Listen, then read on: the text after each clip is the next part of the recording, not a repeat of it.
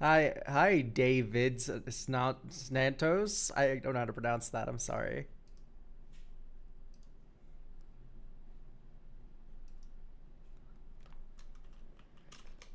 I need to open up the coffee. Hello, happy birthday. That was 2 days ago. Hopefully, Twitch now says not happy birthday stream.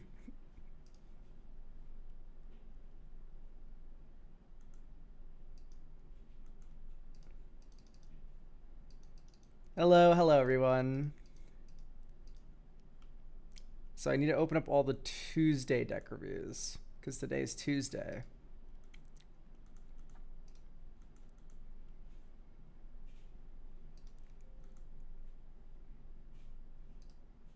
So it's these six because one of them's marked as Sunday because someone got a Sunday deck review and then wanted to switch it for Tuesday, and I got it.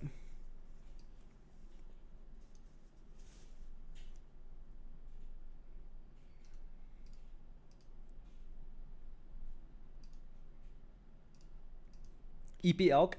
No, I did record a podcast. Wait, what the hell's happening with my PNG tuber? Why is it? There we go. Okay, I don't know why my thing wasn't moving.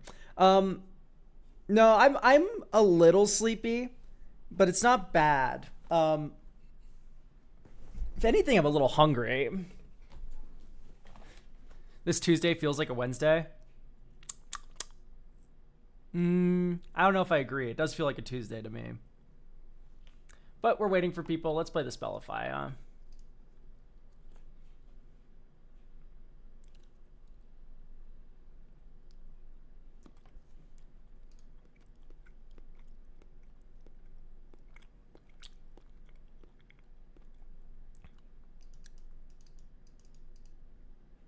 You gain 3 life. This is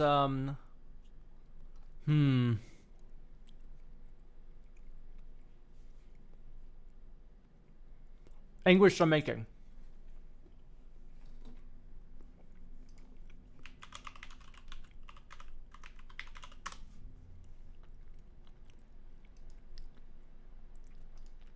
My wife just asked what a gender abomination is. I told her a 3-3 elk. I feel like gender abomination has just like come completely around to like my thing when it started somewhere else. It started as a comment. Add 1, not mana of any color. Okay. So this isn't like a mana filter ability.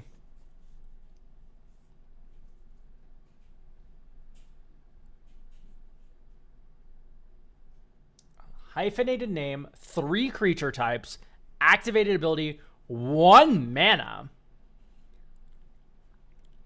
Hibikibi VTuber. Is this Sakura Tribe Scout? Yes, it is. Very easy today.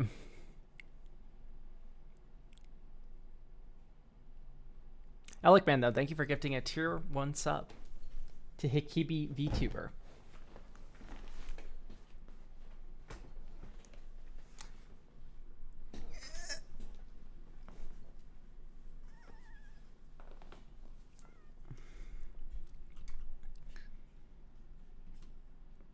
Okay.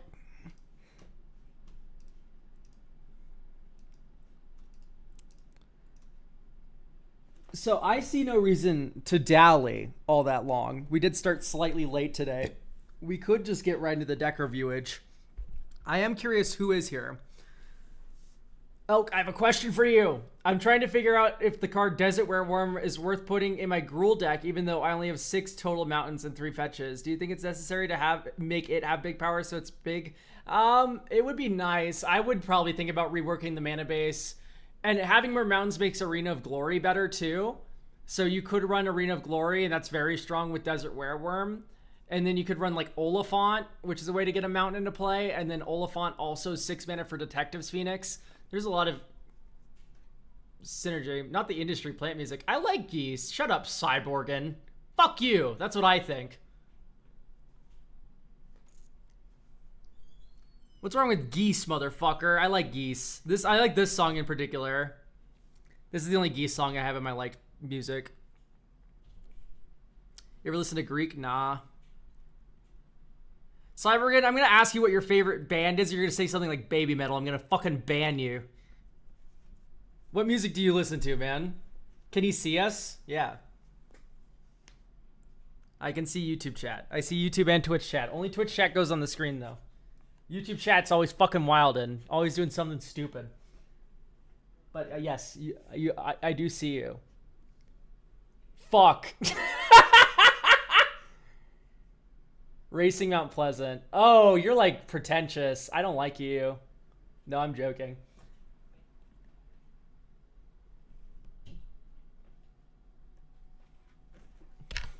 Okay. You gotta admit Somber's better than Geese. Somber sucks. Somber's actively like not a good musician. If you want Industry Plant as like an insult against a musician, you can't get better than Somber. And as an example, I steadfast disagree. Geese is better than Somber.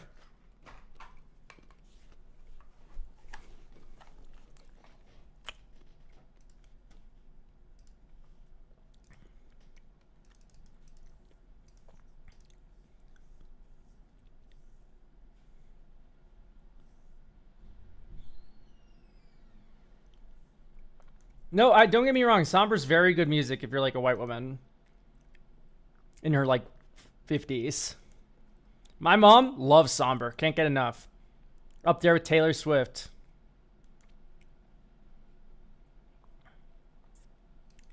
I'm happy to go music snob for music snob, but you can't shit on Geese that hard. Geese is a perfectly fine band. Anyway, who has a deck review today?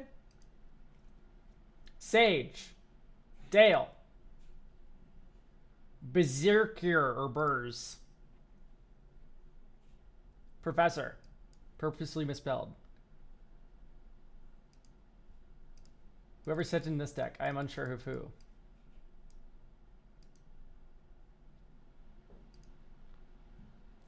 And Scrub.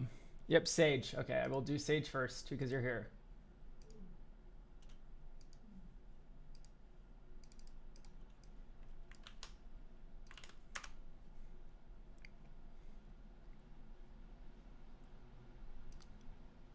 David Townsend, dude. David Townsend makes good music. I'm just trying to think about how to describe my feelings about David Townsend. So David Townsend is an accomplished musician. He's very prolific. He's very popular. He's just... Oh, I'm trying to think of like the perfect way to put this because there's something off about it. It's not quite coworker music. Right? It has the same vibes as like Tom McDonald or Eminem without any of the baggage of someone saying that to you. You know what I mean? People who listen to David Townsend, I don't know who they voted for in the 2016 election in 2020 and whatever. You know what I mean? That's the... Tom McDonald, I know who you voted for. If you listen to Tom McDonald, if you listen to David Townsend, I am firmly up in the air. I have no idea. You know what I mean? I think that's the best way I can put it. This deck is tagged for your viewing / roasting pleasure. Sure, let's do it. Turbocharge. Yes, we put the anthems in the anthem pile. Miss cards. This makes me want to cut these like immediately. Miss cards. Let's fucking just get rid of these. This is room for synergy and fun stuff. If you ever have the tab miss cards in your fucking deck, in my opinion, I love cutting these.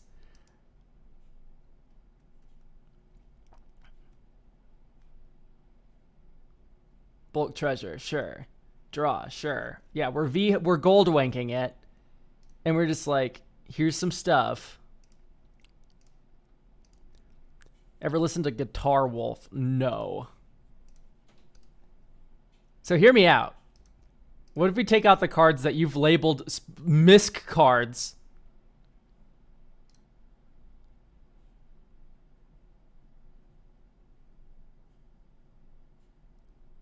Okay, that one's kind of good. I don't like Master here.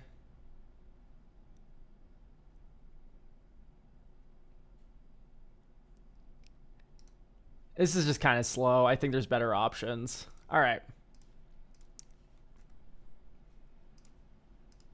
Let's read the blurb. What do y'all know about Steely Dan?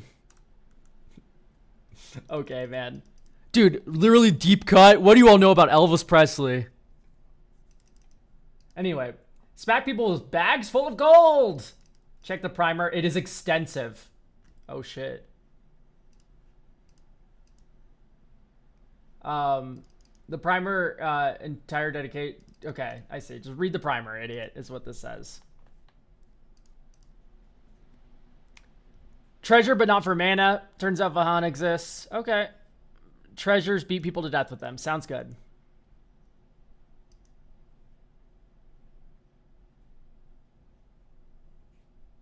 So Titanic as soon as possible. Hit them, make a bunch of treasures. Just basically make as many treasures as possible and then kill people with it.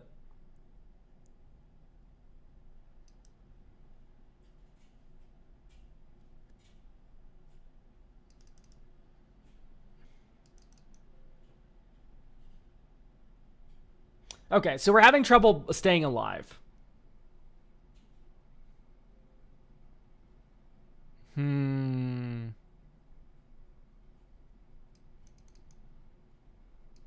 I don't think I like the ritual concept. I think I prefer slow and steady mana advantage.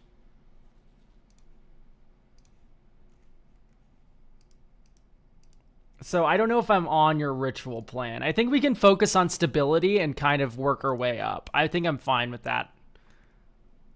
So stability, not dark ritual. These are fine. Rite of Flame.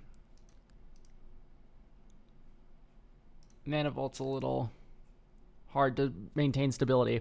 So I think I just want to move you more into like kind of hate bear vibes. I don't really like the feeling of these talismans, maybe. Like, I think we should be sacrificing speed for consistent early game. I know Strike It Rich makes a treasure. I just don't think it's that high card quality. Because I do think there's a way through here. Yeah, I don't have a bot because I'm lazy. Everyone, the person who did exclamation point coffee.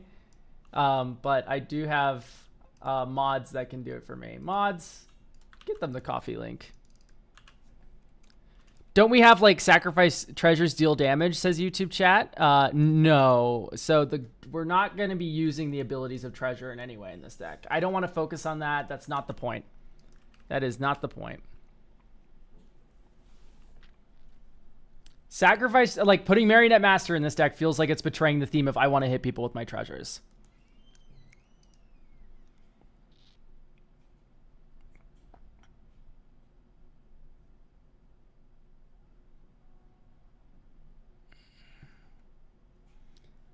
Dog, I need to keep it a $150. When are we using Flare of Fortitude? What are we sacrificing? Elishnorn? Our commander? Like, that should be a Selfless Spirit, I think. Yeah, like, these should be, like, things that's in play. So, like, for me, it's, like, Boromir. Free spells are banned. Can't cast free spells opponents. Also protects my board. Selfless Spirit. Comes down early, blocks, or protects my board. Does both. You have the stupid dog. Anok Strike Leader.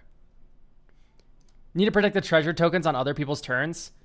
If your treasure tokens get blown up, like, okay, here, just do Dawnstruce. But also, it's way harder to interact with a bunch of treasure tokens. If you are getting Vandal Blasted in this deck, I think that's just, you should just accept that, man. Nilantiv, thank you for the tier 1. Yeah, so I like Dawnstruce way more than the other one you were running. And I get needing to protect treasure tokens on opponents' turns, but what I'm saying is, like, what if we mix and match and just, like, not go all in on the treasure tokens? That's a way to increase the viability of this deck in a way. Like, we're go wide Mardu. Let's get a Collector's Cage in here. I always love a good Collector's Cage. Windbrisk Heights. White. I like these white Hideaway.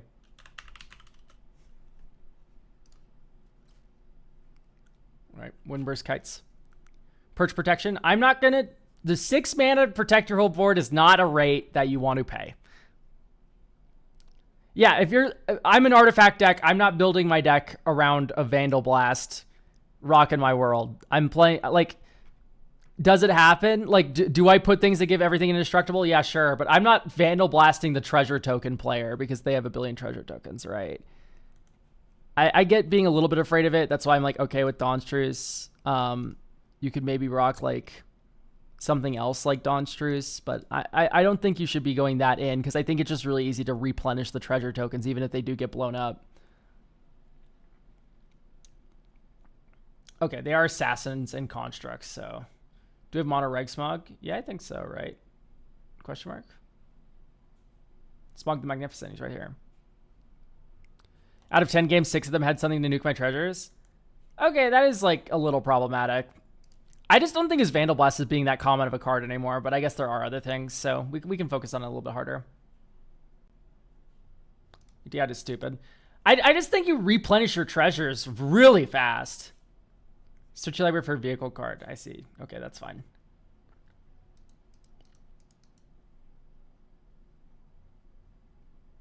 But like, you're not running professional Facebreaker, so I don't know if I trust your opinion on anything.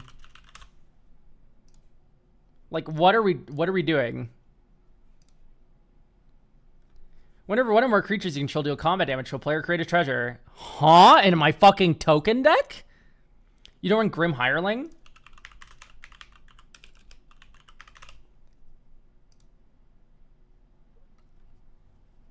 Knuckles? Knuckles is a Sonic card, so I don't typically think of it as like something that's available for a deck, but we could put Knuckles in.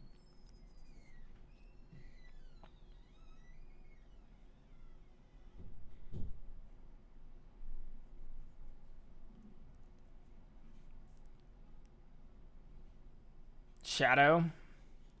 No, I don't like Shadow. Well, that's like kind of too focused on cracking the treasures, which we don't want to do. I'm thinking like Neali. Attacking tokens you control have double strike.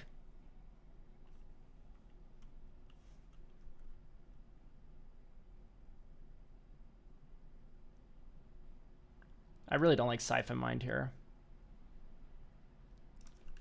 Winds of Abandon. Yeah, we are not doing Mirkwood Bats. We're not doing Marionette Apprentice. We're not doing Marionette Master. We're not doing Nadier's Nightblade. We're hitting people with the treasure tokens. Treat this like a tokens deck, not like a treasure deck. That is what I'm asking chat to do.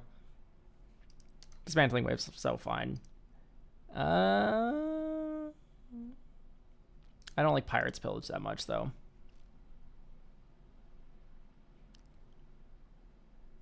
So I think we go, like, Detectives. Phoenix.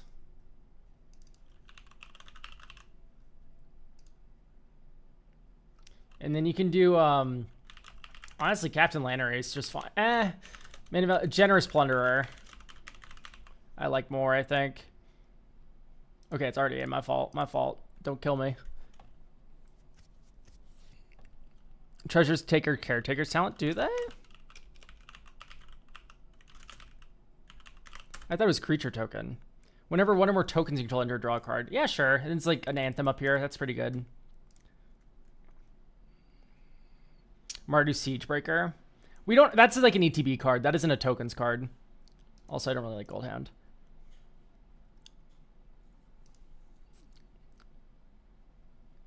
What do I give haste to that matters? I'm gonna pull it up right now. It's well, giving flying to professional Facebreaker is really good. Makes just her unblockable. I don't like Simeon. Once again, we're trying to favor stability here. Dimir Houseguard gets to Titanic. That's fine.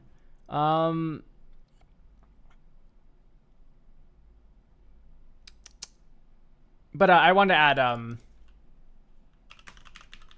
the Raccoon.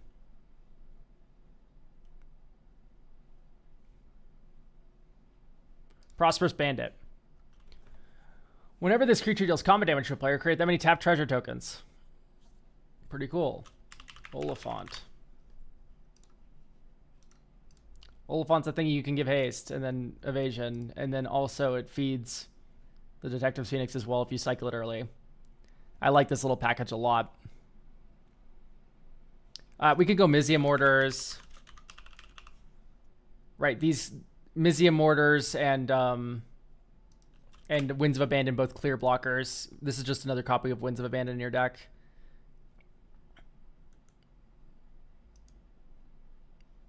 Food Fight Overcooked in here. I don't... It's ass and off theme, so why am I putting it in the deck? If it's off theme and also ass. You can't be both of these things, right? It needs to be one or the other. It needs to be good. Or it needs to, even good and off theme's pretty bad. I kind of just want to keep everything on theme. How about Plum? Plum's off theme, I think. We're cracking treasures for Plum to work. I don't like that idea. I want to keep my treasures around and use them to hit people.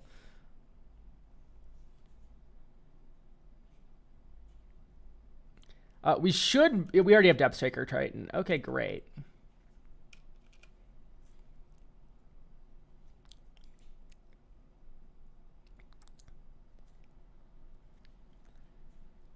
Plum also makes them too. One of your attacks. That does feel pretty slow, but it's probably fine. What I like about Prosperous Bandit is it makes a number of them equal to the amount of damage that he's dealt. No Gleaming Splendor. I think that card is total okayness outside of like where's our for me when I look at Gleaming Splendor, I'm like, where's my Howling Mine? Where's my draw 2 cards effect for each player? We don't have that. Therefore, they said no Plum. Sure, you can get rid of Plum.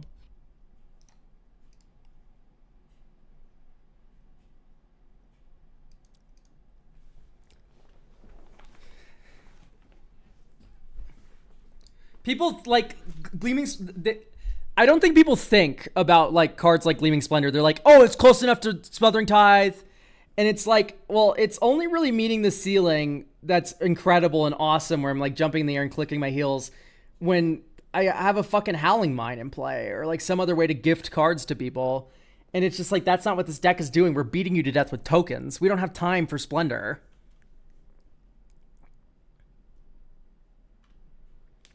Oh, her attack, it's a token tripler? No way, dude. I'm not putting a 6-mana card in my deck that wants to beat you down with tokens and, like, curve out. I don't know. I just don't like that idea. Samuel, Avenger Ace is neat. What?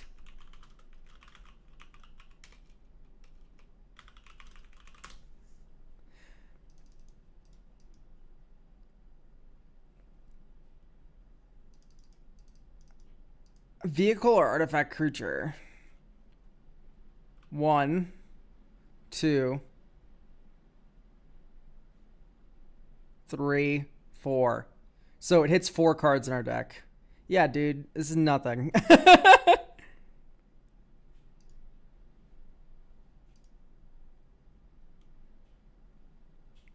Gold Lust Triad? Yeah, Gold Lust needs to be in. Gold Lust Triad is awesome. Hits each opponent. That's a good thing to haste. At this point, I kind of want Arena Glory.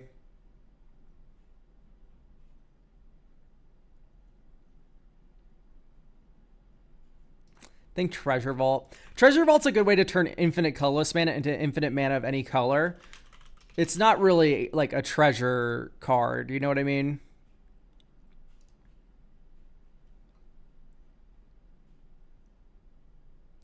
We already have a bunch of board wipes in the deck, in my opinion. Like Mizia Mortars, Winds of Abandon, etc. Like, we have a lot.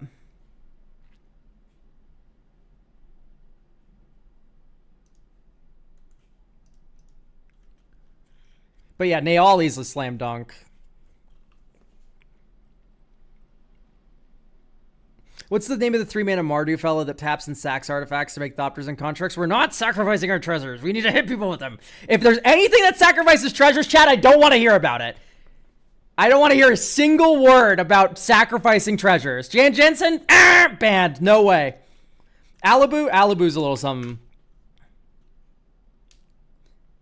This is maybe something. I think he might be a little slow. But hey, Detectives Phoenix, Arena Glory. Make him better. Make him better for sure. Knuckles. Knuckles is... Can I put Knuckles in your deck? I don't know. I feel like people feel strongly about the Sonic cards.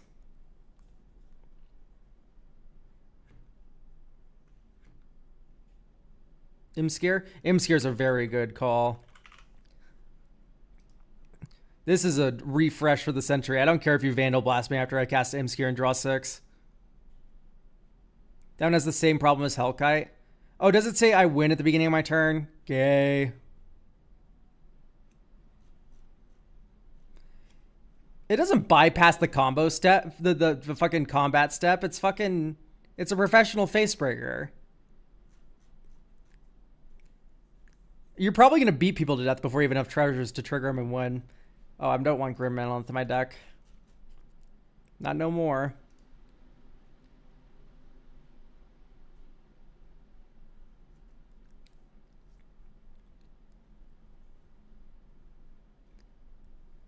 Elk 1.0 erasure going on in that thumbnail. Yeah, it's because I just don't have it on this computer. I have it on my old computer.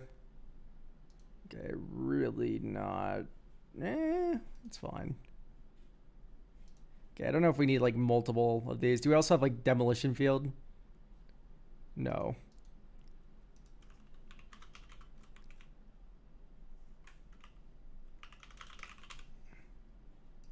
Because I do prefer Demolition Field in that slot. And then we can go... And we already have Wasteland. You know what? Fuck you.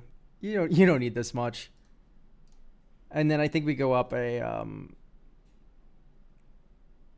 Amaria's Call. Mahadi seems secure. Mahadi's too much like sacrificing treasure tokens for me to like it. Cyberman Squadron. Does that work or do they enter as treasure tokens?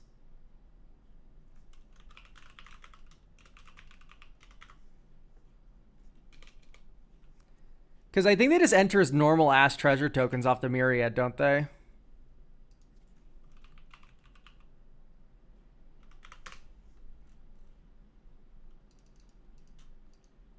Yeah, they have Myriad, so you're going to get 2 treasure tokens that are tapped.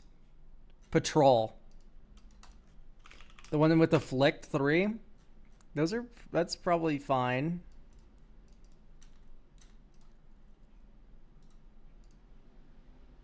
It's $22 fucking dollars. That's not worth that much money. It's just not.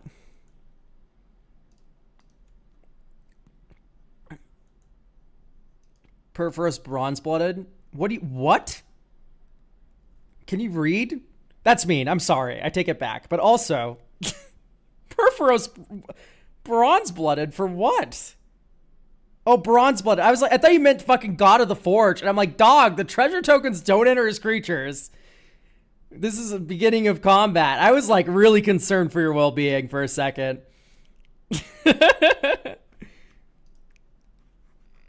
I still don't like Bronze-Blooded. I just don't think our high end is that good. Especially our red high end is just not that good. Reconnaissance. I could see Recon being pretty decent. Reaver Cleaver. Yeah, I mean, I get the idea. Maybe just Mother of Runes. Can't go wrong. Stop people from nuking us. This is just like a... Mother of Runes is like a pillow fort card. I hope everyone realizes. You get to block 1 creature for free every turn.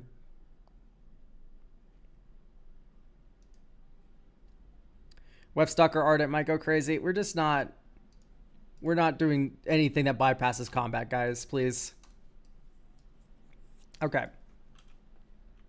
We're going to go with... Elegant Parlor.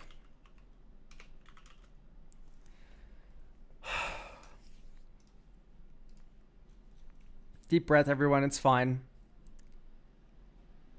Goodbye, Savai Triome. Goodbye, Mines of Moria. Hello, Elegant Parlor. Rakos Theater.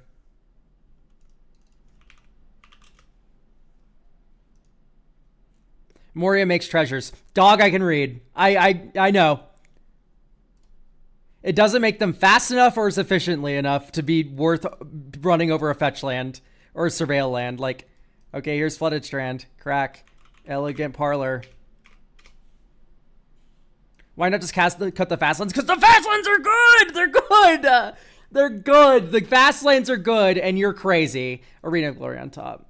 Next turn. Polluted Delta. 1, 2, 2. Noble's Purse enters tapped. Add 3 counters. 1, 2, 3. And then we're gonna fetch 4 Raucous Theater. Oh, if only we had Mines of Moria in this situation. Ooh, I will take a Ragavan. Okay, Dink, make a treasure.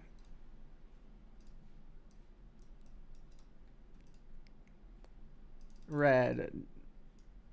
Actually, we could do some like hasty Ragavan bullshit tricks here. They don't teach this in Ragavan tricks class. Okay, Collector's Cage, Hideaway 5. 1, 2, 3, 4, 5. We're gonna Chronicle of Victory.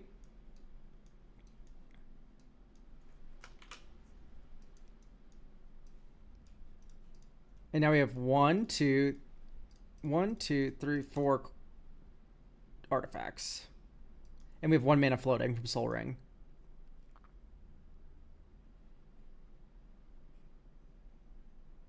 So we could sack this treasure to cast Imskir and draw 2. I don't think that's worthwhile. I think I'd rather just develop Ragavan and pass. Detective Phoenix is also very good on Ragavan. Command Tower, tap Noble's Purse, make a treasure token. 1, 2, 3, 4, 5.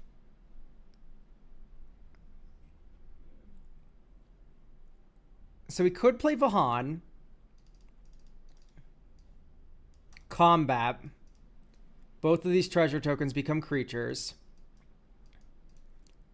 And then we go Sol Ring activation. Chronicle of Victory, because these are 3/3s. And then one of them's a 4 power. One of them has a +1/+1 counter now. Or you can put it on Vahan, and now you have 3 different powers from among creatures you control. And you cast Chronicle of Victory, and you name Assassin. Or Construct, whatever. Swing, swing. They have haste, right? Nope. No, they have Vigilance and Haste. Yeah, of course they give you everything. Anyway. So, swing with your creatures. If we're playing Phoenix, is Anger worth playing as well? So, you would think so. However, Anger requires discarding Mountain and creatures that you want to have haste. We have creatures that we want to have haste, but Vahan already kind of covers that. So what's left? We need enough mountains. We have enough fetches, maybe. We could probably get away with that. Where we're falling short, do we have ways to discard cards? No. So I prefer just Detective Phoenix. We already have Vahan. I like Arena of Glory better. So anyway, there we saw the Collector's Cage kind of working out very well. Go wide theme, right? It's very easy to kind of cheat the cost of these expensive objects that we're running with this card. Very strong in these tokeny style decks. Clive, we are pretty red. I'll give you that. Like, Clive could be a stellar refill.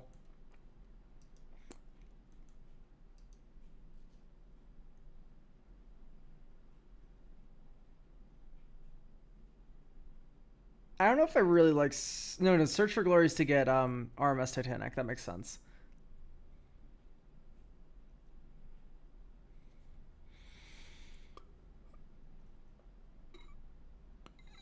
Okay, maybe no Aniok Strike Leader. I still like Selfless Spirit in this deck and Boromir, but I think we should probably go up like just Idol of Oblivion.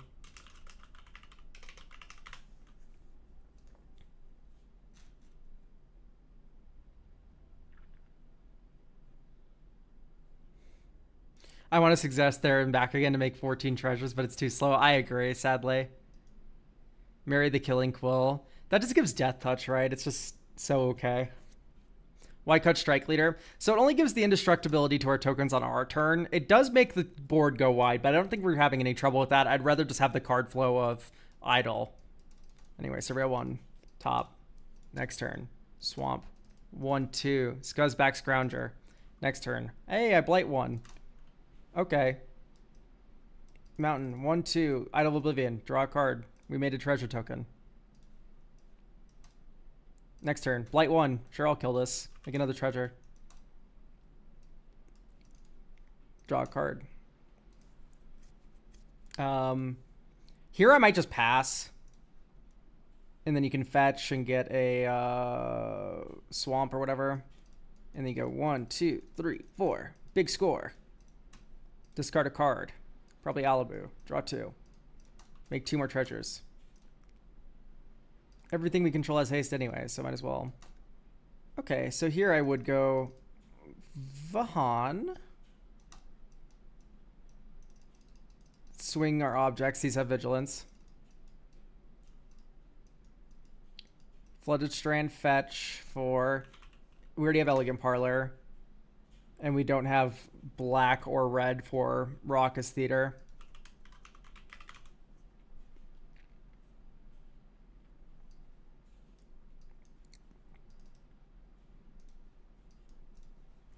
Okay. There's Goldlush Triad. This is where like Arena of Glory would be very good. Or Detective's Phoenix, right? Detective's Phoenix is also online. 2, 3, 4. RMS Titanic, Crew 3. I guess we can Crew 3 with one of our treasures. Swing this. 1, 2, 3, 4, 5, 6, 7.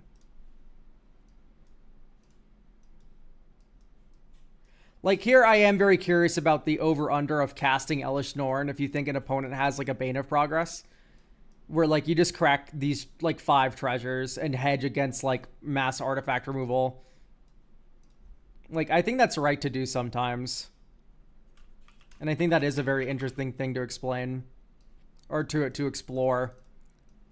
Like when is it worth casting a spell with the treasures versus leaving them up as blockers? That's a very fun kind of dynamic.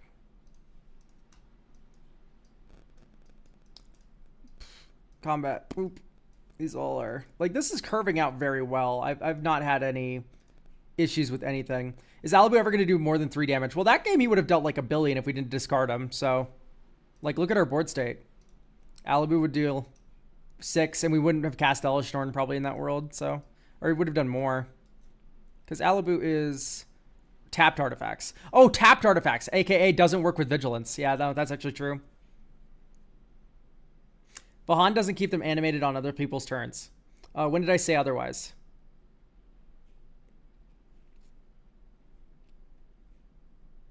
Yeah, guys, don't worry, I got there. Misty Mountain's cold. Let's read it.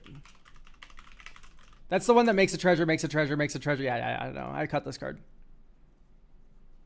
Okay, never mind. I'm hallucinating. All good. Build my first mono blue deck. It's really silly. I'm glad. Blue's fun.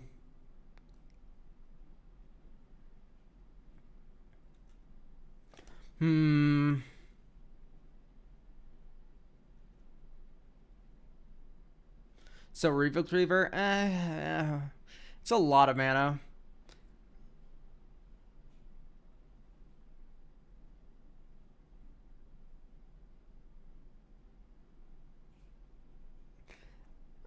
It's 3 mana is a lot. Dog, you're being very facetious because it's 3 mana and then 3 mana to equip. Like, it's not... It's 6 mana. Or is it 2 mana to equip? No, it's equip 3. Oh, right. Equip cost. Yeah, dog, this is not an aura.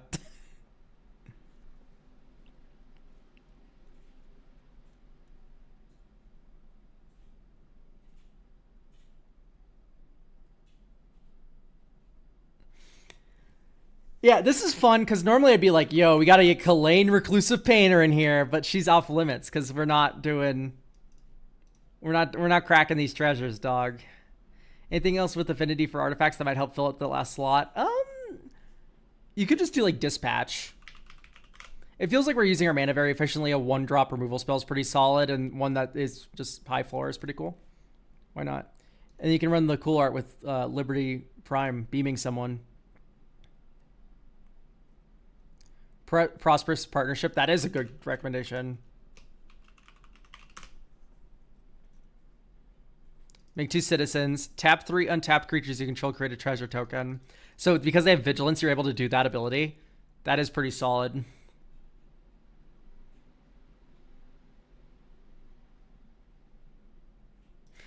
I think I do like that more than Minimus. We did just add another removal spell, so. Refurb. Refurb's okay. Refurb's just okay. I don't know if I really like it. I like Refurb a lot if we're like copying it or flickering it, right? Do I want another land? Probably not. I have 3 in my hand already. Behold the power of Surveil. Oh, we get a land anyway, but it's fine.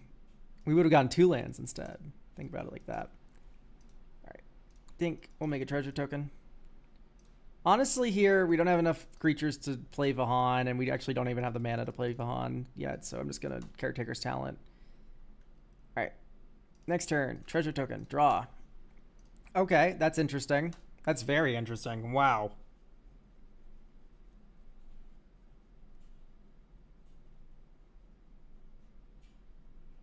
Two.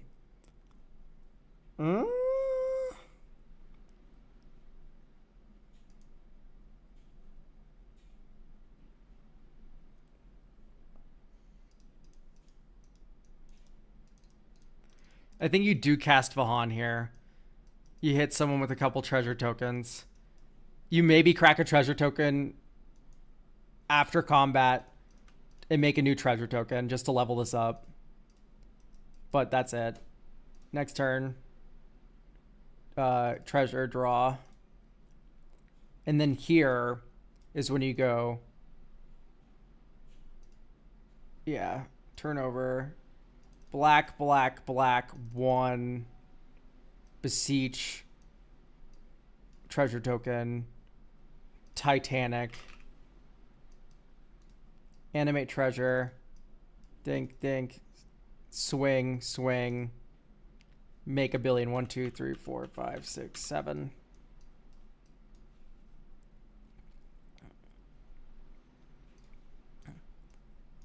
And then this turn, 1, 2, 3, 4. Upgrade Caretaker's Talent. Ta-da. These are all 5/5s, so they're fucking dying.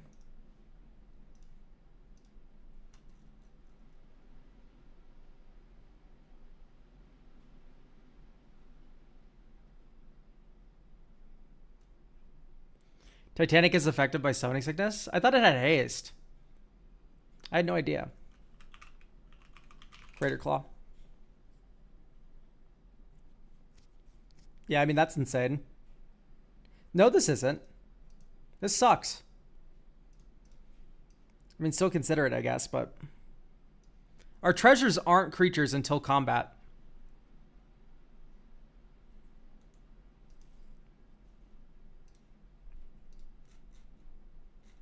Like, look at this. We would have had 2 creatures get the buff.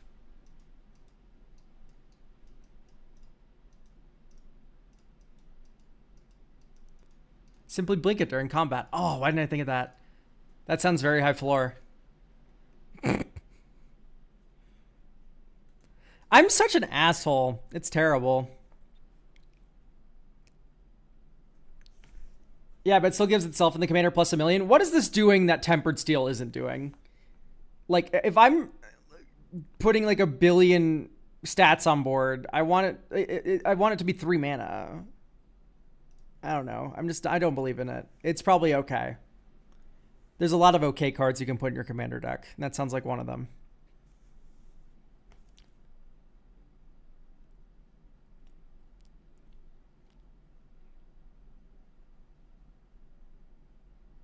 Okay, maybe no Lotus Petal. Honestly, I prefer Strike It Rich over that. I don't even like Strike It Rich all that much, though.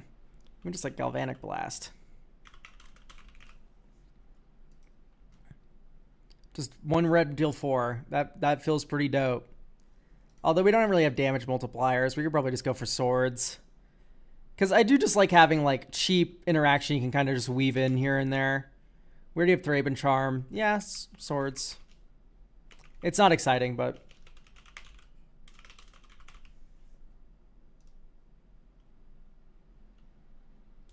Happy not birthday, Elk. Thank you. Orcus Goblin Cleave. Oh, you would name like... It makes a bunch of treasure. But it's like... Is it better than Reaver Cleaver? It does get +2/+2. I do think it is better than Reaver Cleaver. Yeah, you would name Assassin or Construct.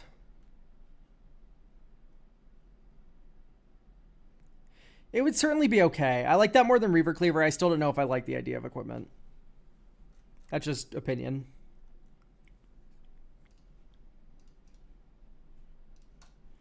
Draw.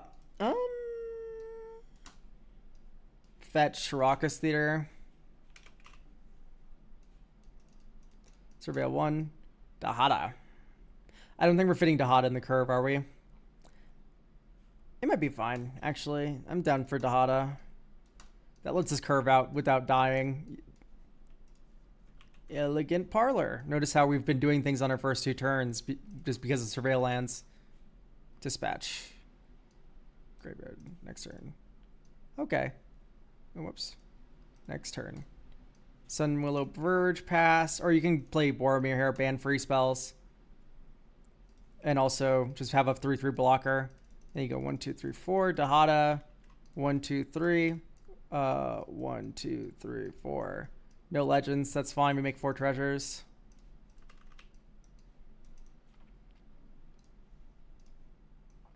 Marius Call. Vahan.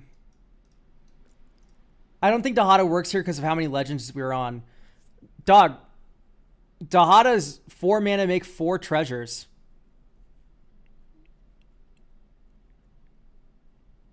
What are we talking about with legends? I don't care about legends.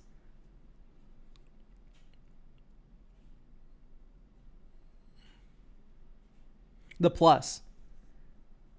Would you run a sorcery, Thunder Tempest, that is 4 mana, make 4 treasure tokens? Because fuckers are putting Unexpected Windfall in their deck. Depends. Does it depend on if they're 3/3 attackers? Does it depend on that?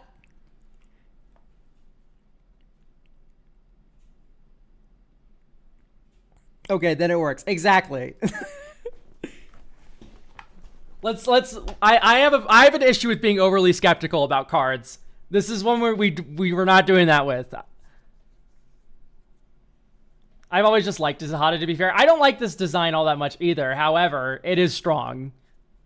Yeah, and the plus you just put it on Vahan. Exactly. We have a few legends kicking around. That game we could have plussed on Boromir too if our Vahan got countered or something. Like there's play. There's play here even with the legendary part.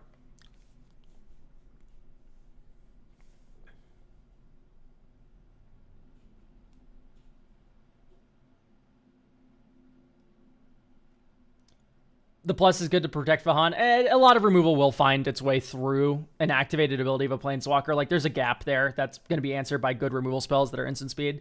But it would stop, like, Winds of Abandon and sorcery speed stuff. I don't know about Chronicle here. I like Chronicle because it is legendary. I guess you would get Elesh Norn. We did just have that one game where I hit it off Collector's Cage on, like, turn 5, and that shit was cracked. So I think it's fine. I think it is okay. Was that better than hitting Tempered Steel off that, though? I think you actually have an argument there. Like, I'd prefer Depth Shaker, I'd prefer Elesh Norn, I'd prefer Tempered Steel, I'd prefer Salvation Engine. That's a lot of prefers over that card. There's probably something better out there, isn't there? Is Chronicle first strike? Because if Chronicle's first strike, Chronicle's going back in.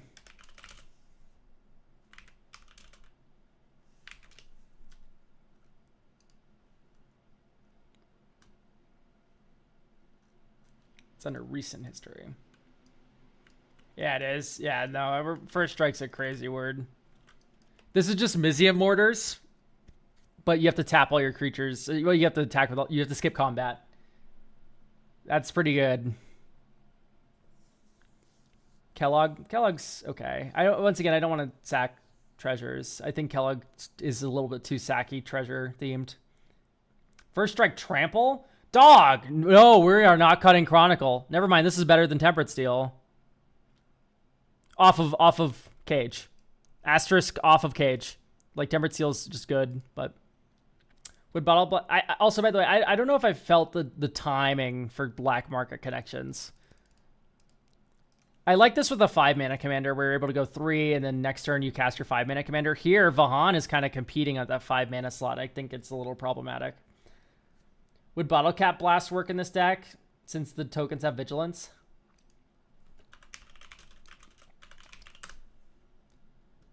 Improvise.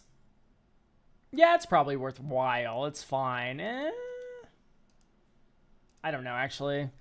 I think that one's tough sell. I want a mana value 2 object that makes treasure. Any recommendations for value engines in a mono black control deck? It depends. It depends. I don't know what your list looks like. I'm sorry. I really just can't give suggestions blind like that.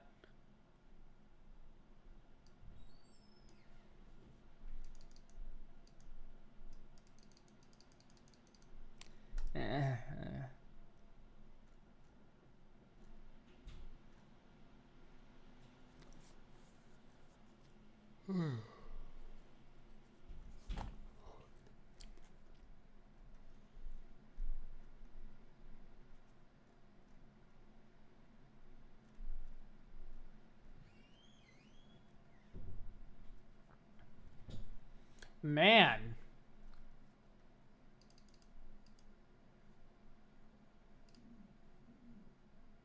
Other outlaws, yeah. I mean, Horde Robber's kind of okay. It's kind of like shit Ragavan, though, so I don't know if that's even, like, worth thinking about. Oh, you know what's worth it? Is Zentarum Bandit. I like this card enough. Think of this like a Noble's Purse. It'll maybe make 2 treasures.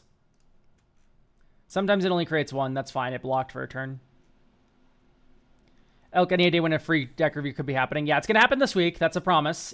I don't know if it's going to happen Wednesday or Thursday or Friday. It's going to happen one of those 3 days. Just stay tuned in the Discord. It'll happen during one of them. Generous Plunderer.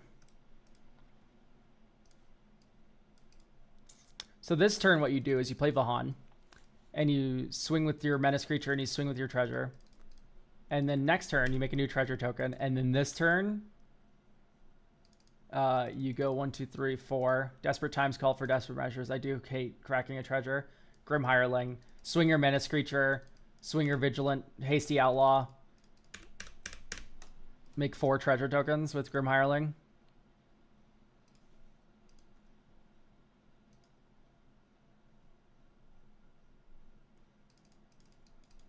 Okay, Caretaker's Talent. We make another treasure. We crack that treasure to make a treasure. We draw a card. We miss our land drop. That's fine. We just keep beating you to death. Like, Grim Hireling's just stupid. Like, when my creature hits you, it makes 2 creatures. That's fucking dumb.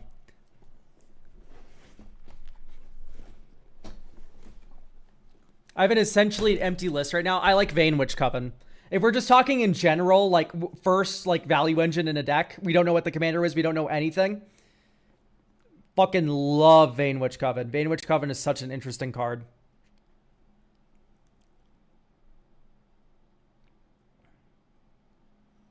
Maul told us in his Discord to be Friday. Then it's Friday. Bing!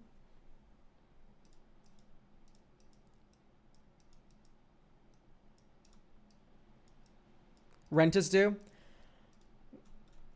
No, right? Because Rent is due taps on your upkeep. Beginning of your end step. It's worth considering. I don't think it's that insane, but it is worth considering. I like Idol of Oblivion more. I think we already have enough advantage in that kind of department. I like Professional Facebreaker more. Like Professional Facebreaker does turn your creatures into cardboard.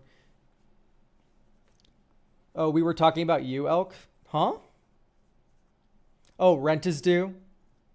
No, it isn't. It's the 11th. My rent's due on the 1st. Spider-Man card E? Yeah, that's why I put in considering. Do we make enough tokens per turn for Belladonna Took? Let's read Belladonna Took. Because I think the answer is no. I don't like the third times put a counter on everything. And, like, I guess, like, if we hit people with Grim Hireling on board or Professional Facebreaker on board, all those would trigger. It's worth trying. I'm not entirely confident in this card's ability, but I you know what? Let's fucking try it, right? Let's try it.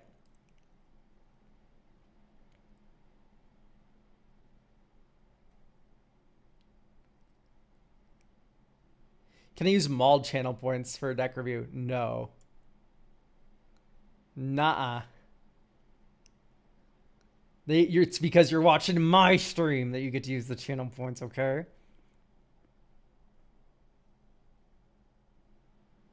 Damn, unfortunate. Holy shit, token enters. Yeah, I think Belladonna could be good here. It's worth trying. This card is worth trying. How many channel points is it? To get a free deck review, it is 45k channel points. It's limit 1 per person. We will be doing these streams kind of once a month, maybe twice a month, depending how I feel. I am very lazy, so lock in once a month, hope for 2.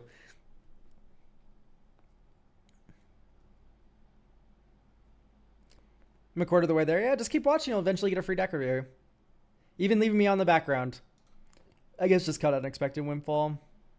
It's fine.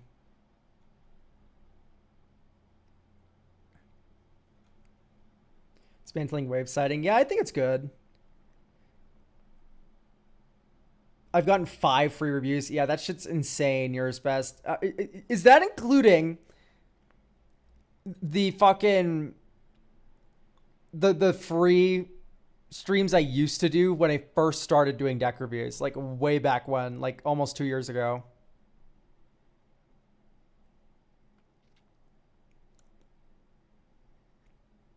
No. Okay, so it's 5 real deck review streams. Holy shit. How many years has Elk been streaming? I think it's been 2 years. I started my YouTube channel 2 years ago. I think it's been slightly less than 2. But we're closer to 2 than 1. Does that make sense? We're caught in the limbo between 1 and 2. I'm going to go to my live tab and I can answer your question. Because I used to just stream on YouTube. This first stream, Vintage Cube, was uploaded August 20th. Yeah, it's almost been 2 years. In 9 days, it'll be 2 years of streaming.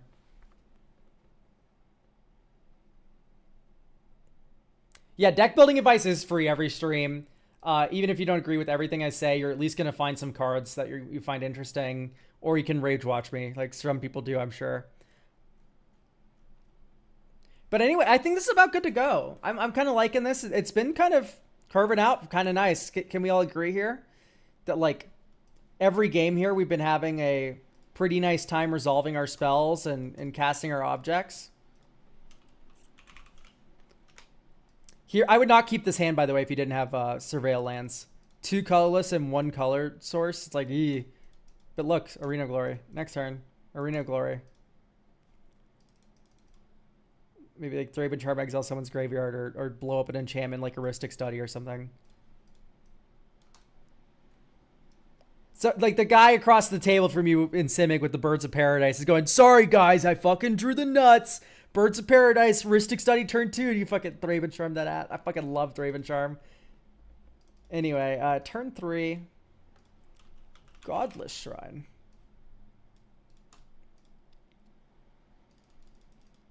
Grasp Everyone's Fate. Scalding Tarn, and then here you get Raucous Theater.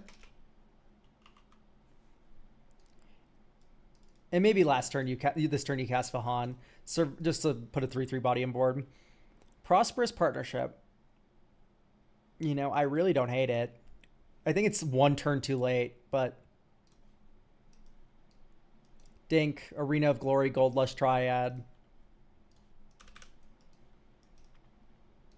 Okay, this game is a little slower. We need 1 more mana of things in our graveyard, and we can bestow Detective's Phoenix. That's so sad.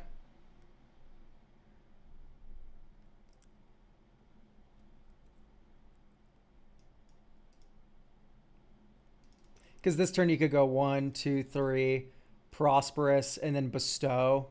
This is one instance where Generous Gift was better than Thraben Charm. Think about it. And then you could swing with the Prosperous Bandit. You could even do Offspring 1. Oh, it would be so fire. You'd make so many treasure tokens this turn. Do we run a Triumph? So typically when I put Surveils in a deck, I do not like Triumphs. Because what's the first thing I'm going to fetch? It's probably going to be a Surveil. How many like double, triple pip things do we have in this deck that we don't mind just cracking a treasure for? The Triumph belongs in decks that want to get like fucking Domain online. I like Triumphs there. If we're not getting Domain online, a fetching for a Surveil is going to be almost always better. If we're cycling a Triumph, we're losing that game, is my opinion. That is like, we are in the red. So I might as well just build for the ceiling and not really worry about the word cycling on the card. I'd maybe put it in a cycling deck, but Triumphs are fine if you want to hit Domain fast as possible. But if we're not hitting Domain as fast as possible, we don't care about land types like that all that much. We're just doing it for fixing. I typically just run the Surveils and not the Triumph. The exception to this is Cormella, and it's just because I opened it. This card I would not have bought for this deck. Does that make sense? I thought you said you didn't want to sack treasures. What? I mean, like, in terms of, like, running a Marionette Master, I don't want to sack treasures. You know where I'm fine with sacking treasures? If we don't cast the spell this turn, we lose the game. I'm fine with sacking one treasure. That's not the game plan, though, Alec, man. Yeah, I'm fine. Like, if we're gonna, like, miss a land drop and if we cast this 4-drop this turn, we're more likely to win than lose. I'm gonna crack a treasure to do that. The goal is, though, to crack as few treasures as possible. But we're not imposing a rule on this deck. We're like, we can never sacrifice a treasure. Like, that's just kind of silly.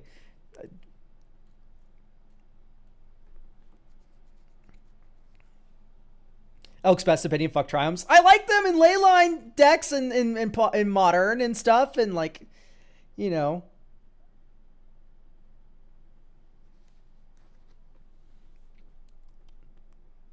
I still think we have too many colorless lands.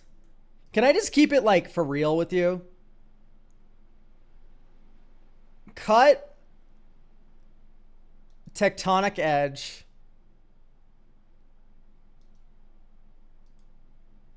and put in, like, Urza's Cave. Because Urza's Cave can still blow up an opposing Glacial Chasm for a turn to kill that player. It can get Wasteland, and then it can also just get Arena of Glory or Ancient Tomb to ramp you, or like it has more modes.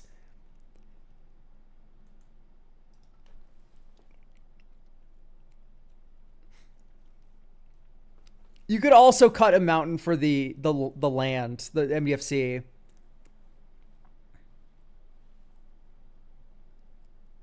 Like, maybe we don't need 2 swamps and you do Sundering. That's not the worst suggestion I've heard. That works. Okay, great. Yeah, Urza's Cave is cool. I typically don't need more than 1 Wasteland a game. Sometimes you do, but if you do, you have Sundering Eruption. And then this also makes all of your treasures unblockable by anything other than flyers. It just gets shit through.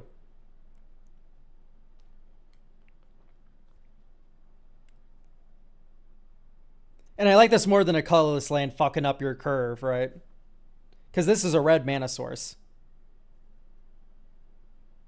If we need more than 1 Wasteland to get some strip blocking people, I know, it's very nice.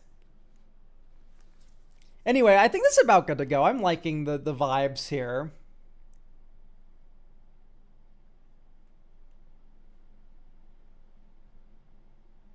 I think I'm going to pass this off to you. I think the strongest card I've added today was Naali and Grim Hireling. These 2 4-drops are stupid. They might be so stupid that you might want to run, like, Lively Dirge. Because Lively Dirge has a lot of funny modes, the more I think about it. Actually, I'm locking in Lively Dirge as an inclusion. Because Lively Dirge is 5 mana Witch Enchanter. You don't like doing that, but sometimes it's necessary. Lively Dirge is 4 mana Grim Hireling. That's a lot of treasure tokens. Lively Dirge is 4 mana Naali, which is lethal sometimes. And then also Lively Dirge is 2 mana, or 3 mana rather, Entomb Detective's Phoenix to set up a haste play. And then also maybe you reanimate a creature that died earlier. Right, so you're able to still use that Entomb mode for Detective's Phoenix. And so the fact that you have a card that likes to be entombed is kind of cool as like a kicker mode for a card that just resurrects your commander or whatever.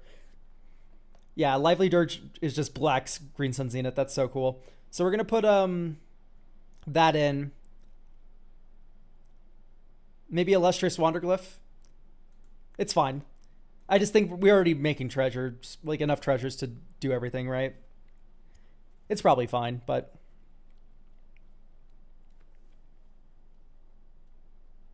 Flesh Writher.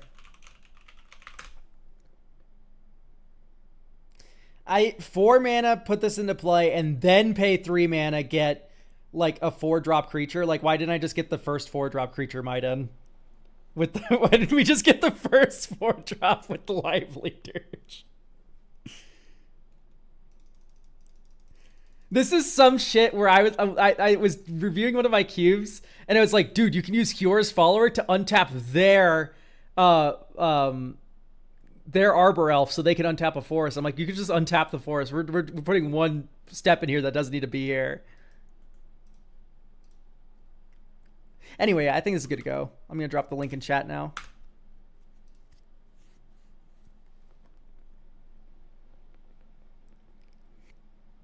Yeah, so anyway, what did we do to make this deck more survivable early turns?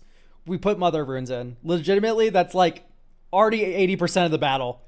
Putting a creature in play on turn 1 that also like prevents a block every turn. Like, this is Maze of Ith, if you think about it like that. It doesn't get around trample, or flying, but it's like early game, that's going to save you a lot of life. Putting in just like, more little cheap idiots like Selfless Spirit, Zentarum Bandit. This is going to send early attacks just kind of away. That 2/1 drops. I also talking about 2 drops too, and Boromir and shit, man. Calm down. We're just nitpicking everything I say today. We just gotta rip fucking Elk apart every time he opens his mouth. Giver plus Skrelv as well. I don't think you need multiple. The main thing with Giver and Skrelv is they don't block alone as well as Mom does. And if you have issues dying, Mother's the first effect of these that I want to run.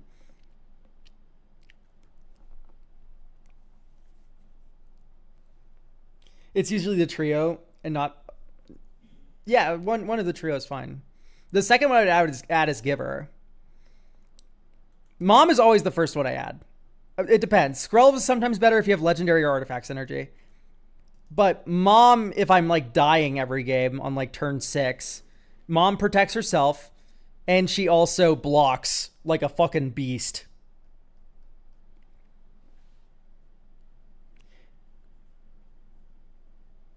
It just feels like all or none. No, there's nuance. It's nuanced. I don't put all 3 in to decks. I'll do Giver, Mother, Starfield Shepherd typically is my favorite little package of cards.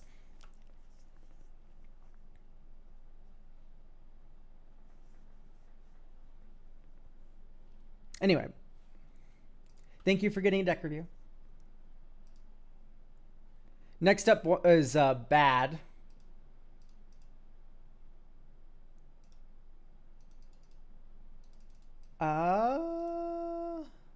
Is this you? Berserkier. I see. I have you right here. You don't? What is that you don't in response to Elikman? So I can answer properly. Hope.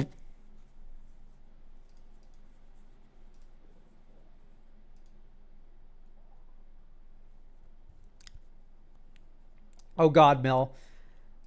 Go watch my Mill video. All right. Hopefully we have no delusions about what we're doing. I hope players are definitely the most consistently delusional people I meet.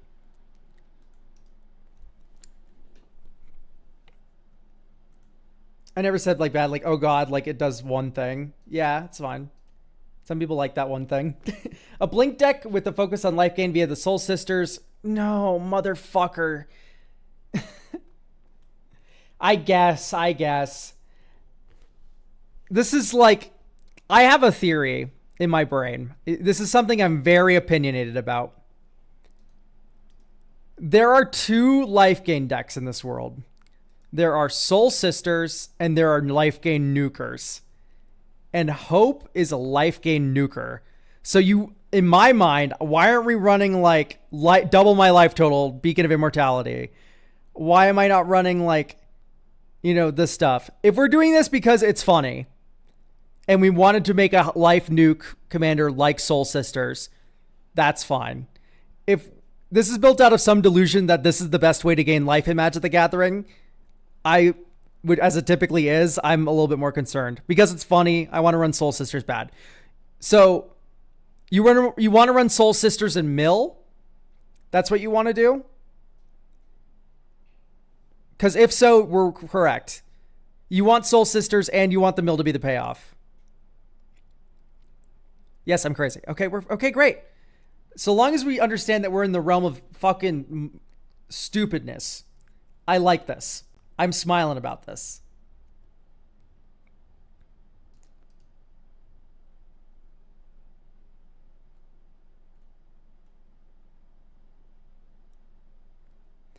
Okay. Yeah, hope for Burn Mill. I think I've only run 1 out of the 10 games I played with it. Bracket 3 would be the goal. I'm trying pretty explicitly to do everything I can to capitalize on the Soul Sisters. I'd rather not run things like Brewvac or spells like Maddening Cacophony. I don't love Game Changers. Okay, here's the thing about Brewvac. You run Brewvac. You don't run the other ones. Does that make sense? We better be running the Water Crystal. We need to be running the Water Crystal. Oh, wait, no, because this is one instance of life gain. This isn't like a mill for each one. I do think Brewvac is required. If we are burn milling, I think you gotta Brewvac it. You just don't put in the Maddening Cacophony combo. You put Brewvac in, you don't put the other half in. Why is Urza in the deck? I mean, Urza is just good. But I don't see how we're making a lot of artifacts. Maybe I'm missing something, though.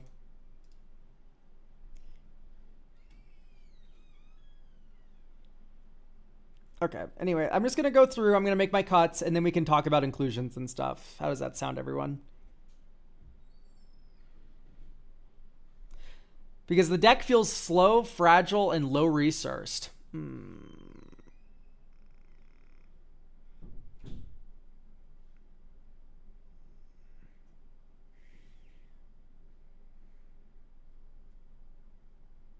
Because a good job on the Parallax Wave. People don't know about this one. Case of the Uneaten Feast. That's fine.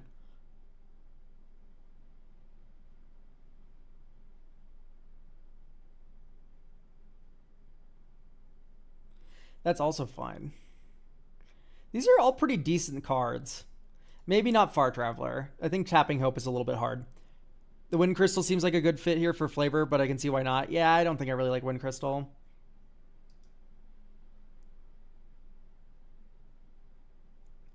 Yo, calm down and look at all the sub-themes. I need to calm down?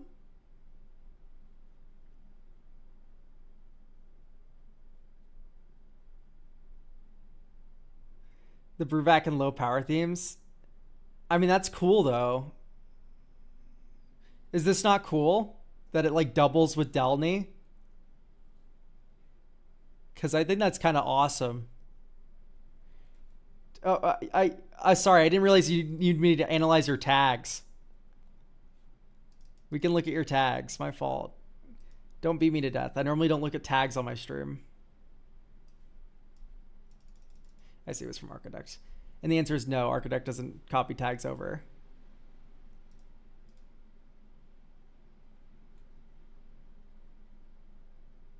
Where is type and tag? Or is it already by categories? It is already by categories. No, it just helps for context. Okay. So we can see where we put our interaction in the interaction pile. We put our bounce in or our flicker cards in the flicker pile. And we put our ETBs here. And our Witch Enchanter isn't in the interaction pile because she's not interaction, she's an ETB. But Riptide Gearhulk isn't an ETB, it's an interaction. Like, dog, how am I supposed to glean anything? This is why I don't look at tags. Little categories multiple. I was like, okay. It's better now. It's better.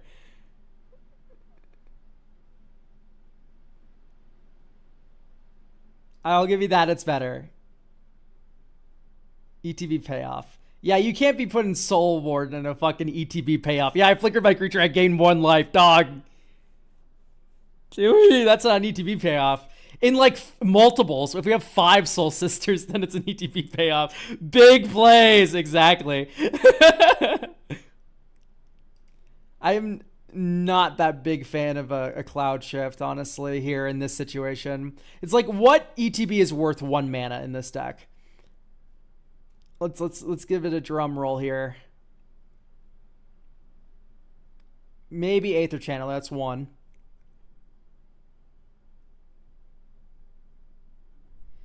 Recruiters yeah, worth 1 for sure.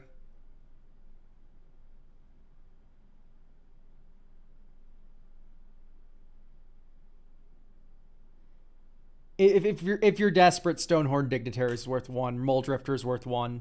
So we have like 4 or 5 cards here that are worth 1 mana. Lauren potentially, okay, 6. It's like, I would rather just have a repeatable Flicker engine or one that's more flexible that's worth more at that point. You know what I mean? Well, it also protects them though. Yes, it does. But my point is against Cloud Shift is I want a density or a commander. I want a density of ETBs or a commander with an ETB that is worth more than 1 mana. Then I'm okay with Cloud Shift. Otherwise, I'd rather just have a slightly more expensive spell that does more, like Parting Gust, right? Parting Gust is removal and also a flicker. So if you happen to draw those ones that are worth 1 mana, they're probably also worth 2 mana, in which case Parting Gust, but it's also Parting Gust can use early game as a removal spell. Space-Time Anomaly. I do feel like Space-Time Anomaly is a little bit like a departure from what this deck wants to do, because this deck wants to use Soul Sisters. That's the A plot of this deck. The B plot is like, we want to pay off with Mill. So we're doing Hope for that. For me, I'm like, where's our graveyard hate, man? You are playing a dangerous game. And we don't have a single fucking grave hate card in our Mill deck? We're going to lose to ourselves.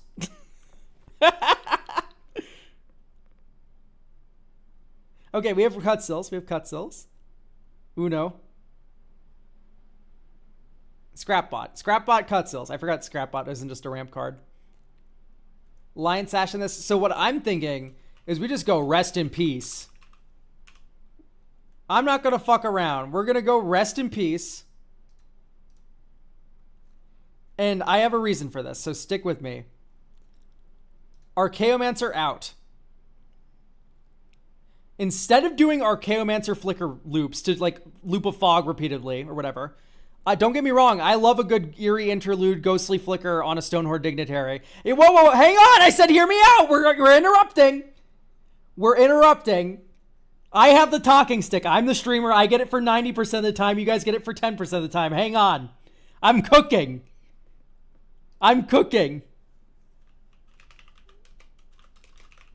You put Rest in Peace in. You take out Archaeomancer because it gets friendly fired. And you Pillow Fort hard. Like thermonuclear bomb level Pillow Fort. With this card. I can't remember the name of it, but I saw it and I'm like, there's going to be a deck someday that I need to put this in, so it's going in the memory bank. Web of Inertia. At the beginning of each opponent's combat phase, that player may remove a card in their graveyard from the game. If the player doesn't, can't attack you this turn. So, if we have a Rip in play, players can't attack us.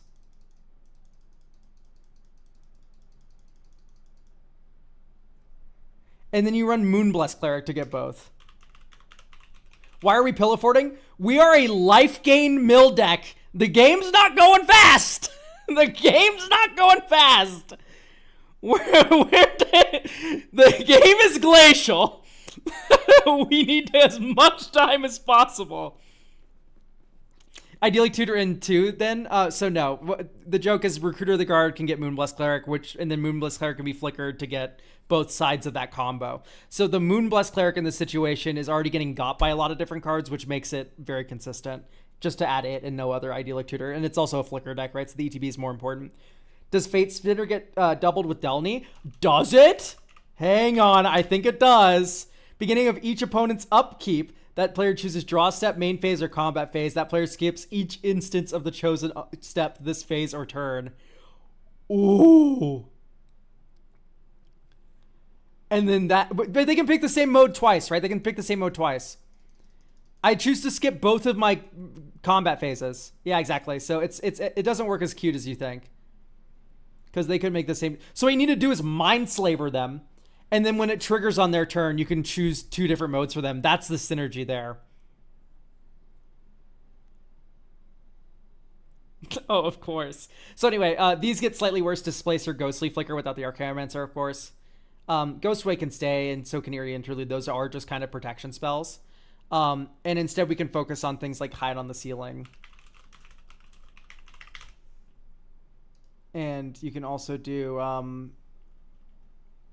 I'm so mad that the combo isn't mutually exclusive with the Archaeomancer combo. Yeah, I keep in mind, you could just keep Archaeomancer and just like accept that some games you're going to get friendly fired, but I generally think it is better to maybe not do that. And I think Revelark's kind of actually in the same boat the more I think about it. But I'm fine with just leaning on Soul Herders and stuff. Like we can just lean on these. And then like also we weren't already running Hide on the Ceiling. This flickers our whole board.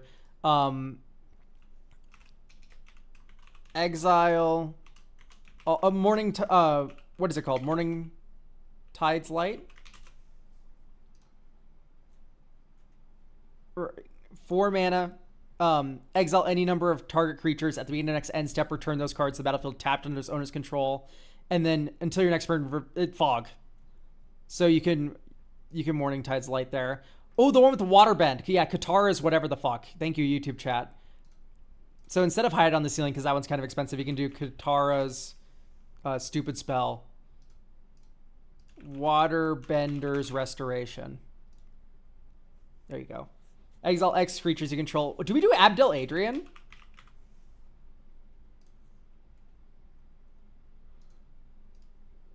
There's something fucking stupid we can do here, right?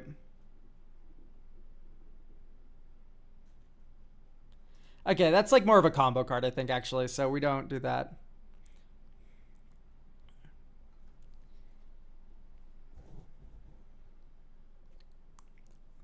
Hope only... Oh, it's at the beginning of the next upkeep?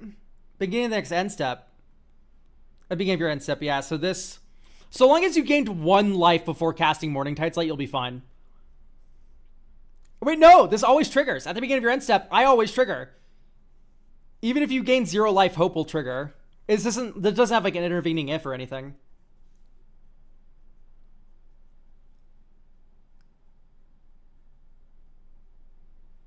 It won't?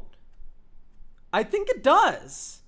You didn't meet the... At the beginning of your end step, each opponent mills X cards where X is... No! It would be at the beginning of your end step if you gained life! If you gained life, each opponent. But there's a condition here. It's just at the beginning of your end step, Hope always triggers.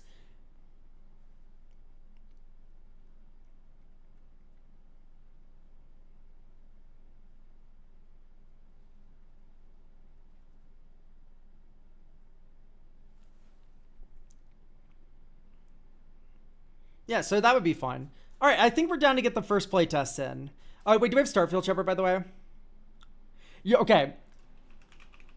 We need to open the schools. The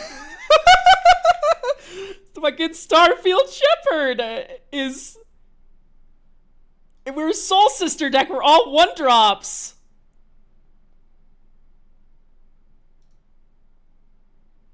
Dog or cat? Pick now. Which one are we cutting, chat? It's going to be the dog or the cat, and it's up to you.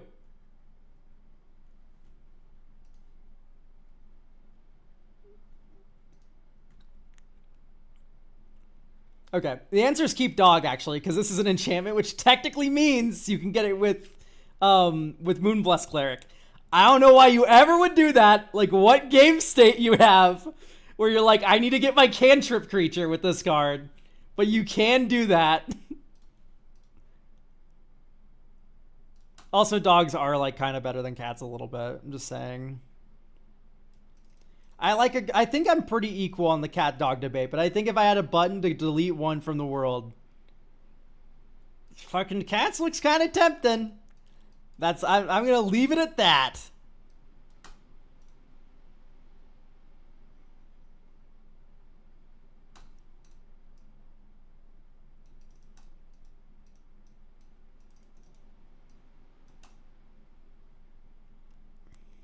Do we have both Eoses? No, Starfield Shepherd's always the first one I add, just because you can flicker cheat that one. In fact, I actually want to put Felia in this deck now that we have a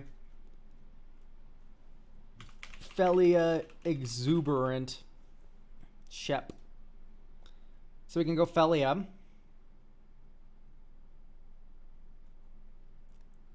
I'm just trying to think about what else I would... probably Gil...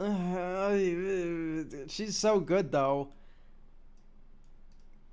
Maybe Gilrain. I really want to like her, because she is good in a lot of different shells. I think she's just not right for this one. When does the Seriema become relevant? When we have a way to kill people with our legendaries, which we don't. We're killing people with hope. For me, Seriema is very good in my Brazella deck because I'm tutoring up both halves of Brazella with it. I'm tutoring up Elish Norn with it, right? But this deck doesn't have like an Elish Norn hammer play that it blows up everything, right? It's like...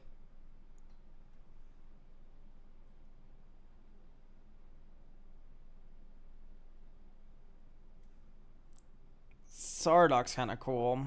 Sheray's kind of cool. I think Sheray is worse than... I also don't like Elite Guard Mage. I'd rather be Cloudblazer, Muldrift Ring, and we're putting more tutor ETB creatures in. Like, I'd rather have Ranger of Eos as well. We can just do normal Ranger of Eos. Ranger of Eos is basically Sun Titan for... Like, it's 6 mana, get 2 things of value.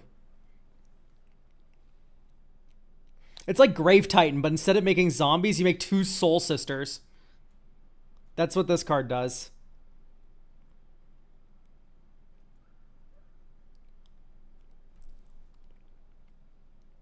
Has a little Convoke. If we're going to put one Convoke card in here, chat, one Convoke card, let it be Aridu. I was going to say, no, Aridu's Orzhov. Yeah, so Wand of the World Soul. Let it be Wand. Who's Ranger of Eos? I only know Ranger Captain. So I do think getting 2 creatures off 1 ETB is better than getting 1 for 1 and also being 3 mana and being a silence. I like the silence in certain decks. I don't think this is a silence deck. Adagia. Why? I guess it would be fine. But like, I don't think Adagia does enough to justify putting a white tap land in my deck that I also have to station to 15.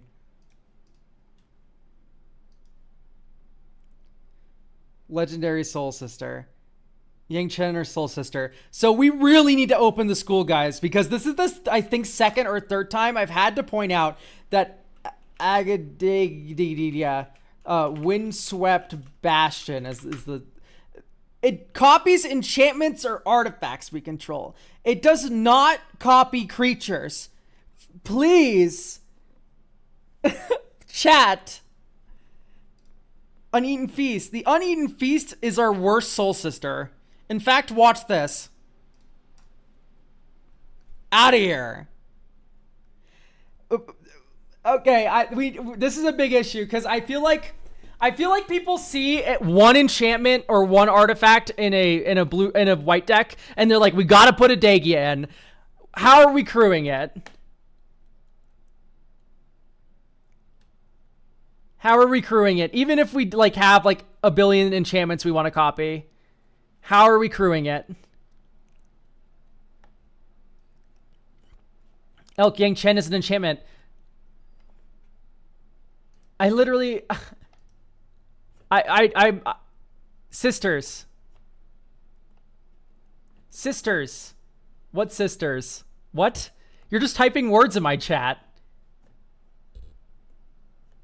I think Cleric class is a better... Oh, the life gain increaser? Now that's interesting. Like adding on like a couple of those. Like I would like Cleric class the most. I think I do like Cleric class better as a Soul Sister because this one scales with each Soul Sister you have. Yeah, no, that was a good idea. I've been saying this for the last 15 minutes. Sorry, I don't always read chat.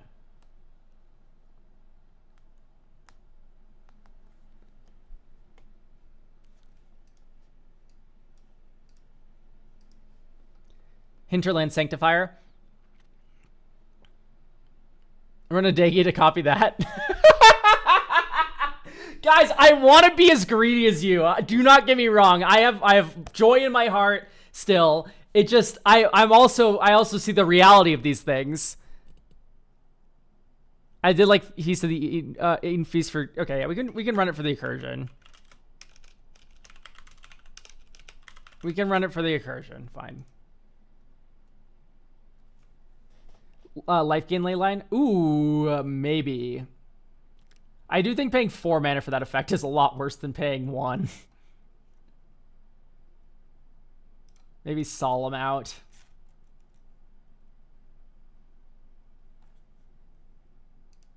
Play test. I don't care that we don't have blue mana. We'll find it.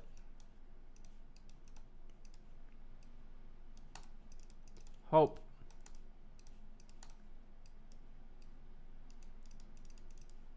Brago. Wow, so I can't help but notice we're going to gain 3 life. And then we're going to move to combat, and then we're going to swing Hope, or we're going to swing Brago, and we're going to flicker Charming Prince, and we're going to get another 3 life. And then we're going to mill everyone 6 cards. I want Muddle the Mixture. Okay, we have it. That can get Rest in Peace. That's good. Woof. Ancient Tomb jump scare. I'm fine with Ancient Tomb in this deck, honestly. If you open one up and you're like, I want to put it in one deck, let's put it in the greedy Azorius deck. Make the game go by a little quicker. It's offset by all the life gain you're running.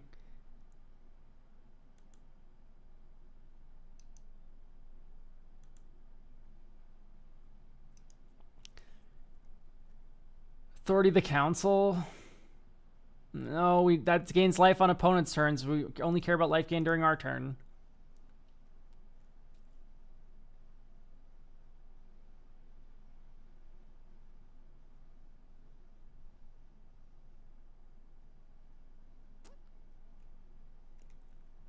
Do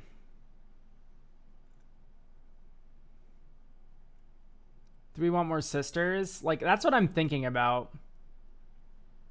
I think we just need more 1-drop tutors. White Lily. Yeah, Liliana's really good.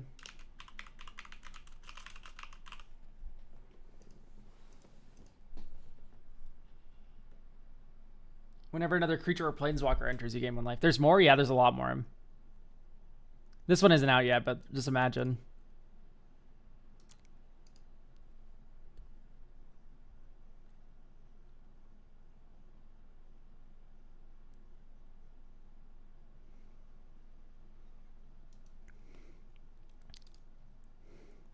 Wizard Staff doubles Hope. Oh, like you get 2 triggers. Yeah, if we're doing like Stoneforge Mystic stuff, maybe, but we're not.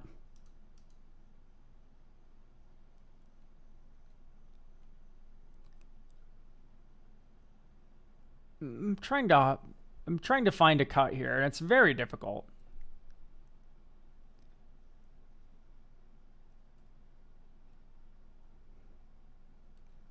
Okay, I am a little interested in cutting Yang Chen, I think. Yang Chen's just fine. I'm thinking about if I want Angel of Indemnity or not, because that brings back Parallax Wave from the graveyard. Oh, we're Rest in Peace deck. Don't worry about it. Did you toss the Angel? Yeah, Angel's already in. Oh, that's one of the best mono white cards, SMH. Thunder, you've been giving me bullshit advice all day. I don't know if I believe that it's one of the best fucking mono white cards on Earth. We can't even read half a text box.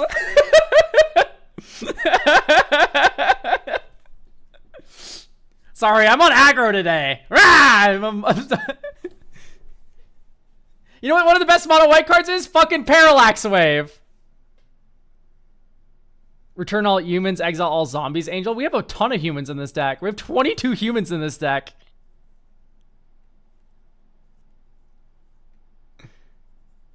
Dude, Parallax Wave is Legend of Yang Chen if it was good.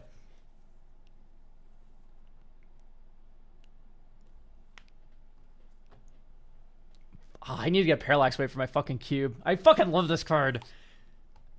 Parallax Wave is fucking awesome. And it's sometimes it's better than Winds of Abandon. I still think there are better white decks. White cards is what we're talking about. I imagine that's what you meant. I'm being pedantic. I'm sorry. Anyway, let's play Hope. Give me my rest in peace, baby. I need it. Jimmy Golgari sitting right across from me.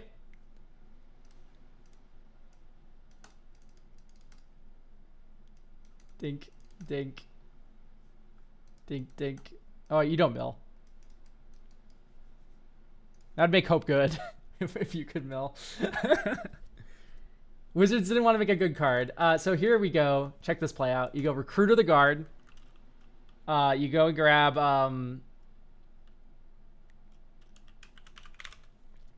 where are you? Witch Enchanter, and then that's our land drop. So we don't miss our land drop for turn. And then you go white, white, touch on Recruiter. You probably get Guide of Souls first, if I'm going to wager. Okay, here you go. Urza Saga, Guide, Bruvak the Gwand Willowkent. And that was 2 life gain. Each player would mill 4. And we have Rest in Peace in place, so we really, really, really don't care.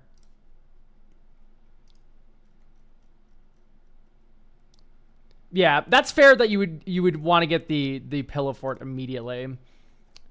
Or like you would want to sandbag this or something. But like honestly, milling, even if your graveyard's getting exiled, is still better than not milling. It's giving you information of what's on the bottom of your library and what you're not going to top deck in this game. People literally don't think about it like that, and it's crazy to me. But milling is telling you what's at the bottom of your library.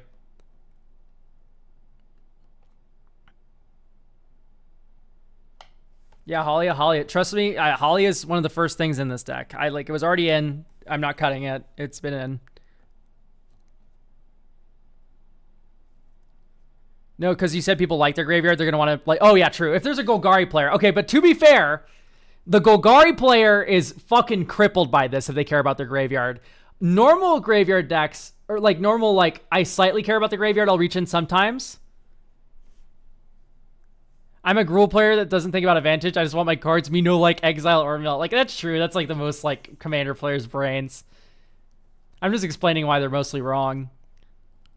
But, like, okay, let me point it out like this. If you have a graveyard deck that really wants Rest in Peace removed, they're also crippled by Rest in Peace being in play. So that's a 1-2 punch of, like, yeah, they're going to focus us for the rest of the game. They're also focusing us at, like, 1/6 the power. And if you don't care about the graveyard that much where you really need to focus me over it, then you're probably just be like, cool, -1 card, Rest in Peace. I don't have that many cards that care about my graveyard. Like, you're probably not going to care about the rip, is all I mean. So it's like a 1-2 punch of funniness there.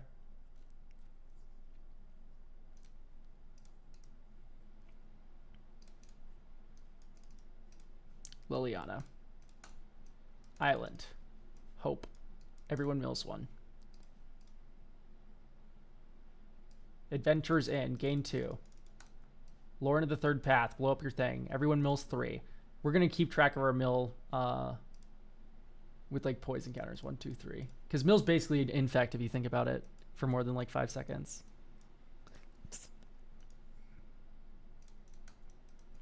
Glacial Fortress. Gain another life when we play Spirited Companion and draw a card. And we tapped like a moron. So let's not tap like a moron. And then in this world where we didn't tap like a moron, you can Waterbend X. Flicker all of our creatures. They all come back on the next end step. We draw another card. We gain another 3 life. Everyone mills for 1 billion here. So it's 1, 2, 3, 4. 1, 2, 3, 4, 5. Oh, wait, 4. So we're at 7. Oh my goodness, we're getting there.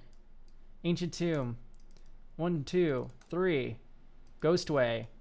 Exile everything. They all come back. That's 3 life gain. 1, 2, 3. Wand of the World Soul. Okay, so that's another 3 infect. 1, 2, 3. Oh my goodness. Why flicker? Because we have Liliana, their life gain spells. Next question. 1, 2, 3, 4. Tap not like an idiot. Stonehorn Dignitary. Gain a life.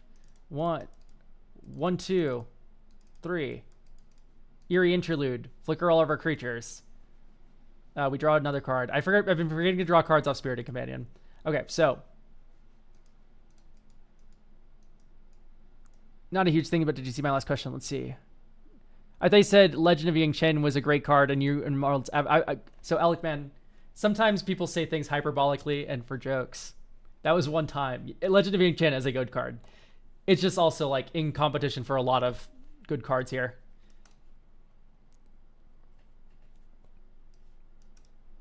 Sometimes people be joking.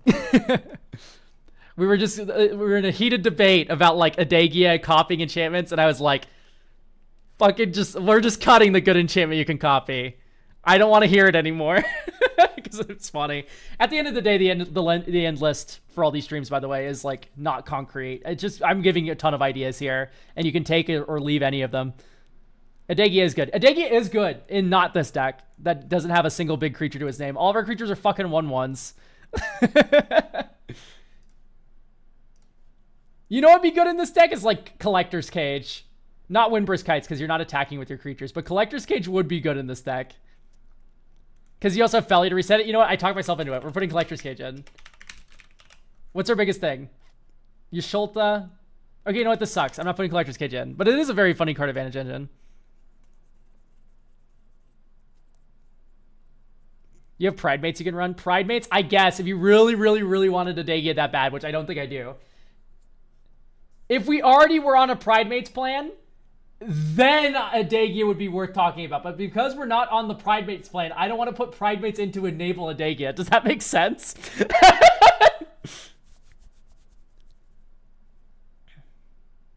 I don't really want peas. Okay, but do you know what goes really well with peas? Mashed potatoes. So put some mashed potatoes on your plate so you can add peas to this meal. I'm like, I don't want either that bad. Neither of them were part of the meal to begin with. I'm eating ice cream.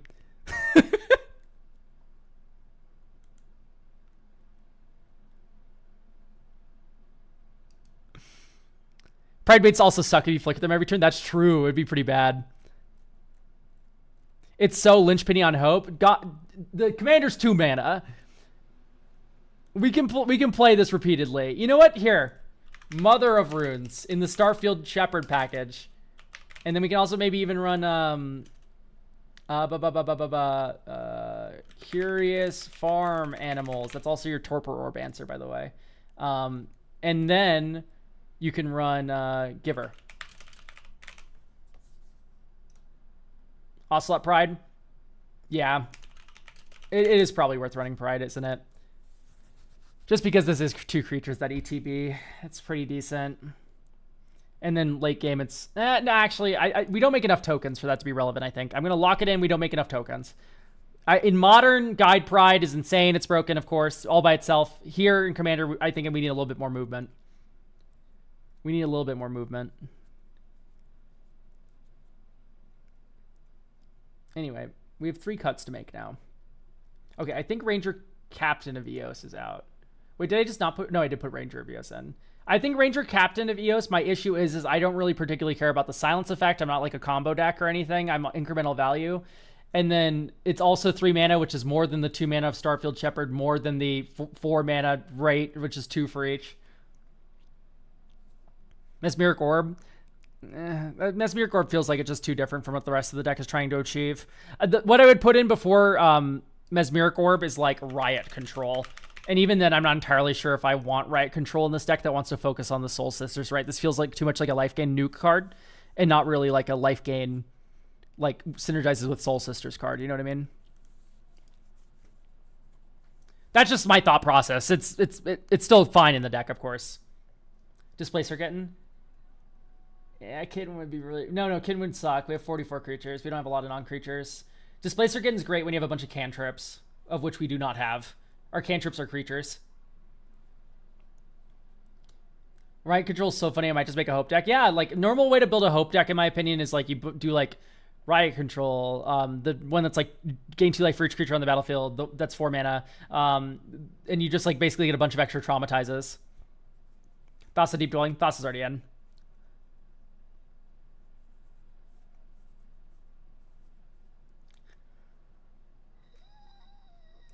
Oh, wait. Was that person earlier suggesting that we put the angel that returns all humans in?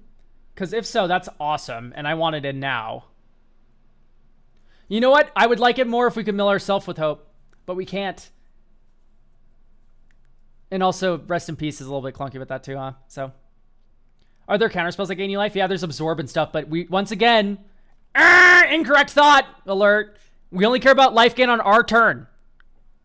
So, like, absorb 3 mana. You want to hold that up for an opponent's turn? Hope's not going to see it. We're doing that for nothing.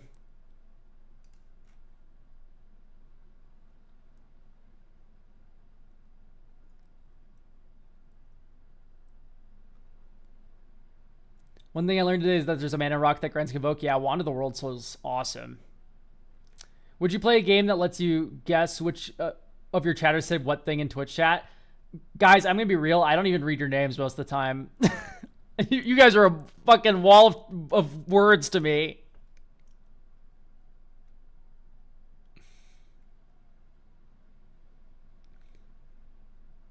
It's awful, too, because my friend will come in here and tell me names and tell me, like just type, like, have you considered Dimir Operative here? And it's just not a real card. So I'll look up, like, because it'll suggest names that are, like, slightly plausible. And I won't read their names, so I'll be really confused and be like, oh shit, it's you. It catches me every time. You guys are a chat army, exactly. Oh, it's you, exactly.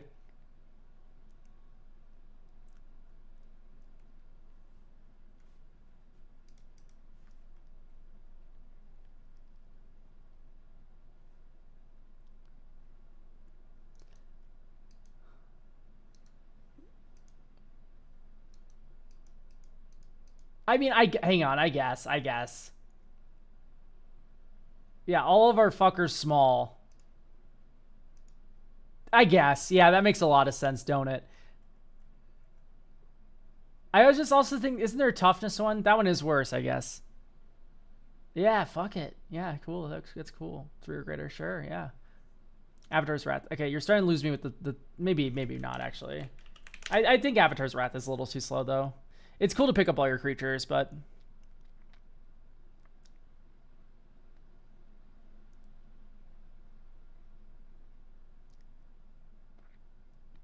I think Momentary Blink's too expensive, even though it is a 2-for-1.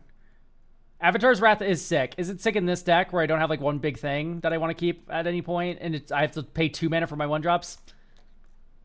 Yeah, I think, you know, and that's where I'm a little bit sad. Lae'zel's Acrobatics. That could be fine. It's just we'd have to do it during our turn, which feels a little weird for 4 mana card that doesn't really contribute to the board.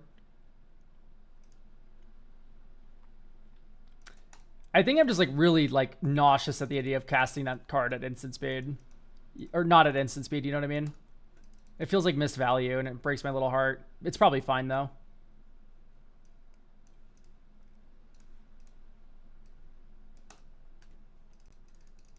Ranger of Eos!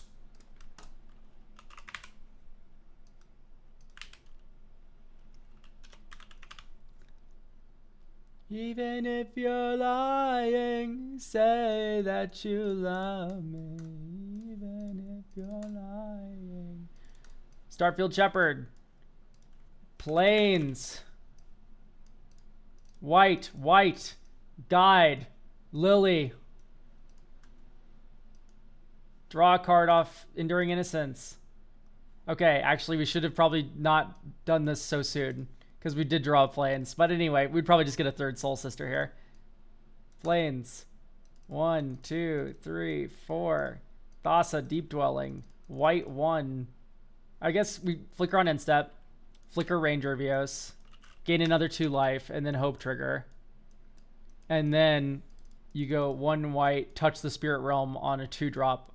I guess you do that. Yeah, you do that before your end step. So you do that on like Guide or Hope, and then you draw a card from that from Enduring Innocence and doot, and then you have search for another 1-drop. Like here, like the getting 2/1 drops each time is insane. Oh, we have fucking planar guide. You're badass, dude. You already know her. 1, 2, 3, 4. Exile planar guide. Flicker our whole board. This is, if we got another Soul Sister here instead of Mom, this is a thermonuclear mill bomb, which these sickos love. It's 1, 2, 3, 4, 5. 1, 2, so it's 25, right? No, it's 15. My fault. 15 mil. Or no, and then you Thassa Deep Dwelling, you gain another 3, so it's 18, and then one more, so it's actually 23, right? It'd be 23 because you play the first. No. These aren't all Soul Sisters. I see. Okay, so you would gain 2. It'd be 20 because this is 5. This is 5. This is 5. And then this entered. That's +2. And then you have a Thassa trigger. That's +3. Yeah, so it's 20. 20 mil this turn, which is cool. And this tree just fucking. And then you get a food token? That's so cool. Okay, I'm like low-key feeling up this deck right now. This shit's fire. Good job. You made me like Hope. This is the first Hope deck I think I've ever liked looking at. Do you want something like Ascend from Avernus? No. I want to stay away from graveyard cards. Rest in peace. I'd just rather not do any graveyard synergy and just skip all friendly firing. Yeah, I have some Hopium going on here. For certain.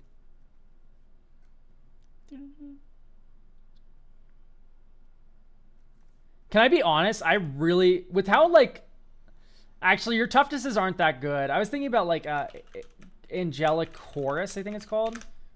But we don't have like a huge toughness fucker, you know what I mean? We need more sisters. I think I agree.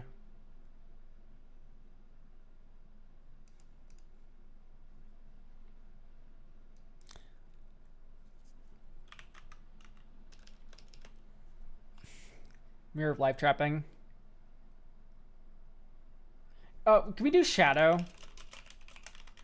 We don't have a lot of instants, is the only thing. But when we have the instant Shadows of the Second Sun feels so good. Scab Grounds. Do a Sand Scout thing. I don't know if I like Sand Scout all that much here. Right? We don't really need to get to 5 all that quick. And that's how Sand Scout accelerates you. It brings you to 5. Press to make copies of your sisters. That's cute. I think that's a little too cute. Like, I'd rather just have a Panharmonicon at that point. Or no. That's not correct. Because Preston you'd get a copy of her sister, and that's more creatures entering, which is kind of interesting. I think I like Preston more than I like Saradoc.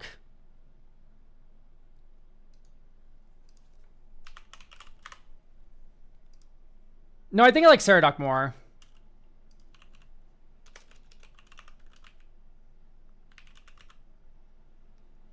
Why not both? Because Preston only works with the flickering. And that feels a little mid. Whereas like this just like doubles all the creatures that enter. Preston isn't like able, fucking ham sandwich. Preston doesn't do... Yeah, if we put like Felidar Sovereign in, we're not doing that though. That's a very different deck. Preston isn't going infinite in this deck at all. Whereas Abdel, we're 1 Fiend Hunter away. Preston, you'd have to do like a whole different strat. Anyway, draw. Oh my goodness, Mother of Runes. Sorry, I didn't know what that was. 1, 2, Hope. Protect Hope. And then here you go. White. No, it's so mana inefficient. No way. Ancient Tomb. 1, 2, 3. White. Soul's Attendant. Dauntless Scrapbot. Protection from your color. Swing Hope. Get another 2 life gain. If you think about it, Mother of Runes is kind of like a double Soul Sister too. Because like, if you don't need the protection, you just go black. Swing Hope with the mono black player. I've gained 2 life. And I don't even have to have a creature enter. Anyway, exile everyone's graveyards. Huh. What do you mean, huh? What I just said made perfect sense.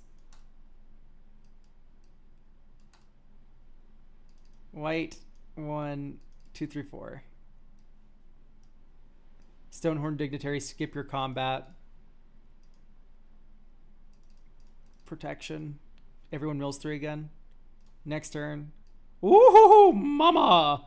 I do love a good parallax wave. White, 1/2. Ghost wave my creatures. Everything comes back on the end step. You mill a billion. I guess in that case you want to flicker.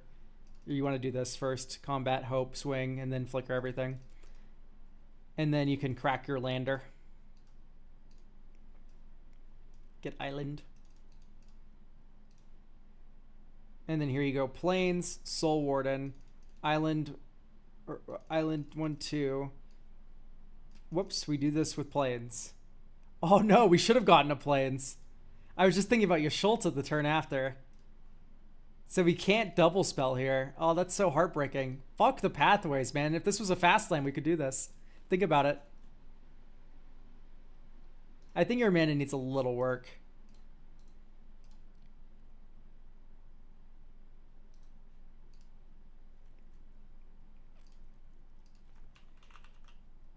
Sort USD ID equals to type land Nimbus Maze. Although this taps for colorless before it taps for anything else, so that's a little weird. Deserted Beach, Mystic Gate, Gleaming Bastion, Seachrome Coast.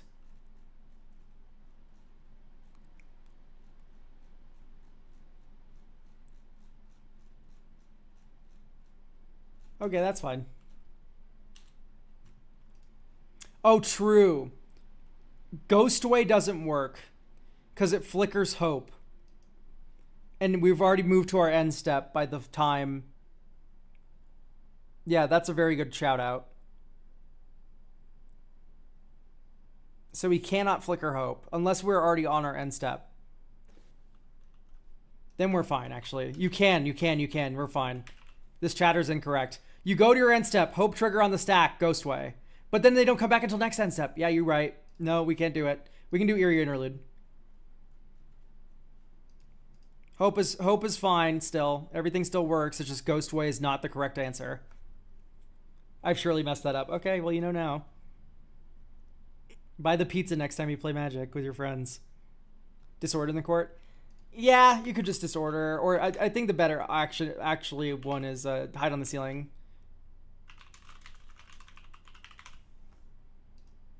Hide on the Ceiling's probably better. The power ranking now is Eerie Interlude, Waterbender's Restoration, then Hide on the Ceiling's number 3.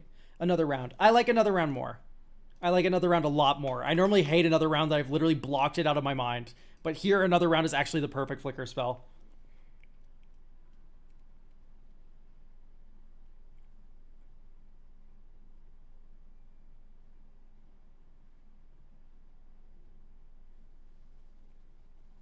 Yeah, so Another Round, Morningtide's Light,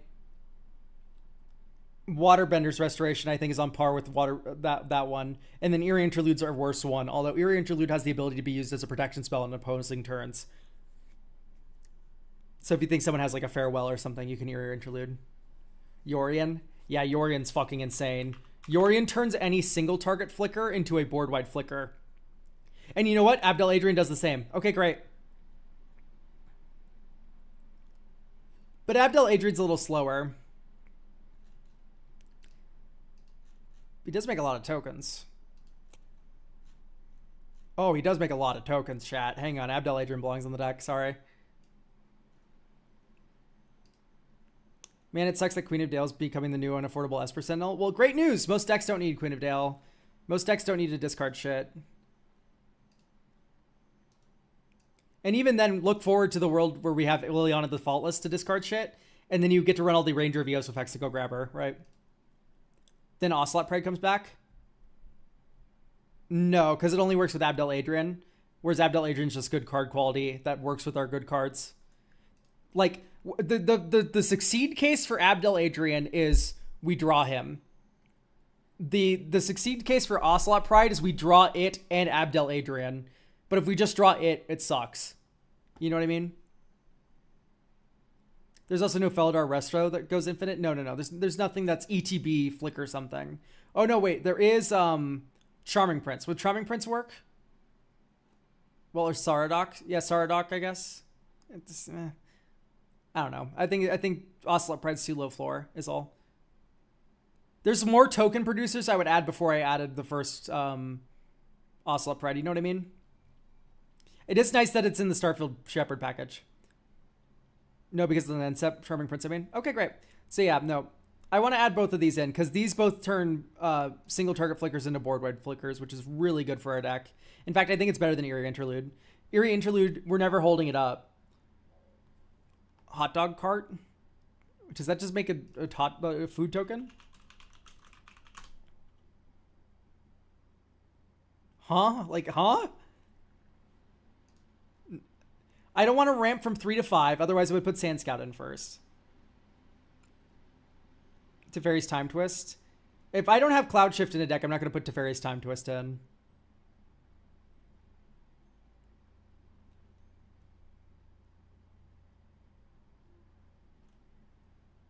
Okay, maybe no Inspiring Overseer, although it is a little cute. I like it enough.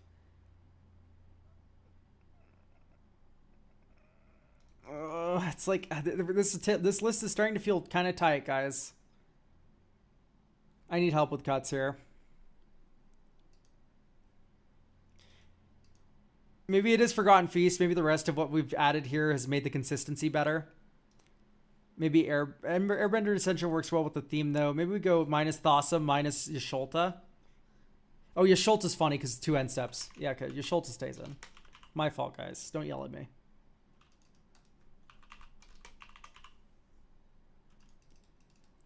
How do you spell her name? I literally can't spell either half of it.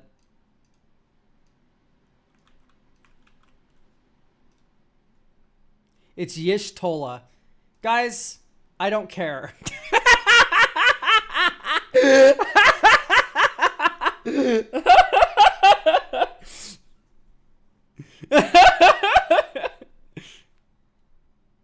This 6-mana game object is in my deck. Oh, beautiful. Rest in peace, hand. How's Yasholta?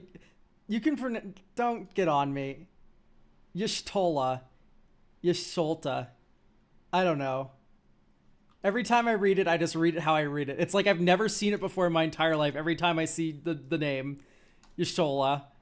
Every time I see it, it's like a new name. I've already forgotten how I pronounced it last time. It's bad. Okay, Welcoming Vampire in. Saradoc, draw a card. Okay, eventually, we will, board wipe, battle the Bywater, gain 3 life, get fucked, mill 3 cards, next turn.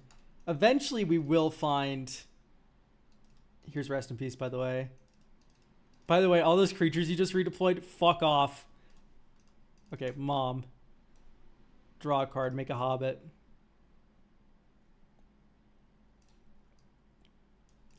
One, two, three, 4. Parallax Wave.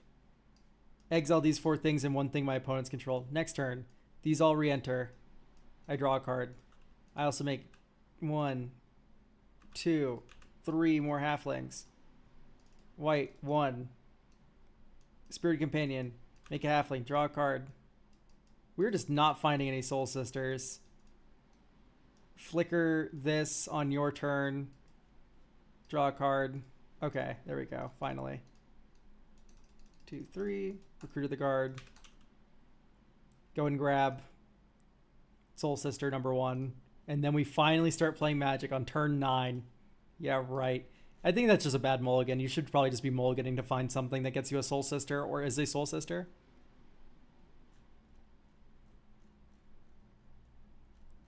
Where are you putting cards in your graveyard? It doesn't matter. I'm not going to touch my graveyard anyway. Graveyard and Exile are the same in this deck.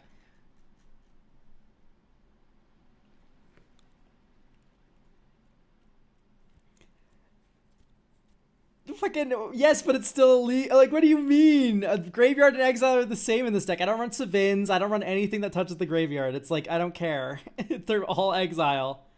I do that same in blue-white control. People will point and go like, oh, that's an Exile. I'm like, yeah, dog, sure. I don't have anything that touches the graveyard in these decks.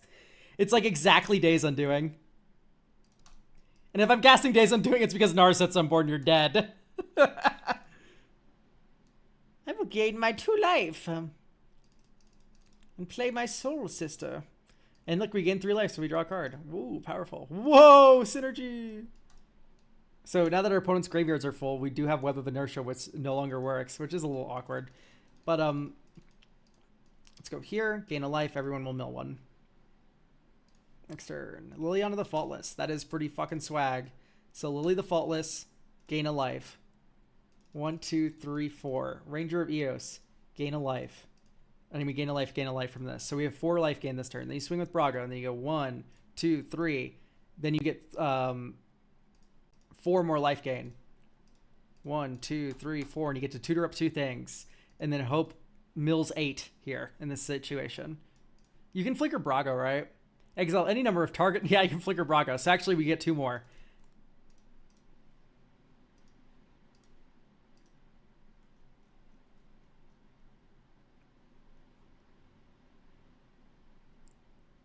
What if you have a Reanimator opponent running Pulse Mage Advocate? Then they can't do anything, right? Pulse Mage needs cards in graveyard, which are banned with Rest in Peace. What is a Soul Sister? So Soul Sisters are creatures that when thing enter, you gain a life. The reason they're named Soul Sisters is because you have Soul's Attendant and Soul Warden. These were like the first 2 that kind of did it. Whenever a creature enters, you gain 1 life. So like whenever thing enter, gain life, that is a Soul Sister. Am I banned for yapping too much? No, I still see you. Scroll Ship, Feldar, Guardian, Daydream. I just don't agree with any of the cards you wrote down. Daydream's like the closest one. Where I'm like, okay, maybe. But Daydream doesn't work with Muldrifter, which has me a little concerned. When we get Body Brothers, exactly. Anyway, I think this is set. I'm kind of liking how it's playing out.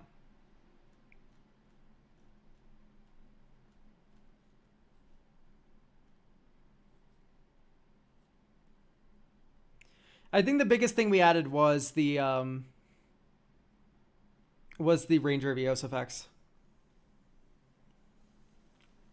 I think the Pride Mates are Body Brothers. True. What bracket is this deck? This is a firm 2, even with Ancient Tomb. I think this is a 2. No, it's more of like a 3 of a bunch of rats, but I want to spiritually give it a 2 because it is very weak. But, you know, that's just the reality of Mill. You're purposefully shooting yourself in the foot.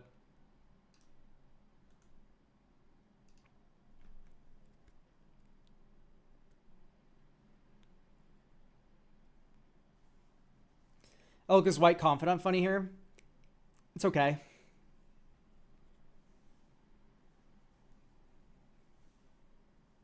But you'll be doing the thing you want to do most games, which is mill people in an expeditious fashion a lot more frequently than you would have been. So, thumbs up there.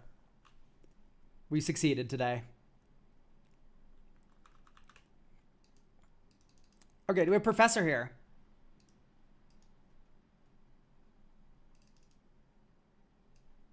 Or, drumroll please, they gave me their name, Rob. Or, Scrub. Okay, we do have Professor, so we're going to go Professor first. I accidentally closed the blurb after opening the deck. I'm a genius. Oh, it's Lorehold the Historian. Okay. Recently closed tabs. This one. Okay. This is supposed to be a spell slinging deck with the intention of playing big impact spells and cheating out big creatures. I've noticed some cheating out big creatures. Are we? Oh, we're reanimating. Okay. That makes sense. Right? Are we reanimating? Am I stupid?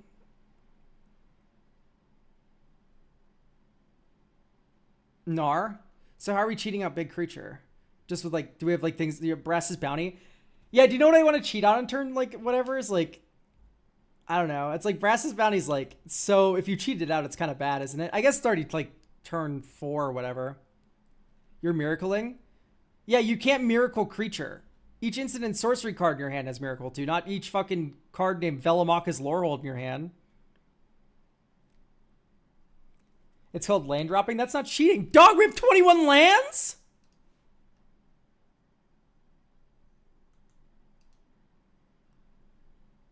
And we're running Temple?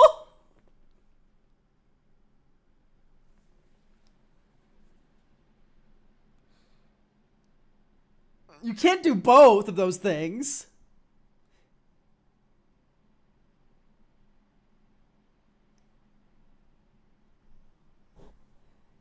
This is supposed to be a spell slinging deck. Let me read the blurb. Maybe everything's explained. I don't know how. Playing big impact spells and cheating out big creatures. I noticed some problems, such as a lack of draw support, but overall, it hasn't been performing too bad. It's really inconsistent right now, and I'd love an outside source to review it. The sky's the limit. I'm fortunate enough to not have a budget nor limiters. Like I said previously, I want to increase the consistency of the deck as well as be exposed to other ideas and directions this deck can go. The only thing I can note of... Okay, so there's nothing about the lands. We're not commenting at all that we're like a 21 land deck.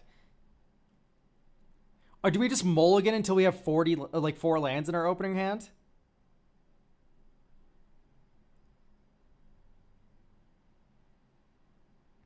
Please, I really need to know what's happening here. I'm scared.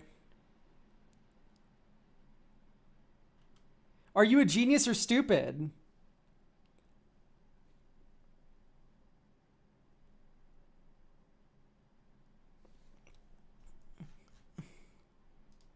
Okay, mulligan.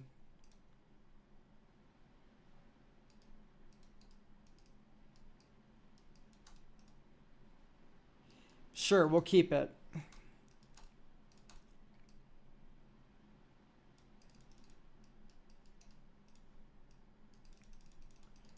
Oh, come on, we're almost there. Quick, run, run, run.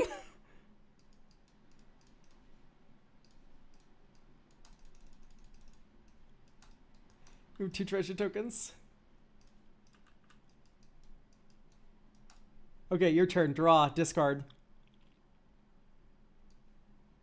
Your turn. Draw. Discard. Your turn. Draw. Discard. My turn. Draw. A Chroma's Wool. I don't want to miracle that. This sucks. This deck sucks.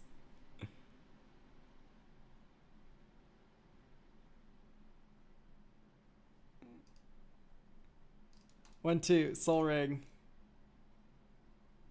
Red. 1, 2, 3, 4, 5, 6, 7. Minus more. So you can maybe keep 2 around, and then you can miracle something. Here we go. Nope. Nope. Yes. Create X soldiers, where X is the number of creatures. Well, what the fuck does that do? I'll make 7 tokens or something. What?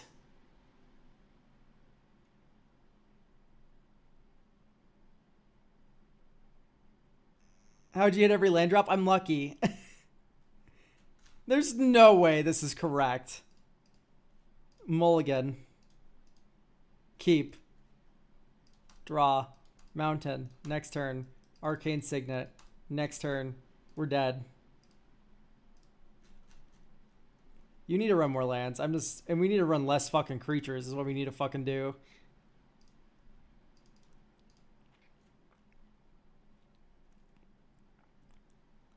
Do we run Scroll Rack? Do we run anything that top deck manipulates? No, but we run top. Oh my god, I'm gonna fucking lose my mind.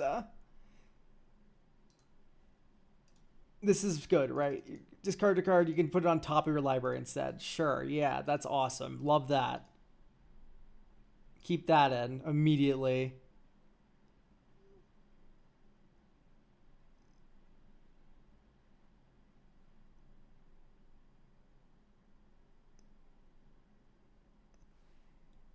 It's just really inconsistent right now. I could tell why. It's because it's so slow.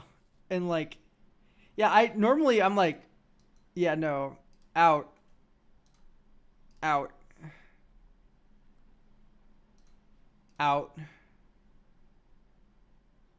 like Bender's Waterskin. I like Victory Chimes.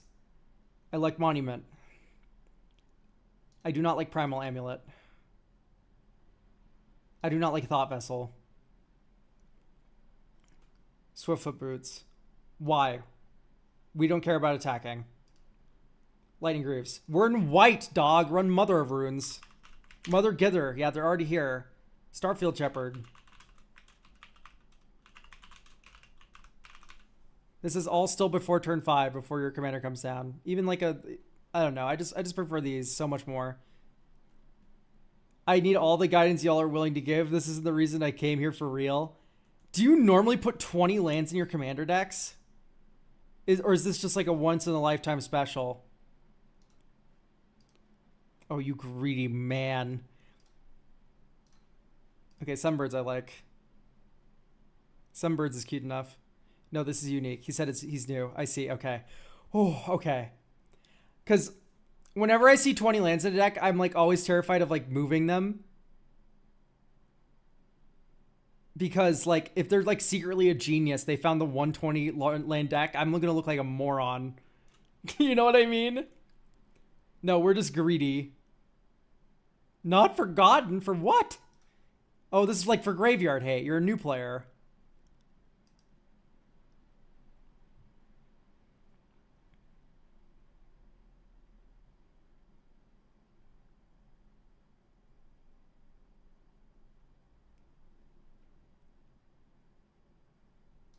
It's very fine. Can I be honest? I don't like the cheating big creatures angle. I think we should just treat Big Spell. And we should run cards that get us more closer to that effect. I think I like anything that's 5 or less. I don't like Kabdar Pyromob. Backdraft Hellkite's probably okay, but Stormkill, we're not storming. We're casting one big spell.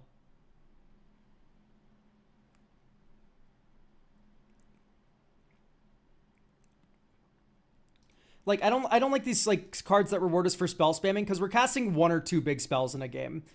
And we need the big spells to be good. Right, we're not casting a bunch of little things that trigger all of our things multiple times. Not Forgotten is top deck manipulation. Not Forgotten.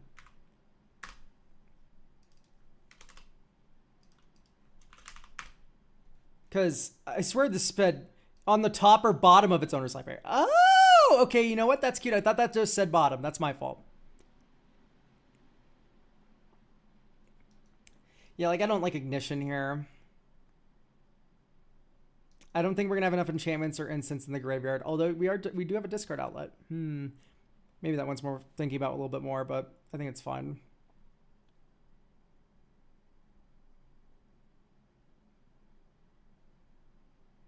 I'm kind of fine with the treasure dragons. We can keep those. Worldfire, nah, that turns us into a really different deck. I'm thinking more like, the 9-drop red sorcery. Soulfire Eruption. Choose any number of targets, creatures, planeswalkers, or inner players. For each of them, exile the top card of your library. Then it does damage equal to that card's mana value to that permanent or player. You may return the cards to your hand. Blah, blah, blah, blah, blah. Insurrection usually wins.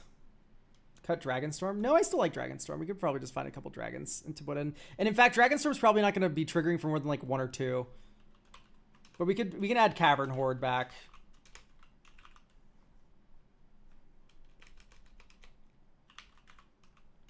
Because that one also cost reduces itself. So we can just run these. And these are Dragonstorm targets.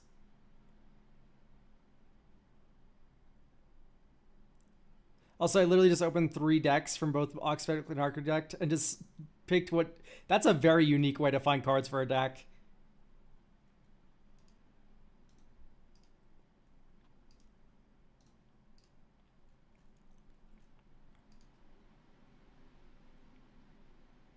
Molecule Man for when the commander dies. It's probably fine, but it's... I don't know. I think it's too slow. Mana Geyser makes a lot of sense, actually. What's the name of the... Okay, hang on. So first things first. Lance. Pinnacle Monk. Pinnacle Monk's already in. Type. Land. Sort. Mana value. ID equals 2. Sort USD. Creative Technique? Yeah. We can add all these in a moment. We need to get to 40 lands first. Because we're also like a big spell deck. So like 40 lands is kind of important too. I like doing this with our dragons.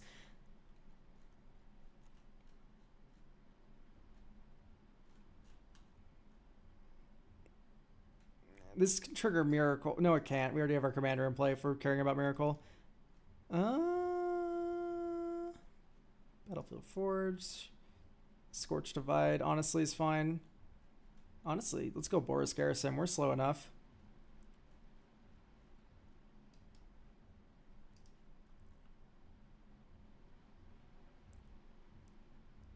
Sundown Pass is already in. I think we already have all these. We don't have Turbulent Step.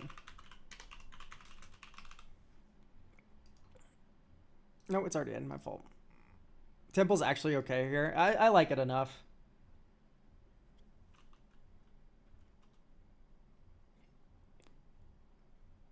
Okay, so more mountain. More plain.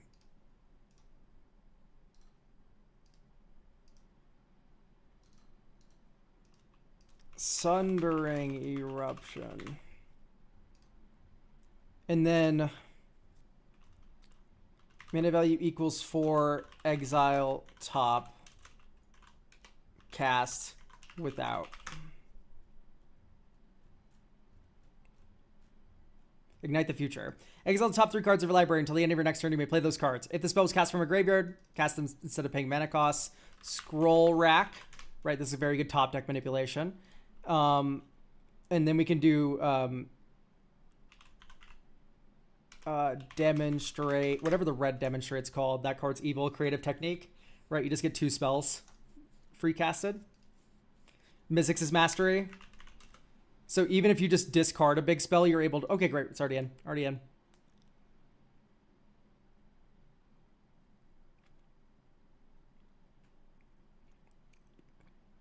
You don't need Starting Town in a 2-color deck. I agree to disagree. I think it's fine in some 2-color decks. I think we can go down to 39 lands here. Just because our commander does loot a lot, so if we ever cast him, we're probably going to see our next land. Draw. Surveil 1. Graveyard. Next turn. Dink, dink. Arcane Signet. Next turn. Boop. 1, 2, 3, 4. Everyone sack your biggest thing. Untap. Clifftop Retreat. 1, 2, 3, 4, 5. Creative Technique. Technique! So, we do it. Sensei's Divining Top. You do it. Some bullshit that doesn't matter. Okay, we do it again. Giver. Sure. Okay, you know what? That's fine. We kind of drew 2 cards and cast them. We just cast Divination. You have fucking Razius Purification. You know what? We're going to play our commander. We're going to do that next turn. Think, and then you can set up top with... Oh, no. We want to do this after you loot a little bit. So, you go 1... 2, 3, and then now you do the top. 1, 2, 3. So you put Dance with Calamity on top. So next turn, dink, Dance with Calamity for 2 mana. We know our next 2 hits are fine. Oh wait, no, because we shuffle. Boop. 5. Do we want to keep going?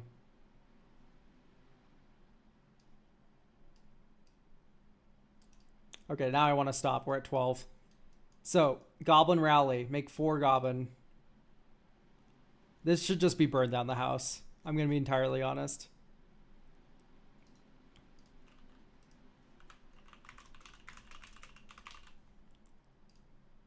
Does 5 damage to each creature in Planeswalker, or you create 3 1/1s. Planetarium of Wan Shi Tong. It's okay. I don't think it fits the theme.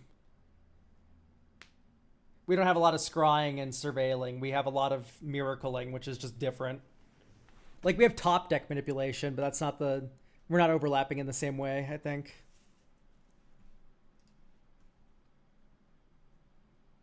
Fiery Temper, Alchemist Greeting. Improv Capstone? Yeah, Improv Capstone should be in the deck.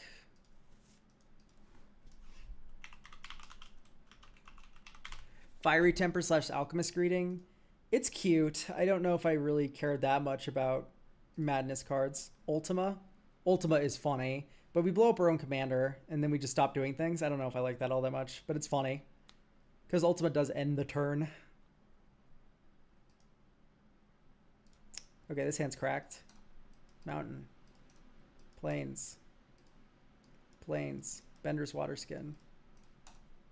Here I like Goldspan Dragon a lot, right? Like, just think Goldspan Dragon Treasure. And then this turn, you go 1, 2, 3, 4, 5. Commander, swing with Goldspan Dragon, and you can make 3 miracles happen. So like draw, discard. We won't miracle that. Draw, Discard. We won't miracle that. Draw. Discard. Okay, we've done nothing. Awesome. I guess we could just set up for a big Mystic Six Mastery. So you actually discard Rise of the Eldrazi. And you also discard... Deploy the front. 1, 2, 3, 4, 5, 6, 7, 8. Wait, whoops. We can have a bunch more mana because we cracked 2 treasures. So it's 1, 2, 3, 4, 5, 6, 7, 8. Okay. Soul Ring. You could have cast Parapet Thresher. Okay, great. So now you Mystic Six Mastery overloaded. You take an extra turn after this one. You discover 10. Drannith Magistrate. You make 8 treasure tokens.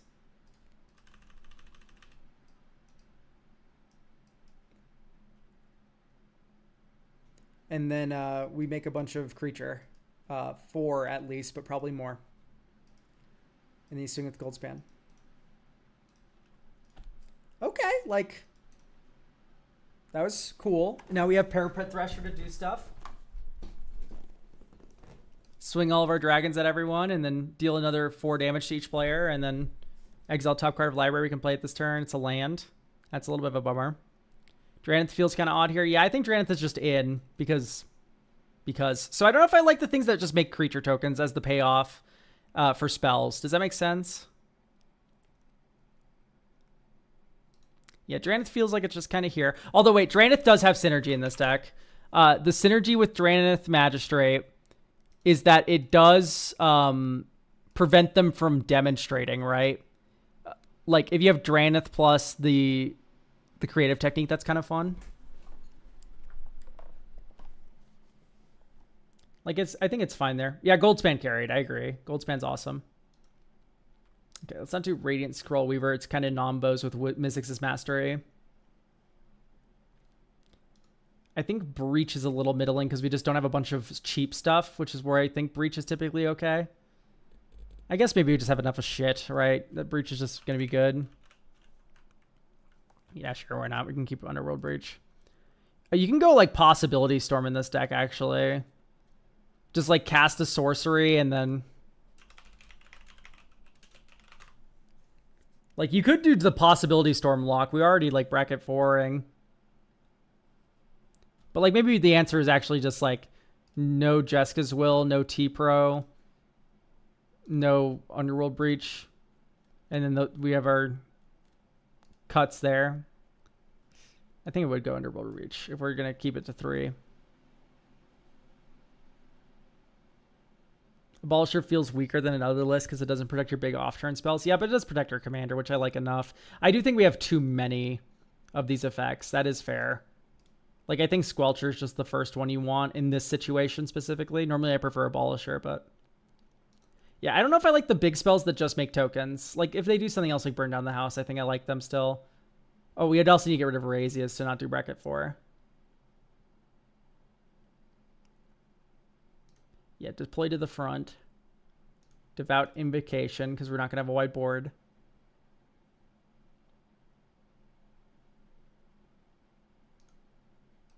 And then, but because of all this, I don't really like a Chroma's Will.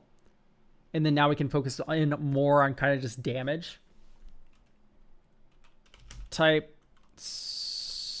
I was looking for a higher bracket themes for the deck because my play group... Eldrazi, Sliver, Ur-Dragon, etc. So you've just listed 3 things that all die to board wipe, except for Eldrazi. Eldrazi dies to combo. So let's do Drannith. Yeah, let's do the lockout combo then. I think that's best for you. So yeah, Possibility Storm. Possibility Storm helps you cheat because you can cast a cheap sorcery and likely hit a big one.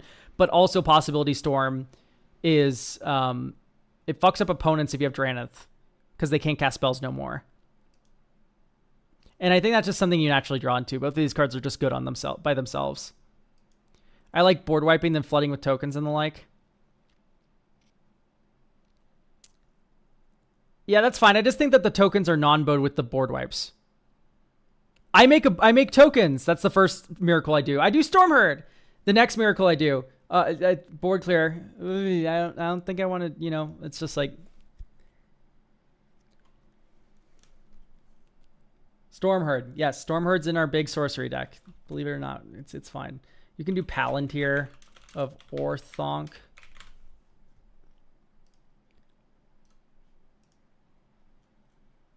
We're a big spell deck, so we're likely going to draw extra cards off this thing, but sometimes people might get greedy, and then we get to thermonuclear bomb them. Oh, you might want to run Gearhulk. Gearhulk might be a little much. Power base, why like Battle the Bywater? No, because our commander's huge. And plus we already cut all the token things. Type sorcery. Sort. Envy is over or equal to 7.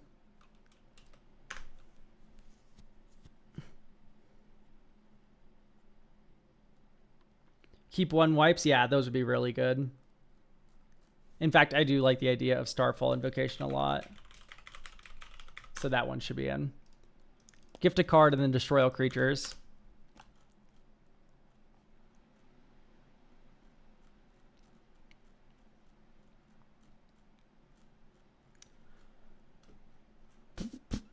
Oh, hello? What?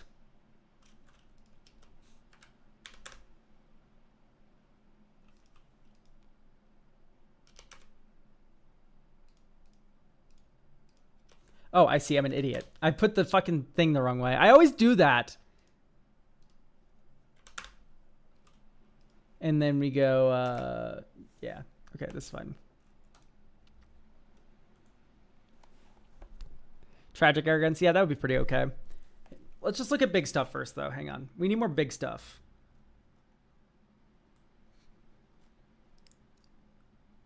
Blessed Wind could be funny.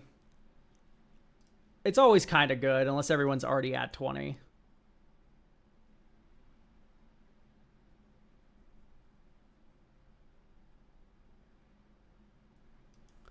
Hey, Oak by Chance, are you going to upload the VOD for the Zabaz list if you don't stream? Yeah, maybe eventually. Keep in mind, the things that are coming out right now are deck reviews we've done like 2 weeks ago, so.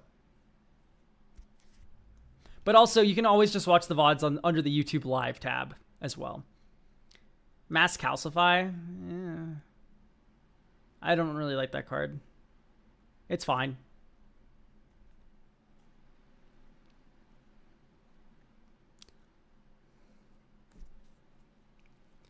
Each player sacrifices 5 lands, does 5 damage to each creature. Holy shit.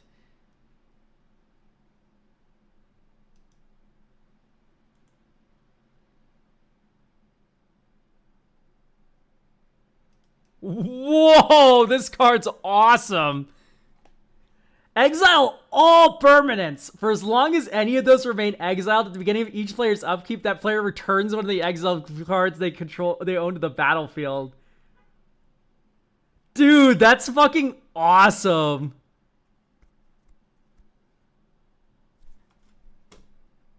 Whoa.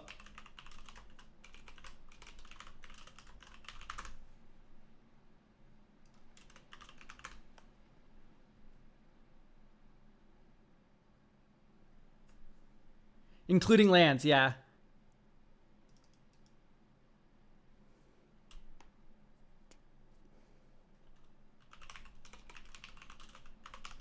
Guys, I know the first thing I want to return. This is the first thing I'll return.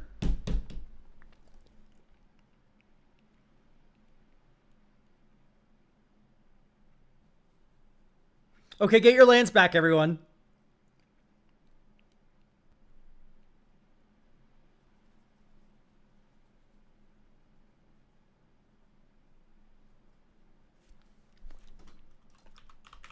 All right, I already got a couple of my big fatties, and you guys were returning lands. I know my second creature that I'm returning.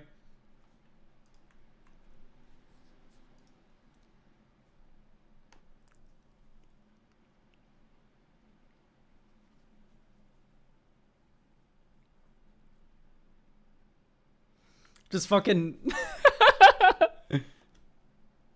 We did it. We broke deep. No, you're 12 years in the past. I'm putting this in interesting card hell. New tab, opened on this window. That one's going in the folder. Who are you, Elk? Dude, this is awesome. Shut up. This is awesome. Reveal a creature from your hand. Destroy all creatures with power 3 or greater.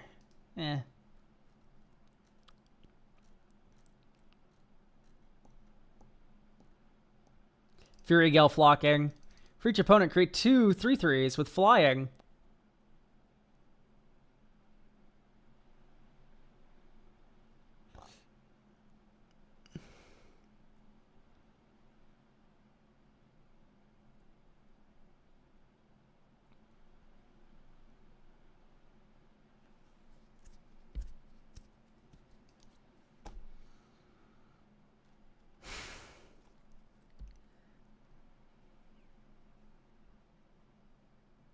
Spirit of the Lab. Spirit of the Labyrinth works poorly with Palantir. Why does that work good with Palantir?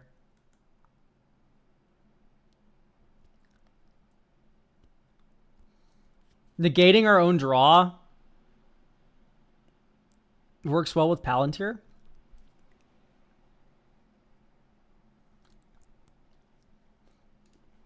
Redistribute any number of target players' life totals. Fuck it. No, because they must choose the other option. No, they choose to have you draw a card, then you can't draw it. That isn't no, you can still make you drew the draw. You just won't get it.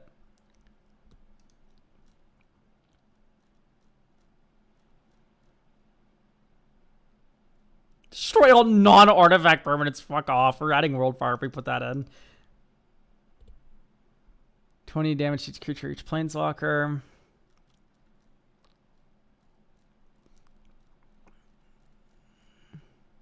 Okay, I think we kind of got all the big bombs in here already, which is good. That makes me smile. Deathbellow Warcry, then some fuck-ass Minotaur package. I mean, yeah, that'd be really funny, wouldn't it? But I don't think it's correct. Because you get Fire Song and Sunspeaker, which is fucking hilarious with Soulfire Eruption. That'd be a cool way to build a Secret Commander Fire Song Sunspeaker deck. Just do big red. That'd be cool.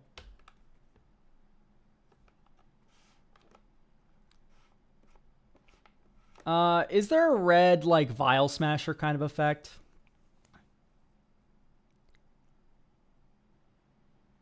I think they can't have you draw a card. You're wrong. I'm sorry to say, you're wrong.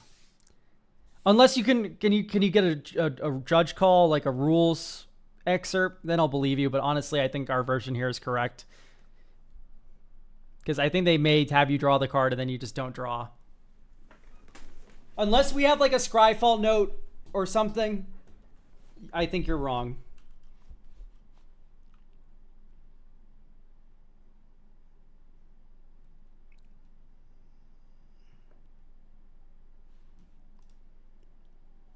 Professor MH, thank you for the Prime.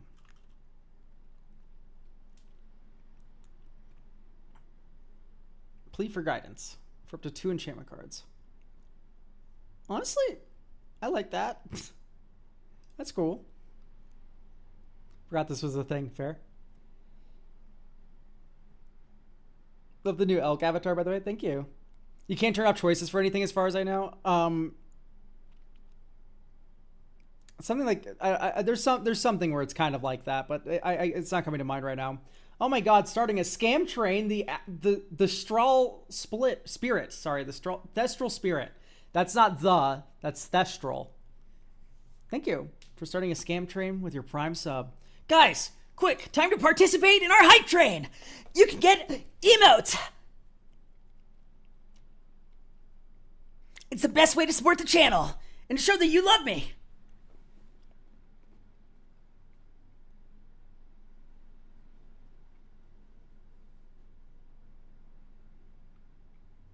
You can choose votes with two cards, but nothing. Yeah, nothing forces. Yeah, exactly.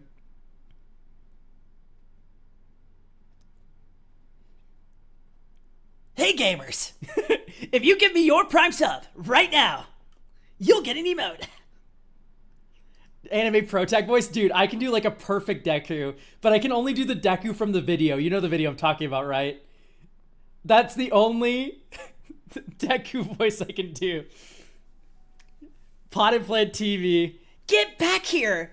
You're making Daddy very angry. I fucking love that video. I literally can't stop watching that video.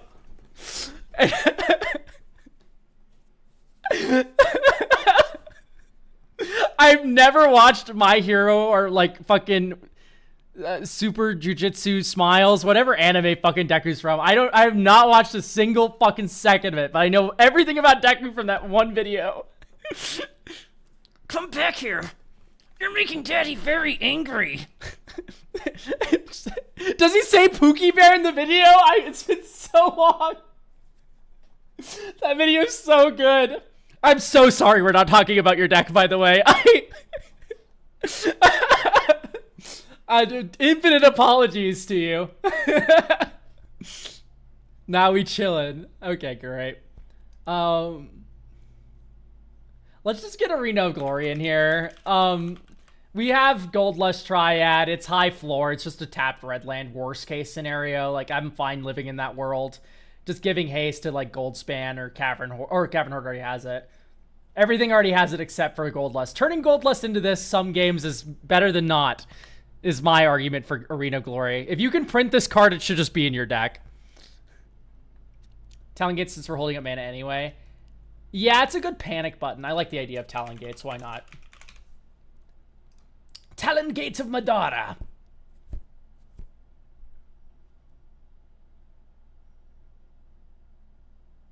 Okay, so we're casting big spells. Cast spell mana value.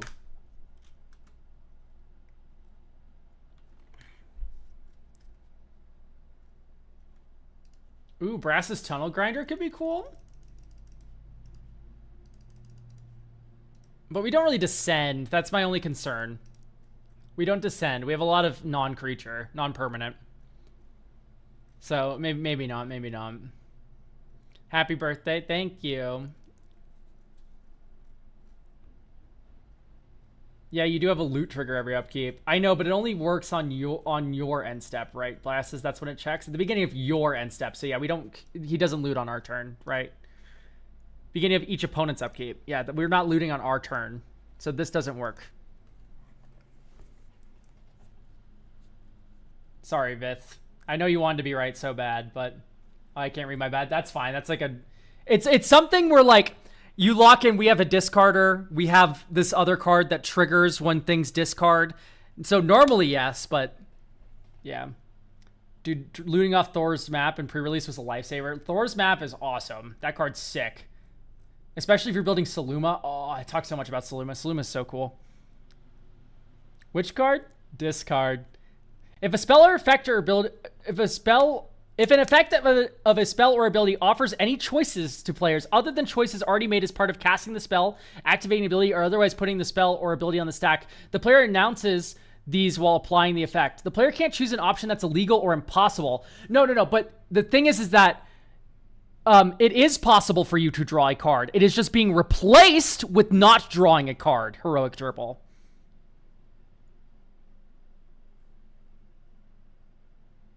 It is not, you are drawing the card, but the instance of drawing the card is being replaced with exiling the top card of your library. So it would work with Abundance, for instance. It wouldn't work with Abundance, for instance, right? Like Abundance, they could still choose to have you draw the card, and then you would replace that instance of drawing a card with going through. That is a very non-intuitive thing, so I can see how you got tripped up on that, though.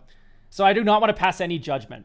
But I do believe we are correct that it is a replacement effect, so it is possible for you to draw a card.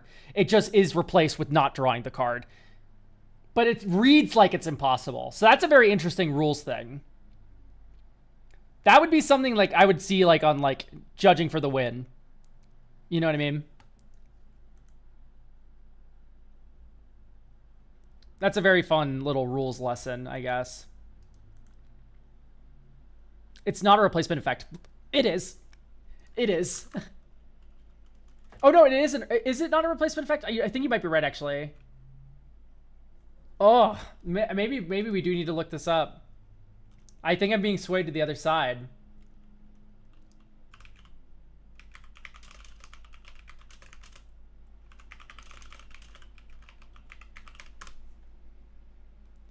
From what I read on the internet, and the internet may be wrong, it does work.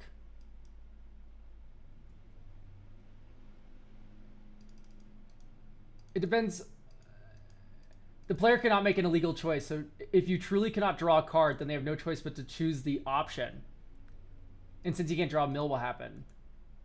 In this example, okay, then they can't choose you to draw since it is not possible. Okay, no, you're right. Yeah, we all stand corrected. That's very unintuitive, but very fun. Yeah, sure, we can do Spirit of the Labyrinth. Lock it in. Spirit of the Labyrinth is a replacement effect. Each player can't draw more than one card each turn.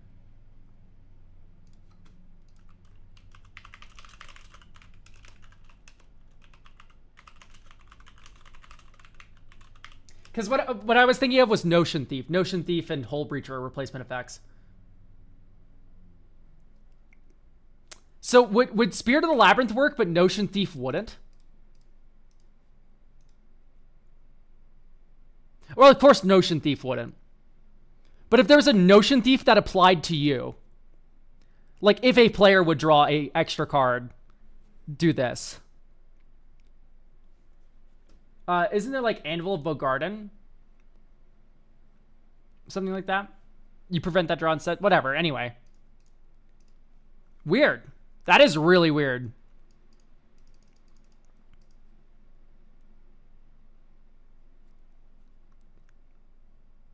I think that they may do it.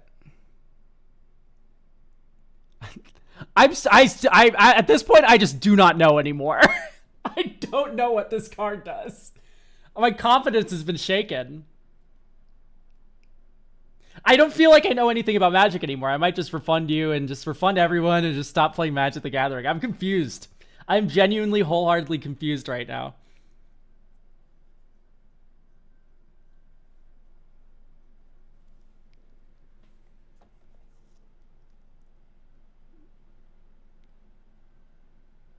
Let your pod decide. Just have a vote every time it comes up.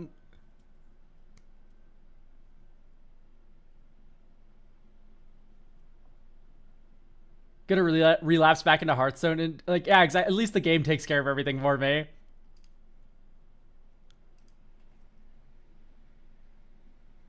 This is a good prompt for a podcast episode, though. No? How do you mean? Like cards or like interactions that are super weird? Because that takes a lot of research, which is...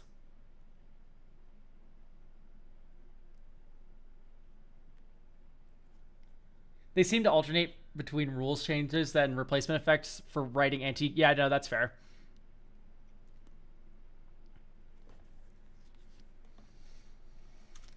Ooh.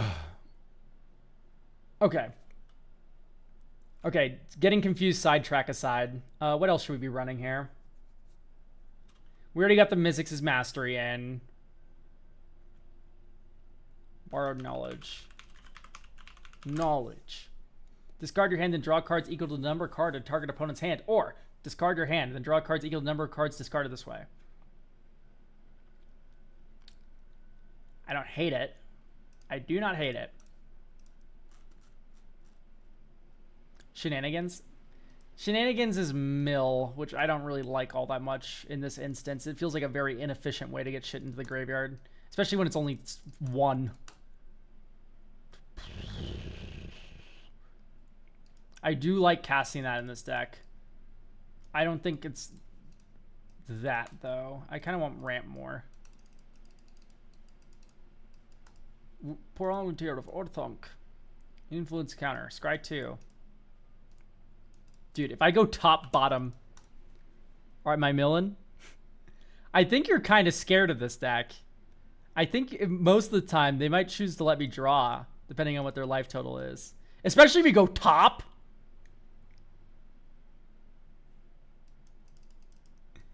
If you go top bottom, if you're a big mana value deck, you might have just put like an 18 drop on top of your library. You know what I mean? I'm gonna plead for some guidance, dog.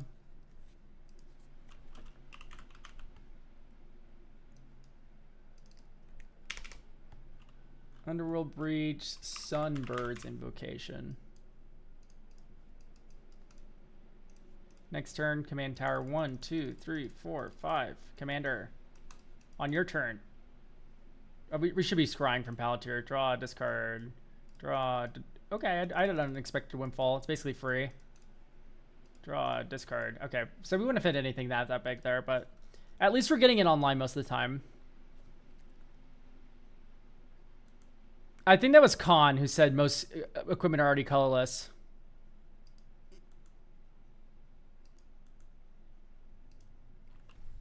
I don't think Alex said anything about the Everforger. I might be misremembering myself, though. It has been a while since we recorded that episode. I think we are getting close with this deck. I think this one's almost about there.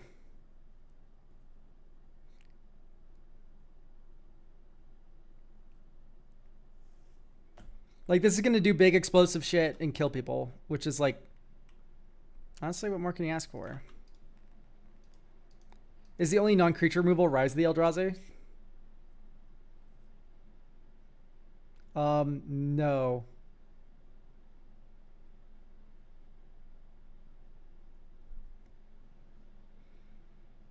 Yes, but we can just be a linear deck. Maybe no Boros Charm. Seething Song's good.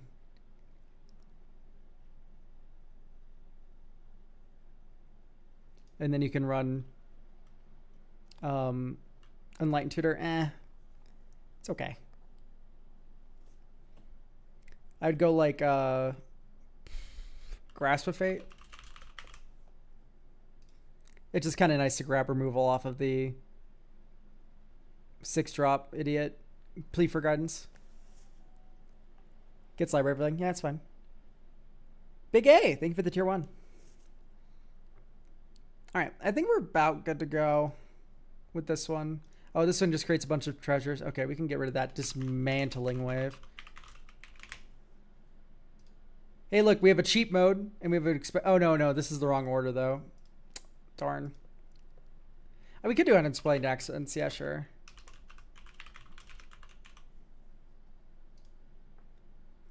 For each player, exile up to one target non-land permanent that player controls. Sure.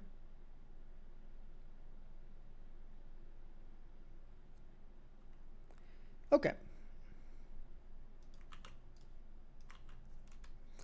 What cards in red and green do you want in a 4 Mirrodin deck? Dog, there's a lot in red. Just saying, there is a lot in red.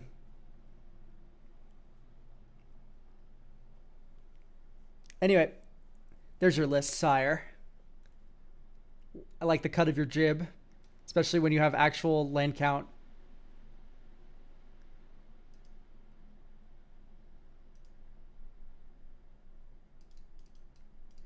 That was this deck, right? Yes.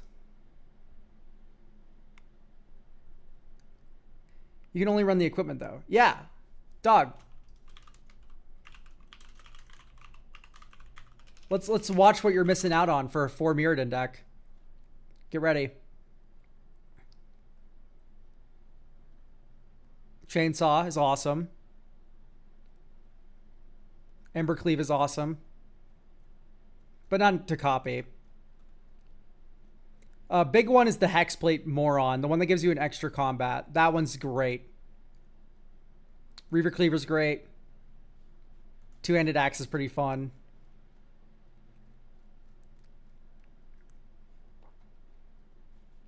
Yeah, Hexplate Wallbreaker. This one is the one I think of. Although this one also isn't that good copied, the more you think about it. Ah, truth hurts. But still, there's like 3 or 4. Junk Jet's cool to sack the extra shit. Yeah, I mean, there's a lot here. Even though the extra combat one doesn't work. This has been very helpful. Thank you very much. Yeah, thank you for getting a deck review. Okay, do we have...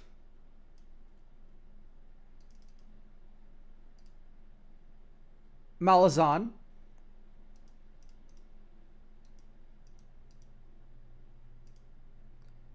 We won't have Dale. He's Australian. Scrub.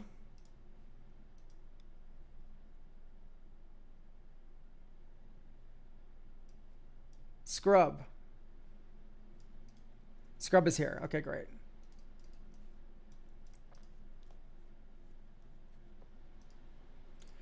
Captain. Oh, yeah. I love General. General Ferris. I want to play a generally solid Boros pile. The idea behind the game plan is that it's going to be great if I have my commander out because 3/4/4s, but I also want a functional deck without it. Dope. Let's go. I don't have any particular I don't want to see, just Smothering Tithe because it feels like a cop-out when trying to make a proper... Don't worry, Smothering Tithe I don't even think is that good in this deck. It'll be fine. I'm looking to see if I can balance removal, draw protection. Okay, I so got you. Boros aggro decks are exactly where I live. Okay, you are a little high in the mana curve is my first worry.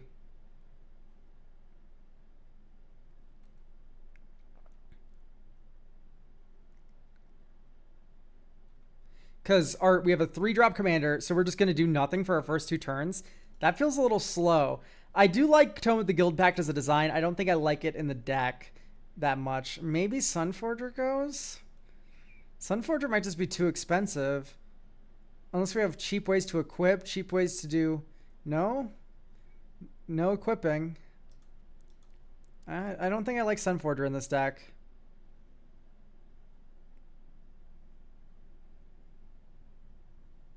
I don't like ramping on 2. I want to just curve out. Dog, I might just cut Soul Ring from your deck. Although Soul Ring is good to get General Ferris on turn 2. And then you can do Gold Hound. Right, this can go 1, 2, and then 3. Like, that's cool. Mother of Runes. Yeah, Mother of Runes is pretty good here. Probably not more, just because General Ferris is already kind of protected. And then we can go Mizium Mortars. Winds of Abandon. And I kind of just want to see where cards feel clunky or weird in a playtest very quickly. Because I think Wheel of Misfortune should go. Borrowed Knowledge should go. Let's do Naali. Surely you already run Naali. It's like literally custom built for your deck. Okay, great. There's Liara Porter as well.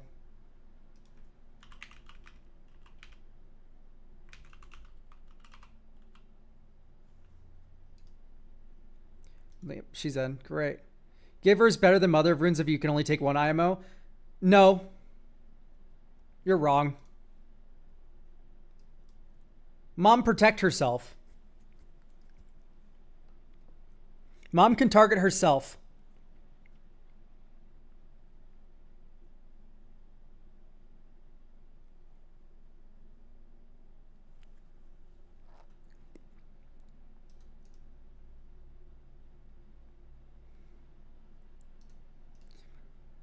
If I was pack 1, pick 1 Vintage Cube, and there was like a bunch of nothing and like 1 mom, 1 giver, I'm taking the mom. Giver's not strictly worse. Those aren't words that left anyone's mouth, and it shouldn't be. We got a bunch of legendaries here, I guess, insofar like, but I there's nothing that I particularly want to reach for. They're all okay. I want like 1 or 2 like really strong cards before I add like shit like Sariema.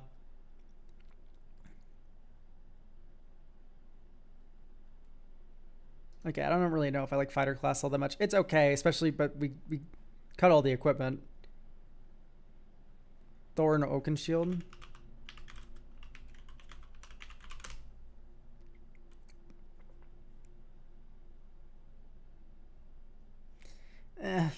No. Doesn't really inspire joy in me. So, what I'm thinking is we go like... Loshield's already in. I just run another mom. Yeah, it's fair. I think just because General Ferris is already so protected, Hexproof for Monocolor doesn't fuck around. I am kind of interested in getting in a bunch of cards that do broken shit.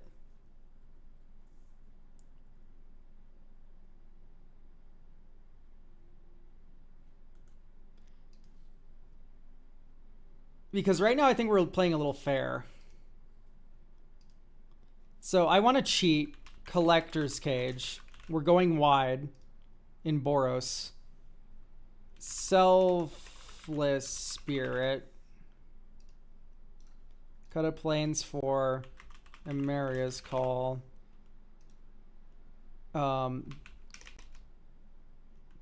Porcelain Gallery. Boromir over Selfless Spirit? No. Boromir's 3 mana, our commander's 3 mana. Selfless Spirit is 2 mana. We play Selfless Spirit turn 2. And then we play our commander. He's protected. No, not over Selfless Spirit. No, what? That's crazy. Anyway. Cut another couple planes. Let's go Windburst Kites.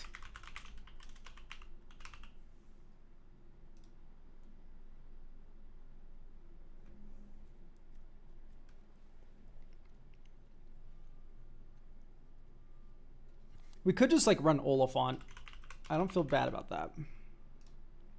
Oh god, Delny. Commander's 3 power. I really don't like the idea of Delny here. We could do like Fear of Missing Out. Fear of Missing Out isn't that good. We don't really have any combat damage triggers that are, or combat triggers that I really care about. And the tokens don't have vigilance, yeah. We can do Alabu's already in.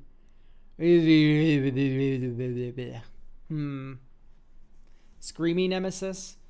Screaming Nemesis is fine. Don't hate it. Yeah, no, typically when I hear strictly better, what I hear is like I reach for it less than 5% of the time.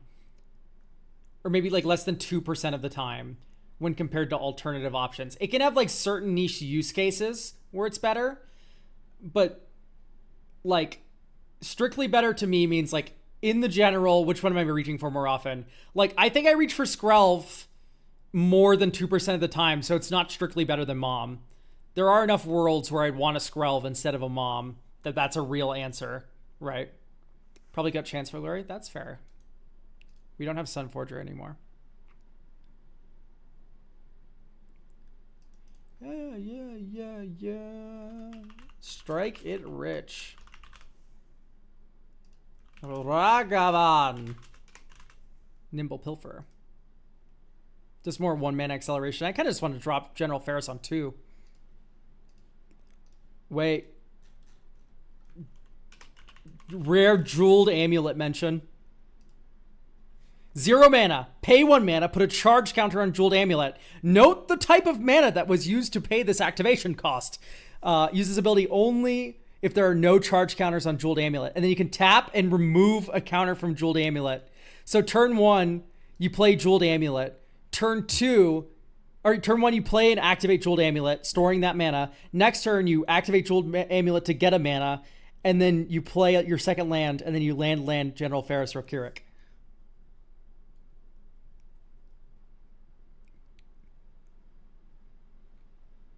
Yeah, it's one of those old cards that's just so fucking funny. I think Master Warcraft is coming out. It's cute, but it's a Sunforger option and not like a thing I actually want to include in my deck. All right, playtest. Here we go. Draw. Mountain. Ragavan. Someone doesn't have creatures on turn 2. Fucking Commander. Ragavan doesn't have to attack for the rest of the game. He's done his work. 1, 2, 3. Ralph and Leo. Dink. Oh, look at that. Make a 4/4.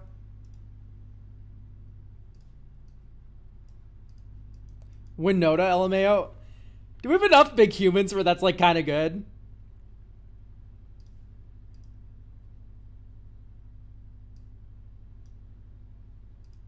Turn over. 1, 2. Legion's Initiative. 4/4 Golem. 1, 2. Idle Oblivion. Draw a card. Oh my god. It's a massacre.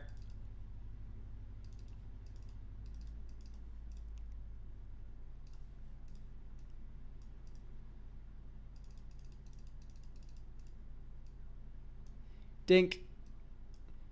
Boop. As long as an artifact entered the battlefield under control this turn, creatures you control get +2/+2. Someone's dead. Someone's dying this turn.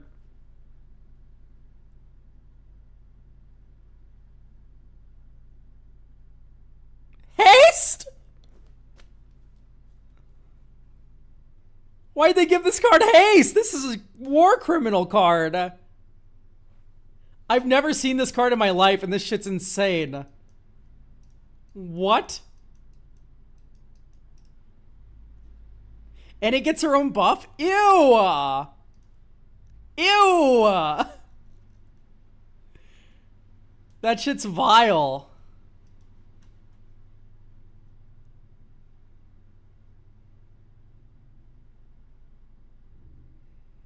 If Blade Historian isn't here, it's right here, dog. Calm down.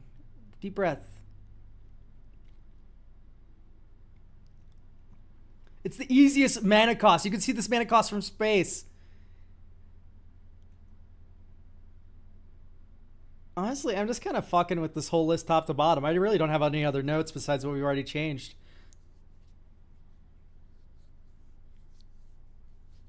Or is this filter? I have tags if you want to see the groupings. Do I need to?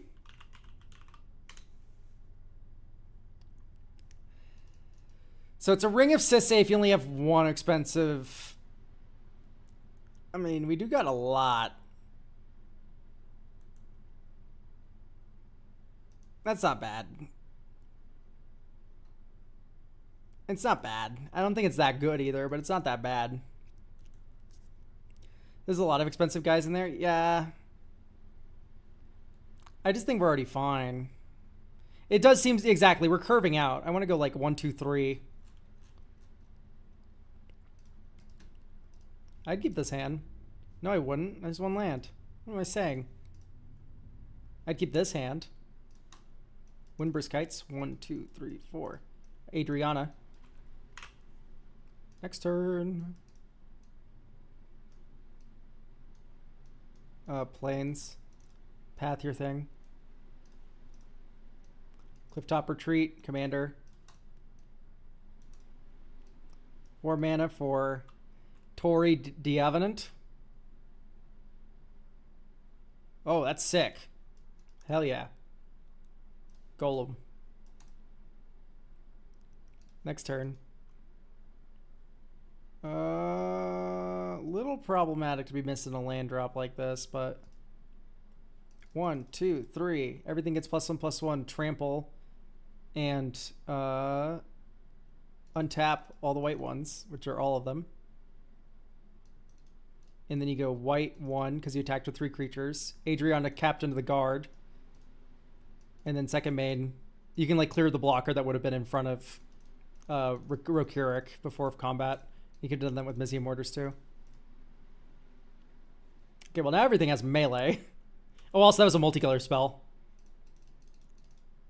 Flying Haste, get another Golem. Swing, swing, swing, swing. Yuck. Like, the Windburst Kites was kind of crucial, wasn't it? No Billis of War.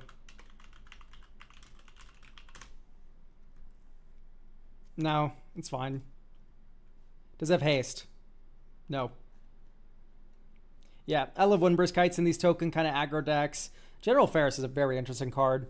I think we do need a Bolt Bend, don't we? Our commander just makes 4/4s. That's kind of cool to have a redirect spell. Someone finally draws a kill spell that can kill General Ferris, a multicolored kill spell, and then you just go, nope, over there. Like, that sounds annoying as fuck. Double Strike goes crazy in this. Yeah, we already have, like, Naali and stuff.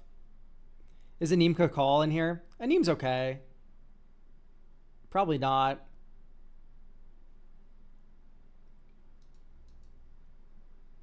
Is Wear Tear multicolored when cast for one side? I don't think so.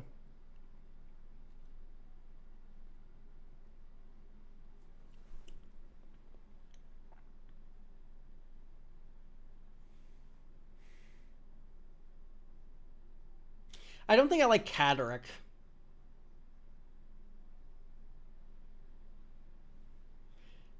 Eowyn? Holy fuck. Jesus. This card's evil. This was in Vintage Cube for a while. That's why I'm having such a strong reaction. I just remembered. Ah.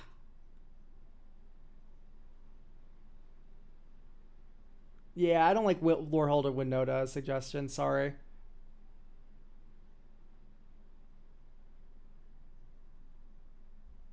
Historic creatures have double strike. Yuck. Jorkadine. Okay, I like this list top to bottom right now. We just need to find one more slot because I don't really like Cataract. It's cool to copy a couple of the legendaries, but honestly, I think he's too slow.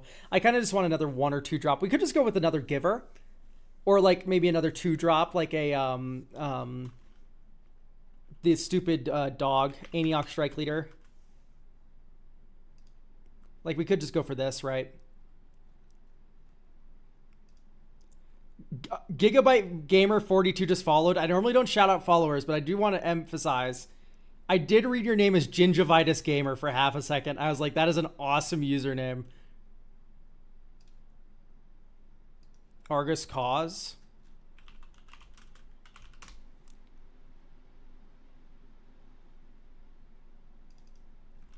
Spirit of Justice.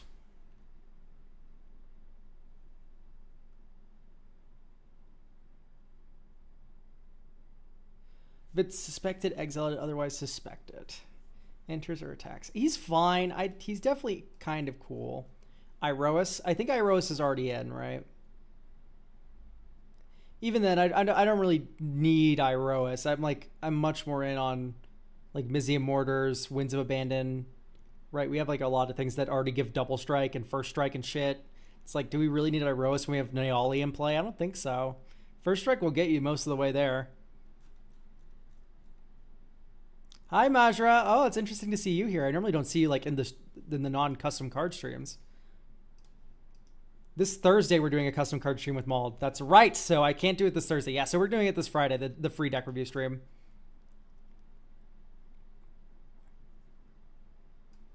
Mountain. Next turn, here's the beauty of Dollmaker's Shop. It's good when you cheat it into play with Hideaway or when you cast it like this. Doesn't untap. Next turn. There's Strike at Rich right on time. That's fine. Here's General Ferris. Dink. Valakut Awakening. Turn over. Dink 1, 2, 3. Ralph and Leo. Ralph and Leo will give you a beautiful little construct. And then, I don't know, you probably can't string Ferris, sadly, so triggering Dollmaker's Shop is off the table. But you can start swinging the Golems next turn. That is for certain.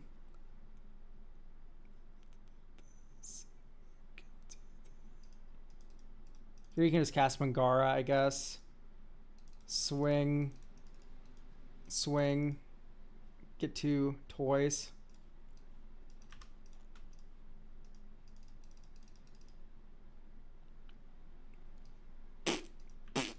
Like, we missed all of our land drops, but we still felt pretty okay this game. I don't know. Guide of Souls. Yeah, Guide would be very good to run, wouldn't it? Right, Guide of Souls just gives evasion, kind of like Mom. In that case, would Giver be better in this slot? I mean, I think maybe the answer is just like, let's cut Mangara.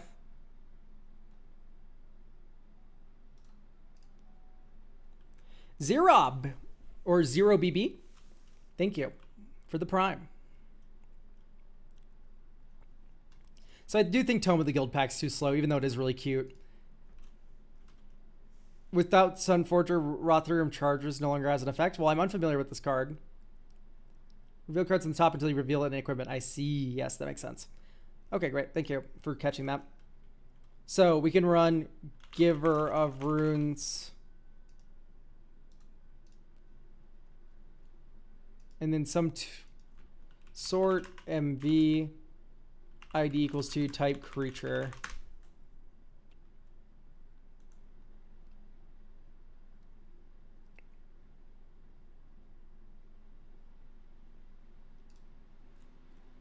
I should have done colors equals 2, but it's fine.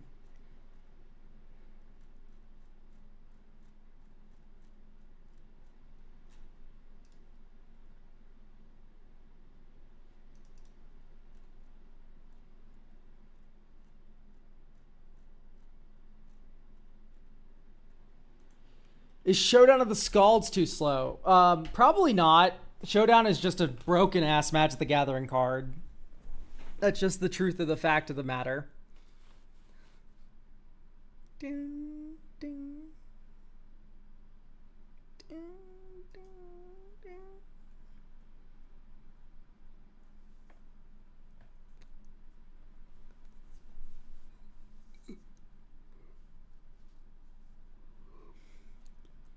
Let's just explore the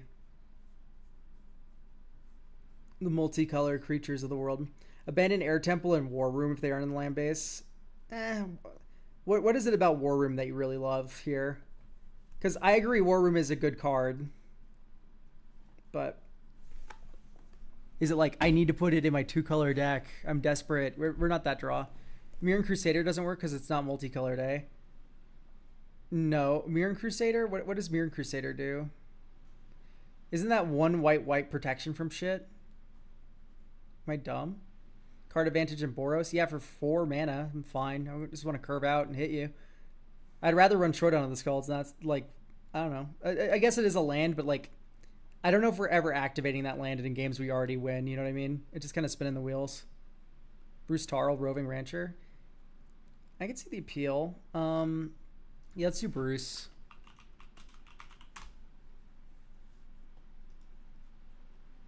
Nope, wrong one. The one that exiles top card of library and makes Oxes. Yeah, like that card doesn't trigger General Ferris at all. Is Arabella in there? We make 4/4 tokens, dog. What's Arabella doing? Arabella doesn't care about our large shit. Surveil 1. Graveyard. Windburst Kites. Why don't we pay 4th? 4th would be pretty good, wouldn't it? Let's do Witch Enchanter, I guess. Mander. Tori to Avenant.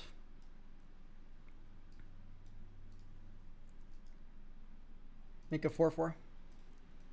Swing with Commander, Tori, this. Make Commander into an Angel and put 2 counters on it. Shout out Guide of Souls.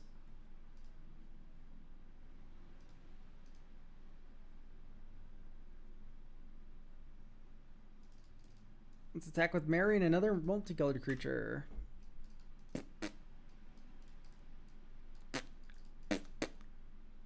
This feels good. This isn't 2017. Boros has a way of drawing cards. Yeah, I agree. I do think I like the idea of 4th Aerlingus.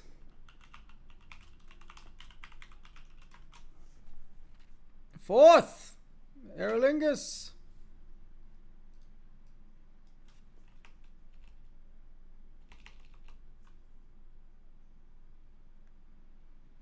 For the Emperor.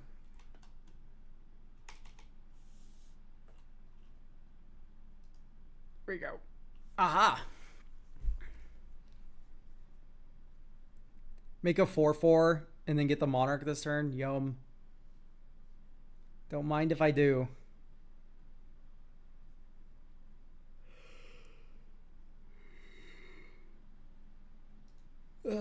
Prosperous Partnership's just too slow.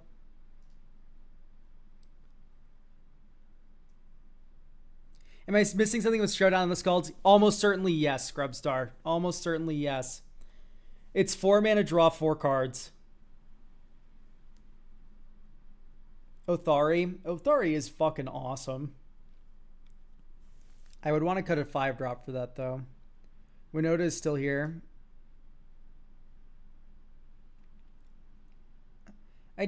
We have enough big humans, I think, right?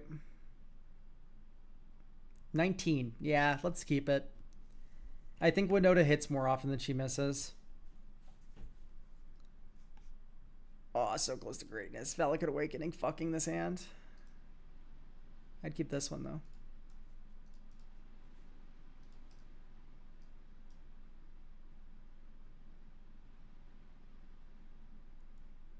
Sunbay Canyon, sure.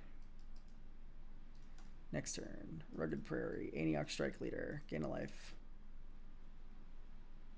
Attack with this, make a goblin. Like, someone probably doesn't have creatures on turn 2. Next turn. Minas Tirith, this is even better than War Room in my opinion. We do not control legendary creatures. Let's do Sundown Pass. 1, 2, 3, Commander. Okay, great. Swing, swing, and then this goblin probably dies, but then you get... Actually, you just swing with Aniok Strike Leader. You make the goblin. The goblin now.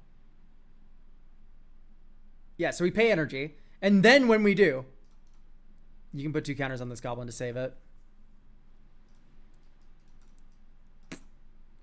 1, 2, 3. Rem Carolus. Add token. 4/4. Like, oh my god, look at Guide of Souls right now. Like, holy shit. That doesn't make a goblin because Guide of Souls is in your commander. Ah, it's only when your commander attacks. That is my fault. The first goblin was fake. But the second goblin was real.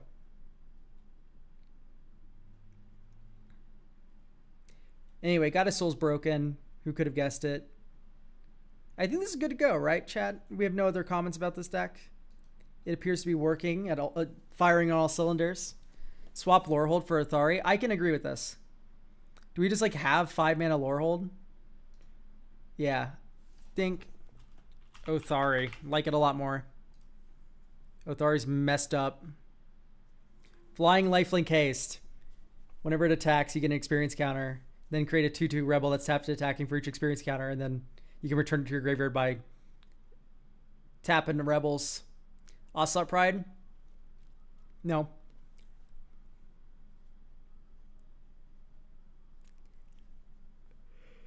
It's fine. I like it more in this deck than I did in the other Soul Sister we looked at, but I don't think we like it here. I know it would copy all the golems we made that turn.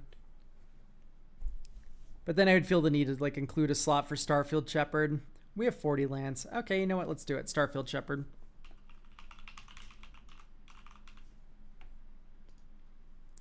I don't know if we need to include Ocelot Pride, though. But it'd be fun. Yeah, sure. Ocelot Pride. It'd be good here.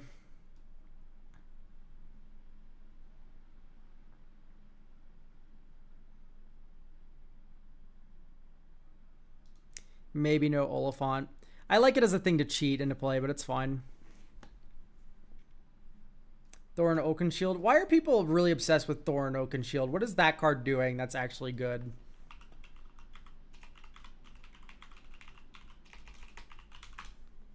He's hot. Okay. We've locked 1 point in favor for Thorin. Artifacts and creatures you control have Ward 1. It's annoying. Yeah, that's my thought. If it was like Ward 2, oh my god. Over the moon. Although it's just story just kind of free. Would I run this? You know what? There are some decks I would run the Mariner. Yeah, I think I would. I think I actually do like it. I talked myself into it.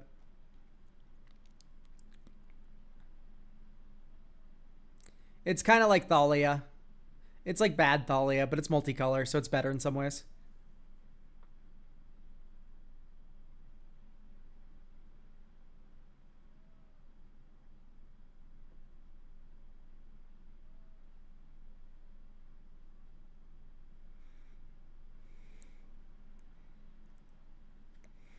I'm kind of fucking with all the rest of these creatures, so it must be something like just to pursue the past.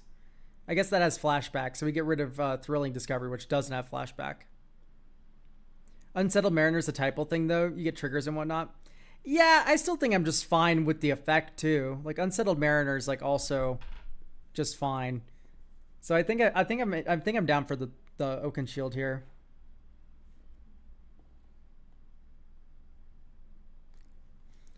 I think we're good to go. I think this is set. I'm dropping this in chat.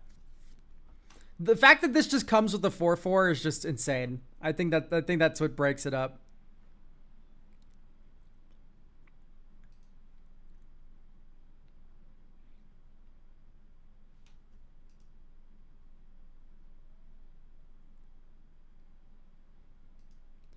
I think this deck set. What did we add that's most important? Collector's Cage, Windbrisk Heights. Ellipses. The 1-drop package of ramp spells like Jeweled Amulet, Strike It Rich, Goldhound, Ragavan. Those are all very important, I feel like. The games where you start with one of these are going to be like fucking crack cocaine. Anyway. Do we have, drumroll please, Jennicriff?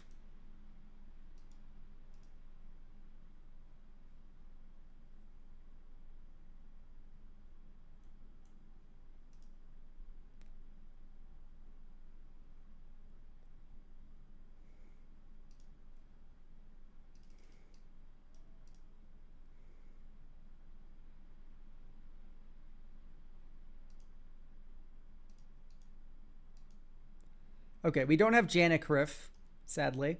So what we'll do, and I don't think it says I can do it without them.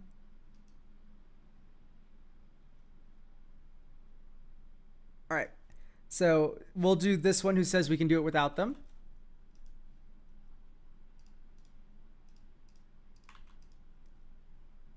Trevor Boucher. Brashit 3. I read this as Brochet. I'm like, who's Trevor Boucher? Is this some Doctor Who character I've never seen before? Trevor the Renewer. Hey, nice to meet you. My name's Trevor. Why is this dragon from Boston? Deals combat damage to a player. You may pay 2 and a white. If you do choose a color, then you gain 1 life for each permanent of that color. Whoa. That is kind of cool.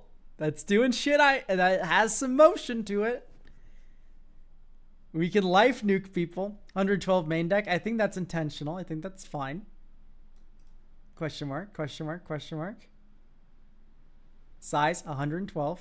The maybe board's 50. Yeah, so this is fine. I think we're being asked to cut down cards, and we're allowed to be 15 or above or below. Okay, so this is my bracket 3 Bant life gain +1/+1 counter deck.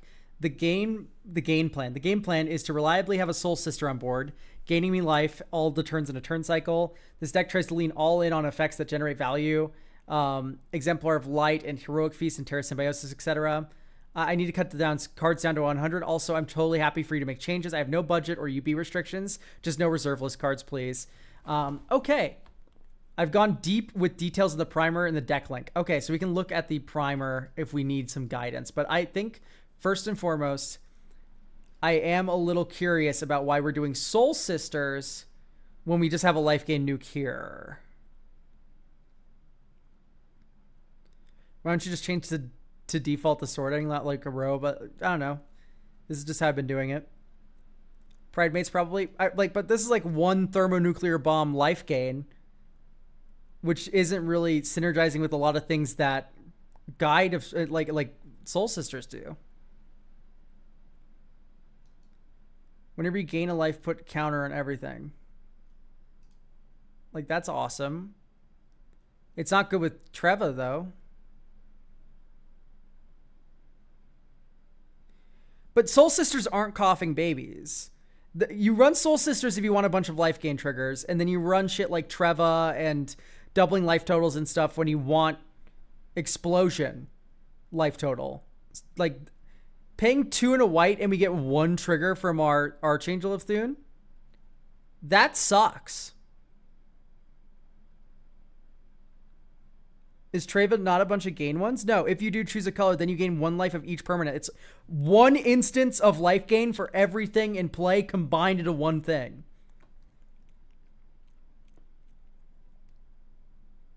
So for me, I'm like, I want to not do Soul Sisters Pridemates. I want to gain a bunch of life all at once and have something trigger that. Like cards that trigger with that, you know what I mean? I'm trying to collect my thoughts on what direction I want to bring this deck. Or to swap commanders. I don't want to do that. Right. I don't want to do that. I like this commander. I want to make this commander work. And I just think that this commander isn't being highlighted by being in a Soul Sister deck. Shifting Sky is perfect.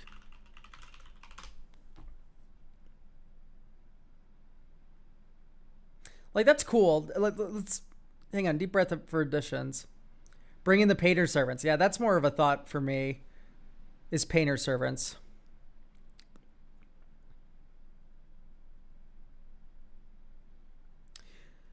Because my other thought is, like, we go, like,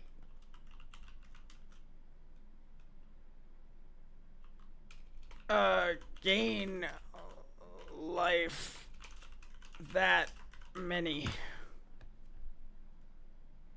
Put that many counters on this creature, but there's Nykthos Paragon. What is it called? It's a fucking 6 mana.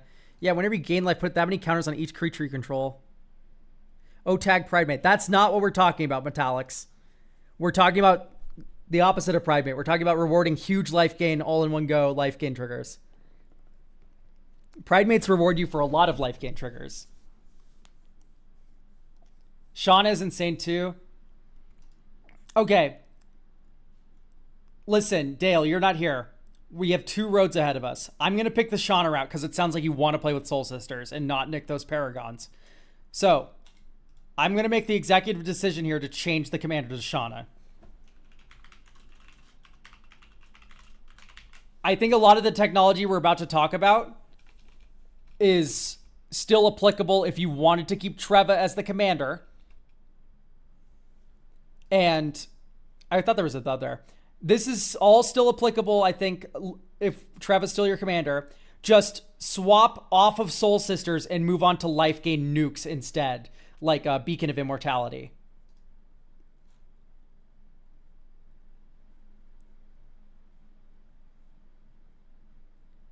I do think Shauna's doing everything you want better, though, is the sad truth of the fact of the matter.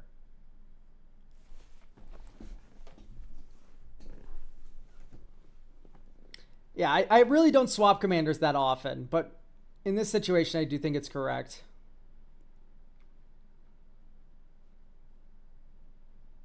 Because if you want to play with Soul Sisters in Bant, this is the way to do it. So, I need Starfield Shepherd. It's already in, thank goodness. Do we have Guide of Souls? Yes. Do we have Soul's Attendant Soul Warden? Yes. Do we have... Okay, we kind of have everything I like. Maybe a Mockingbird. Enters as a copy of a creature on the battlefield, so you can just choose a Soul Sister with this, or you can choose the creature that tutored it up. Like Ranger of Eos.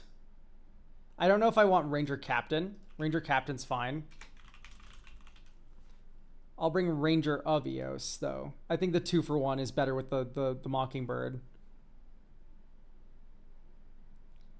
Flash Trample. Trample's a good word to have on a Soul Sister. Or on a Pride Mate, rather.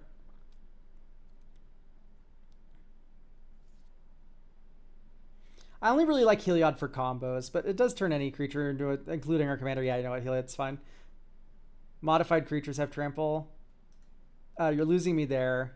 I think that's 1 synergy too deep. Nissa get an elf. Gets Galadriel. That's fine. I think I want to go out. That is really cute, though, to get that as your only elf. I just think that's taking up too much deck space, sadly. Why is Dovescape in here? Because it's awesome.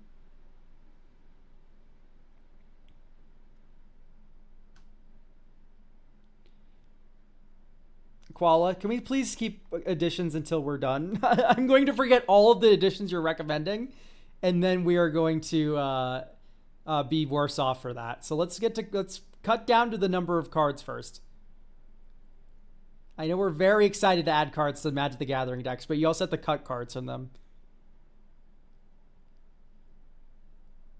Stub. Swanshong. Maybe Stub.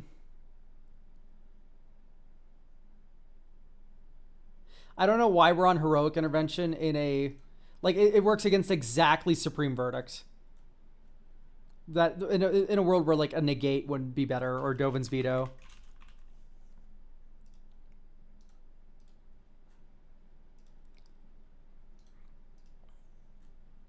Mana Drain, sure.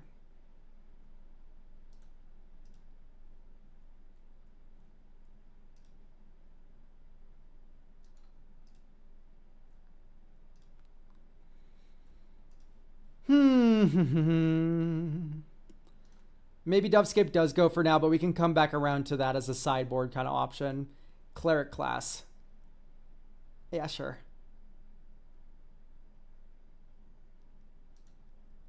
A Biting Grace I don't like with Kami, without Kami of False Hope. Maybe it's fine enough, though. I just don't like... The cards that return stuff from the graveyard need to be really good, or else I'm like, they're kind of bad. On each of them. Yeah, that's a little weird. Terra Symbiosis. Whenever you put that many counters on a creature, draw a card. Okay, once again, we're like one synergy too deep.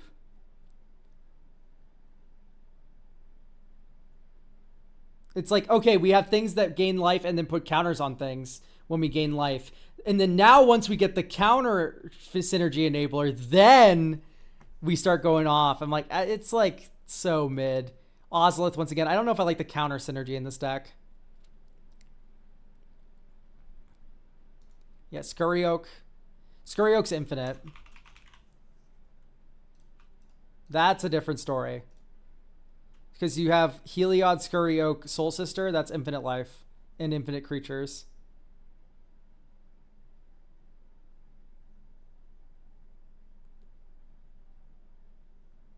This card's so okay.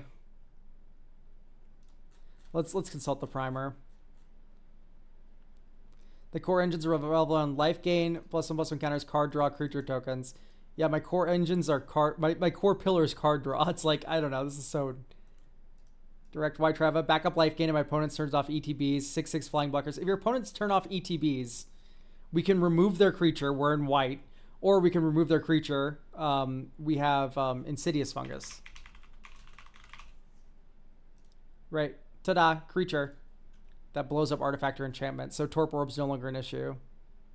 I don't know. We just have like two of the best removal colors in the game. Like, I don't really know why we're scared of people turning off ETBs. Legolas's.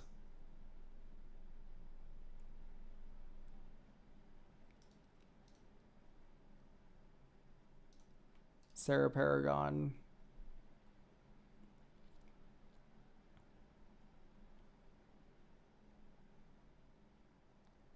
You also have Aura Shards, you war criminal, so you should be fine.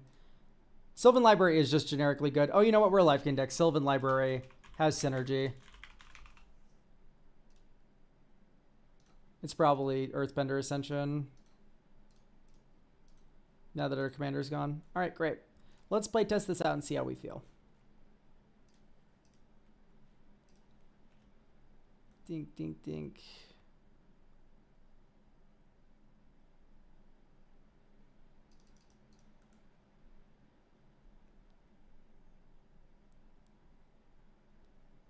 Yeah, I don't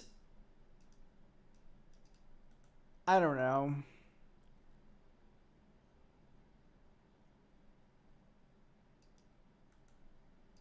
I like the Agatha Soul Cauldron stuff. Why is Cauldron still in? Because it's funny with a lot of the cards in the deck. It's also just graveyard hate. It also, like, it's Archangel of Thune plus, like, Birds of Paradise over. Like, that's so funny. No, the primer's fine. It's just, I don't know if I believe in Treva to lead this deck more than Shauna could. And if we're doing Treva, I want to highlight how cool life gain nuking is with one trigger. I'd rather be on Nykthos Paragons and stuff rather than Archangel of Thunes.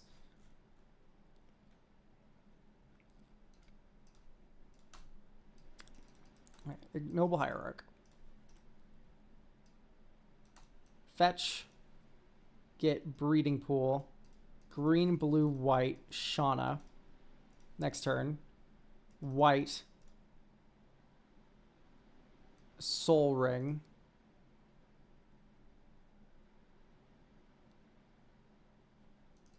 One, two. Scurry Oak. Swing. You gained a life. You can pay one to draw a card. Next turn, we win. Right? 1, 2, 3, 4, 5. No, we don't win because Soul's Attendant is in play yet. We're so close. We could, for 6 mana, you could do this, but we don't have triple white. We only have double white. Right, because this makes a counter. Oh my god, counter. We get a squirrel.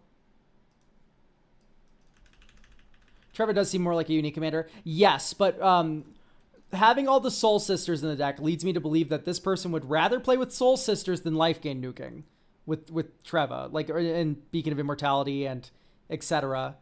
So for me, I'm like, okay, if we're playing Soul Sisters, let's just do Shauna. And because, like, we have Archangel of Thune, we have the +1/+1 counter stuff across our entire board. To me, Treva is 6 mana nothing. Like, if this thing had lifelink, it would be a better card most of the time for this strategy.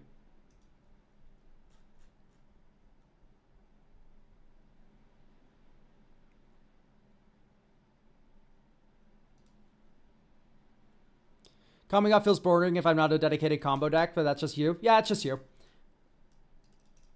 I disagree. I like the combo in this deck. It's kind of fun.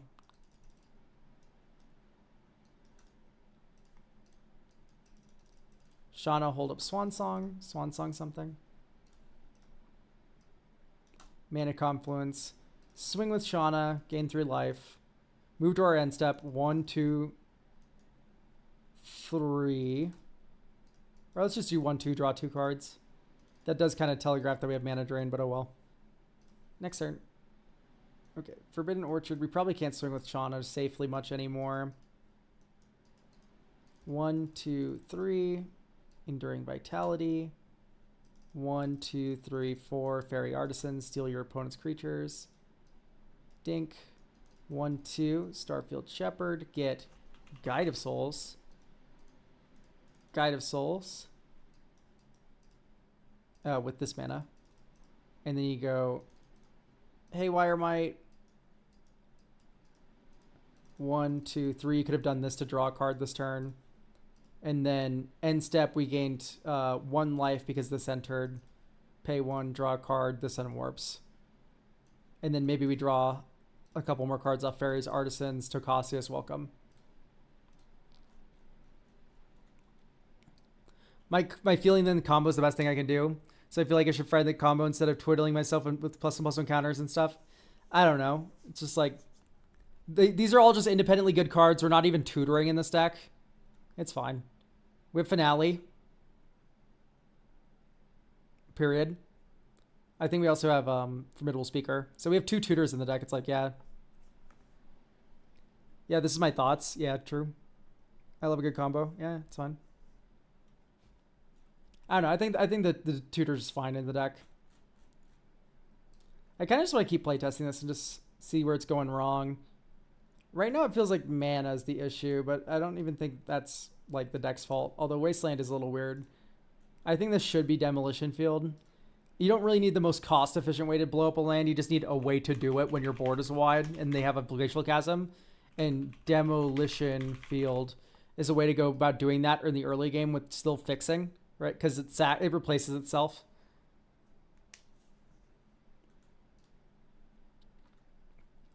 Field. If anything, I'm weirded out by Nick, though, so I don't think we're going to have a lot of devotion to 1 color in our 3-color deck.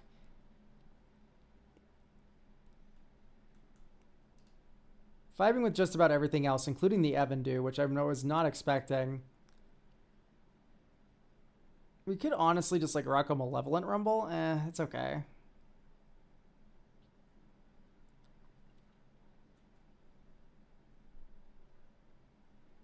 Adagia.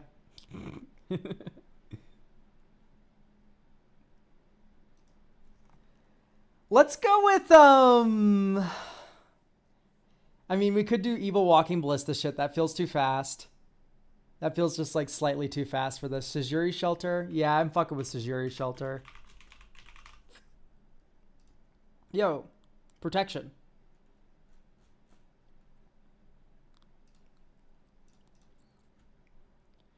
Okay, this is keepable. I love the Forbidden Orchard in your deck. That's so funny. Alright, draw. That'll get recovery tapped. Next turn. Forbidden Orchard. 1, 2. Erd Heirloom. Next turn. Dink, dink, dink, dink, dink. Auriok Champion. Next turn. Windswept Teeth. Like, this would be a Nykthos right now. Get Breeding Pool. And then you go blue, green, 1, Shauna. Actually tap here and here. And now we've given them a 1/1. We've gained 1 life this turn. So we can go white, draw a card. Next turn. Okay. So we give them a creature, we gain a life. Actually, blue 1, Mockingbird. Give you a creature, Soul Ring. We've gained 2 life now. And in fact, we can cast Mockingbird, not like a moron. And then end step, we pay 2, draw a card, and then you're able to go 1, 2, Thraben Charm, blow something up. Right, you're doing 6 with this Raven Charm.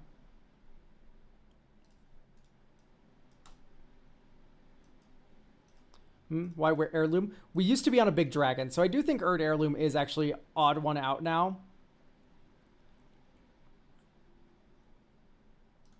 That should probably just be an Arcane Signet.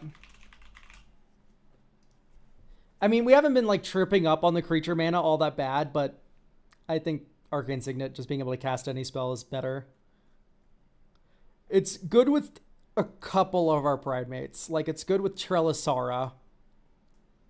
Scholar? Scholar's cute. I don't think Scholar's that good. It's really funny with our Pridemates. But I think that, once again, that's just like 1-2 deep. The floor is pretty high, though, because he just comes in with a counter by himself. You do have Cauldron. Yeah. Koala's good. Yeah, let's do Koala. I like Koala. Whenever Koala attacks, it's each other attacking creatures you control get +1/+1 more +1/+0. X is the number of counters. We gain counters. Gain life, put counter on Koala. Fun. So do we want more Soul Sisters?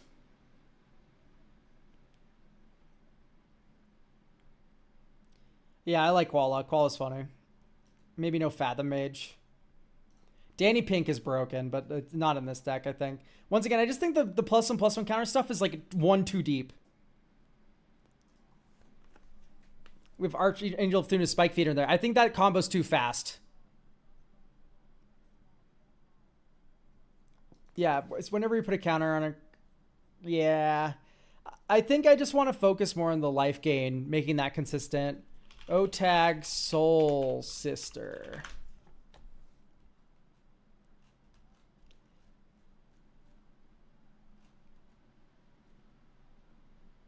Distinguished Conjurer is awesome. Fucking Halia is broken. Oh my god, Halia. And Liliana can come in when she comes out. Maybe Suture Priest.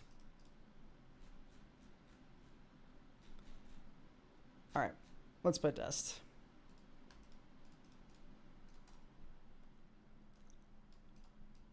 Ridiculous Archive Surveil 1. Graveyard Authority.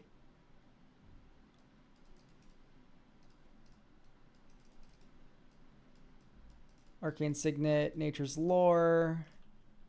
Type Forest. We're going to get Hedge Maze probably. Surveil 1.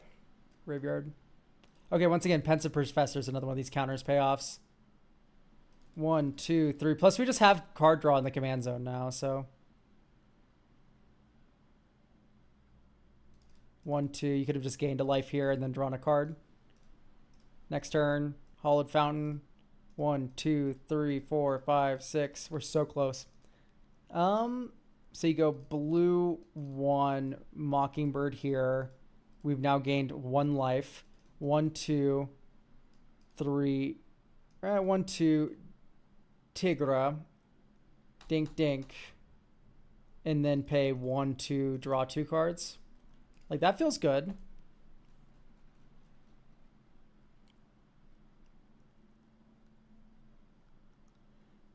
Okay. So, really briefly, I want to take it aside and talk about, like, Nykthos Paragon kind of effects. If we go off of Soul Sisters and we go more on to keeping Trev as the commander, Beacon of Immortality, what is that going to look like? It's going to look like Nykthos Paragon. Aetherflux Reservoir could be on the table in that world. I think you do run Shauna. This is just like a Well of Lost Dreams. Like in the 99.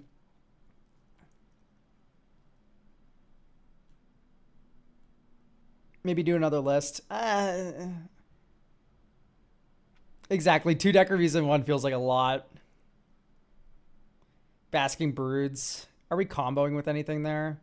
I don't think so, right? Am I stupid? Yes, we are. We are comboing. Yes, because we have Heliod. Bingo Brongo. Okay, so I don't think I like Pensive Professor much anymore. Once again, I just don't think we need this card draw anymore now that we have the card draw in the command zone and we can focus more on the life gain, Soul Sistery kind of combos. We could just run... Okay, I already put Ranger Vios in. We could run Mom. Yeah. Mother of Runes.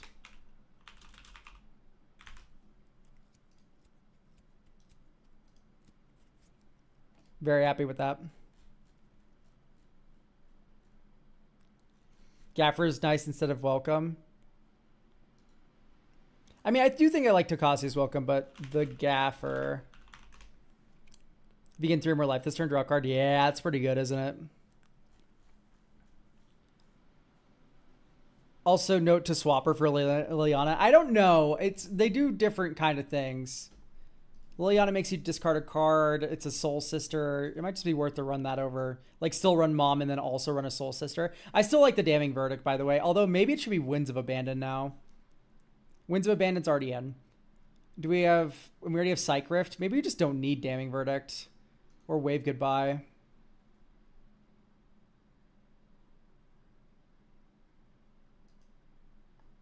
Final Showdown.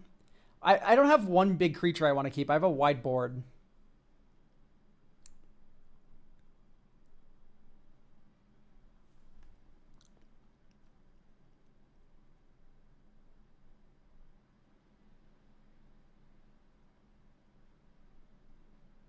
What are the words on the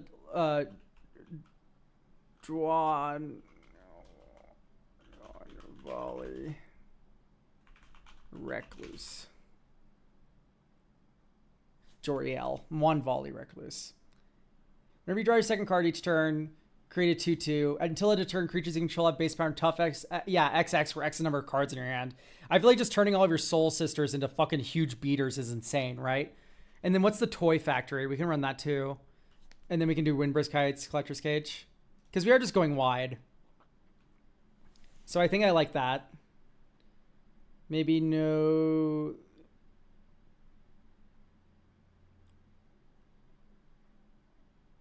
No... Is Avatar's Wrath too cute? I think so. We're earthbending all of our 1-drops and paying 2 mana for them. Ugh, like it's scary. I don't like that. About a world where all is free. Fairy Artisans is cute. Maybe Lathiel is a little slow. A little too to the old counters theme. So now you can go Windbrisk Heights.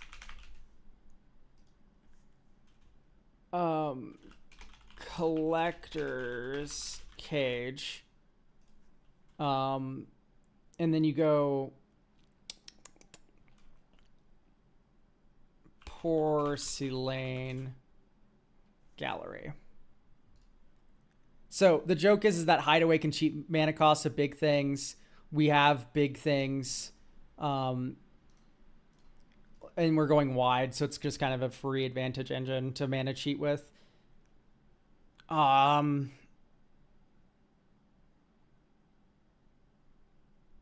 I thinking of? It is the card that makes 2 angels, Amaria's Call.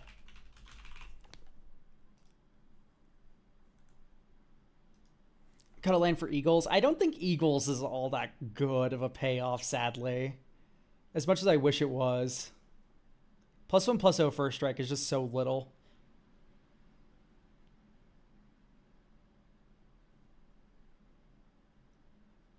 But the Eagles are coming. True. They did say that in the movie. And that's also the name of a card.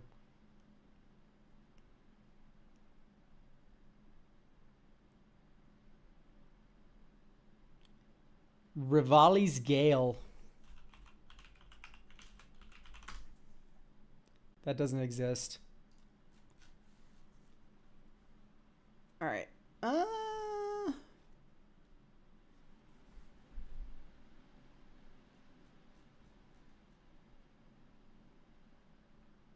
I think let's just play test. Draw. Evan do. Does this card Evan do anything, man? Starfield Shepherd. Get the best guide. Next turn. Got a breed in my pool. Shauna. A Ganjo. Oh, we could have warped. We could have dink dink dink with the Starfield Shepherd. And then we could have 1, 2, 3 with Shauna. Last turn. Green, green, white, white. Bright glass. Soul Warden, Soulless Attendant. Next turn. Demolition Field. White, white. Dink, dink. Swing with Shauna. +2/+2. 2 counters. And then we gained a billion life this turn, so you can tap like that, draw 3, go max greed because you're able to discard the hand size and then go 1, 2, 3, 4. Clever Concealment. Next turn. This turn is where you go fucking crazy. Archangel of Thune. 3 life gain triggers. I'm giving my board 3 big booms.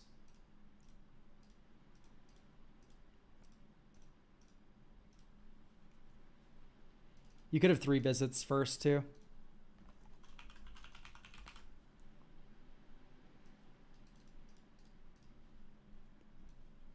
Boom.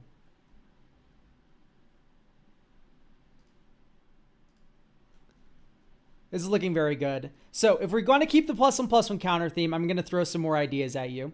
Numero uno. Sigarda's fucking summons. If we want to keep the counter theme, you at home, Sigarda's summons. I'll tell you what. Number 2. I like this more than Kodama too. Angel of Destiny. Angel of Destiny would be pretty dope. For like the old life gain version. Where like we're getting a bunch of life. I think I like this one. You also have access to Felidar Sovereign. It seems right up your alley. Yo, if I start my turn and I got 40 or more life, I win. Like, those are all considerations that I want to throw at you. That you just lose the game. Yeah, I fucking love that card. I have it in my Mono White Safara flying deck because this is a big life gain nuke. It's 7 life link. Anyway, I think that's about good to go. Do we have need evasion? Yes, but we have Winds of Abandon already. And then we also have the ability to give her things flying with Guide. So I'm not too worried. Biggest inclusions here, by the way. Halia. Halia is huge. Spectrum Sentinel. Spectrum Sentinel's nice, but we just do prefer the life gain on our own turn with Shauna. Either way, I think this is good to go. Bushwhack, like, yeah, now we're just naming cards that are just kind of generically good. So I think we're set. Like, yeah, can we run a Bushwhack instead of a Forest? Absolutely.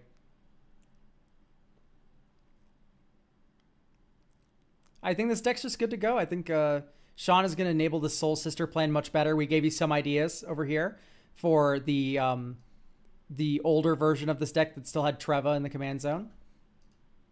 Thank you for getting a deck review. Hopefully you found that helpful, Dale. Either way, if you want to keep the old version too, Shauna's in the 99 for sure of that other deck. Well of Lost Dreams, that's also a creature with lifelink. Ugh, gross. Okay. Final deck review. Do we have the person who sent in... Do we have Rob here? Because I don't have anything that says I can do it without you. So I'm very concerned with doing this without Robert here. Rob. I don't know if the Bert is applicable.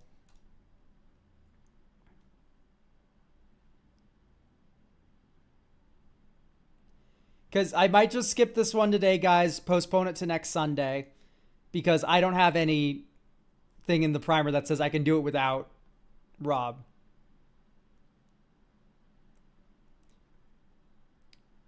Hello, do you think games like Riftbound and One Piece have taken over Magic as the 1v1 comp game? No. not even remotely close. Riftbound's getting there. Riftbound is definitely on the table for card games in the 1v1 comp scene, right? But no, not yet. Not even close, man. Anyway, since I'm just going to click the mark as completed button so that way I remember that this is not completed. All right. Plus, I'm getting a little hungry, so we can raid out. Please reach out to me if you need a refund on that, if you wanted me to do it without you and you just didn't list it. Because otherwise, we can just do it next Sunday or next Tuesday. We can just postpone it to then.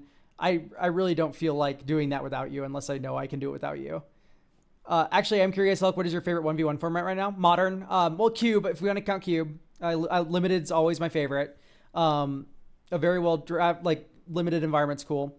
But I do prefer Modern, and Popper's up there right now kind of too. I do like Popper quite a bit. Popper and Modern are like up there.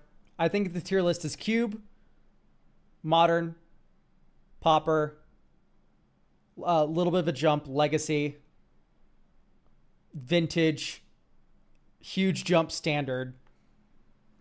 Oh no, huge jump, Cali Commander, and then one more, then a huge leap, Standard.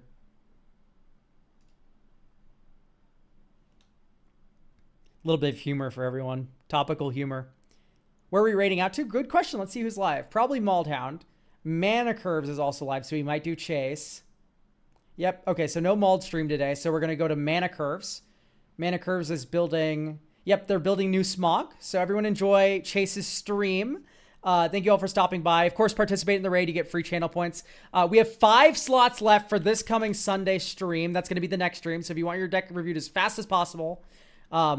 getting your deck reviewed through the Sunday stream is the best way to do that. We are going to have a stream on Friday. That's going to be bonus card, bonus free deck review stream, provided I don't get hospitalized. And also Thursday is also custom cards with Mauled. So tune in for both of those streams. There's going to be a lot of Elk streaming this week. Going to take tomorrow off. I normally have tomorrow off, but just chilling tomorrow. But I'll be here for Thursday, Friday, and then skip Saturday, Sunday. Anyway, enjoy Chase's stream, everyone. Thank you for watching. Bye! Get your deck reviews!